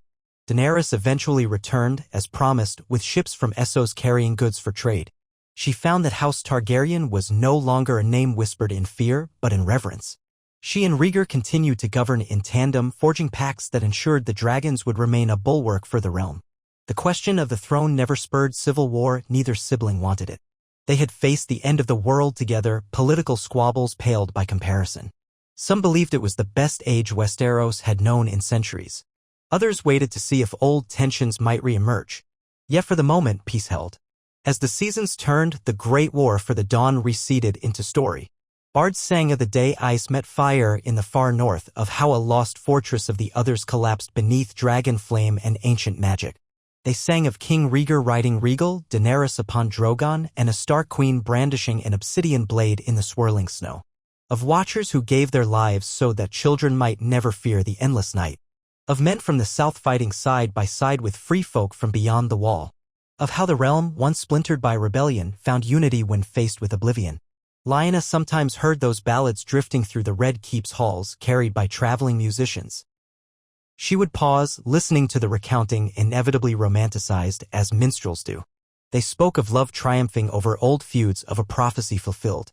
They rarely mentioned the grisly details, the stench of burnt white flesh, the shattered illusions of men who saw their friends die. But that was the way of songs. The truth was carved into her mind's eye, raw and inescapable. She carried it with her quietly, remembering that they had endured a nightmare so that Westeros might have a future. In the north, Ned Stark oversaw a rebuilding of watchtowers and roads. A portion of the free folk integrated into northern villages, forging a tenuous new harmony. House Stark's banner flew high at Winterfell, a symbol of stability. The Watchers patrolled the wall more out of tradition than need, but everyone agreed it was wise to remain vigilant. The children of the forest vanished once more. No one could say if they lingered in hidden groves or had gone to sleep beneath the ancient hills, content that men had finally rid the world of the undead. The new generation would grow up hearing that the others had come and been cast back by the fire of dragons and the courage of mortal hearts. Back in King's Landing, King Rhaegar Targaryen's hair took on more silver threads with each passing year, and faint lines etched his face, remnants of the stress he had borne. Yet his eyes shone with a tempered peace he had never known as a younger man. He valued each day as a gift. He cherished Aemon's laughter, guided him in lessons of swords and diplomacy, told him stories of the war for the Dawn, ensuring he understood how close the realm had come to darkness. Lyanna often joined those lessons, contributing the northern perspective, reminding her son that ice was not always an enemy so long as it was not twisted by malevolent magic. She taught him about the old gods, how they had given her strength beneath the weirwood's gaze. Aemon drank in these lessons with wide-eyed wonder, occasionally asking if more White Walkers might ever appear. Rhaegar and Lyanna would exchange a glance and assure him that so long as men remembered unity, no force could topple them again. And if something stirred in the future, House Targaryen would still have its dragons to defend the realm, and House Stark would be at their side. Daenerys lived part-time in the capital, part-time across the narrow sea, forging a bridge between Westeros and Essos that had never existed before. She became known as the Breaker of Chains and the Winter's Bane. Some believed she would one day wed, perhaps forging a new line that combined Essosi and Westerosi. But for the time being, she found contentment in flight, in guiding her dragons across the continents, ensuring that no slaver or hidden threat festered unchecked. The small folk whispered legends of seeing Drogon's silhouette against the sunrise or Rhaegar crossing the seas with a single flap of mighty wings. And so the realm entered a new chapter. Wars of men still smoldered in distant corners, minor rebellions, local feuds, but the memory of the war for the Dawn overshadowed petty strife. The living had banded together once to face extinction. Perhaps they would do so again if any new cataclysm arose. The old prophecies had spoken of ice and fire, of a promised hero. In truth, many heroes had risen, not just one. Rhaegar, Daenerys, Lyanna, the Watchers, the lords who overcame grudges to unite. Even the smallest soldier who had held a torch in the darkest hour was a link in the chain that saved the realm. King Rhaegar would sometimes slip into the Red Keep's godwood, an imported weirwood transplanted in a small courtyard, and kneel before its carved face. He thought of the Tower of Joy, of the songs he once sang about a prince that was promised, of the illusions that had cost many lives. Now, after all the blood and tears, the prophecy had not crowned him alone. It had demanded the entire realm's courage. Perhaps that was the final lesson. No single chosen figure could stand against cosmic darkness. Only unity, love, sacrifice, and yes, a dash of magic from the old gods and the new could tip the scales. Lyanna sometimes joined him there, placing a hand on his shoulder. He would look up, seeing the woman he had once risked everything to love, and know that their union, wolf and dragon, had proven vital to forging the alliances that saved them all. A small smile would pass between them, unburdened by the ghosts of the past. They had defied the odds, survived Robert's rebellion, dethroned a mad king, endured the war for the Dawn, and come out the other side with a realm that still breathed. A realm that, for the moment, knew peace. Far in the north, beyond the crumbling shell of the old fortress, the land returned to stillness. The storms receded. The haunted forest grew quiet. No footprints marred the deep snow. If any children of the forest remained, they might watch unseen, content that men had found the strength to save themselves at last. The monstrous lair of the Oath. Heirs lay in ruin, its magic undone. Some travelers claimed they saw flickers of green light from that region at night, perhaps remnants of the final battle. But none dared wander too close. The Watchers left it alone, a silent monument to a threat that would hopefully never rise again. High above, the sky was no longer perpetually gray. The sun broke through on certain days, bathing the snows in pale gold, promising that despite the lingering winter, the seasons would turn in their proper time. And with each dawn, the living carried on, weaving new songs and forging new histories. Perhaps future generations would keep the memory of the war for the Dawn alive, or perhaps they would let it fade to myth. Either way, for those who had been there, who had felt the ice fortress quake beneath dragon fire, who had glimpsed the crowned White Walker dissolving in a swirl of steam, the knowledge that they had staved off endless night was enough. They had written a different ending to the Song of Ice and Fire, proving that prophecy and fate might be guided by mortal choice. And if future centuries brought fresh perils, the realm had learned a lesson carved into its very bones. Only together, only in unity, could they stand against the darkest shadows that rose beyond mortal ken. So the snows melted at last, and the realm endured. Rhaegar Targaryen's reign became a byword for steadfast leadership and humility. He had not conquered, but he had saved. Lyanna Stark-Targaryen became the Wolf Queen in the ballads, famed for that final dagger throw, though she always insisted it was the combined might of Watchers, Lords, and Dragons that claimed victory. Daenerys Stormborn soared across the narrow sea and back again, a living testament that dragons need not be tyrants. And the small folk, after so much war and dread, went about their lives in relative peace, planting fields, rearing children, telling ghost stories about the whites that once threatened to devour the world. The Song of Ice and Fire had reached its crescendo in the far north at a hidden fortress no mortal man had named. Fire had met ice, weaving ancient magic with living hearts. And in that cataclysmic clash, life emerged victorious for now and for the generations to come.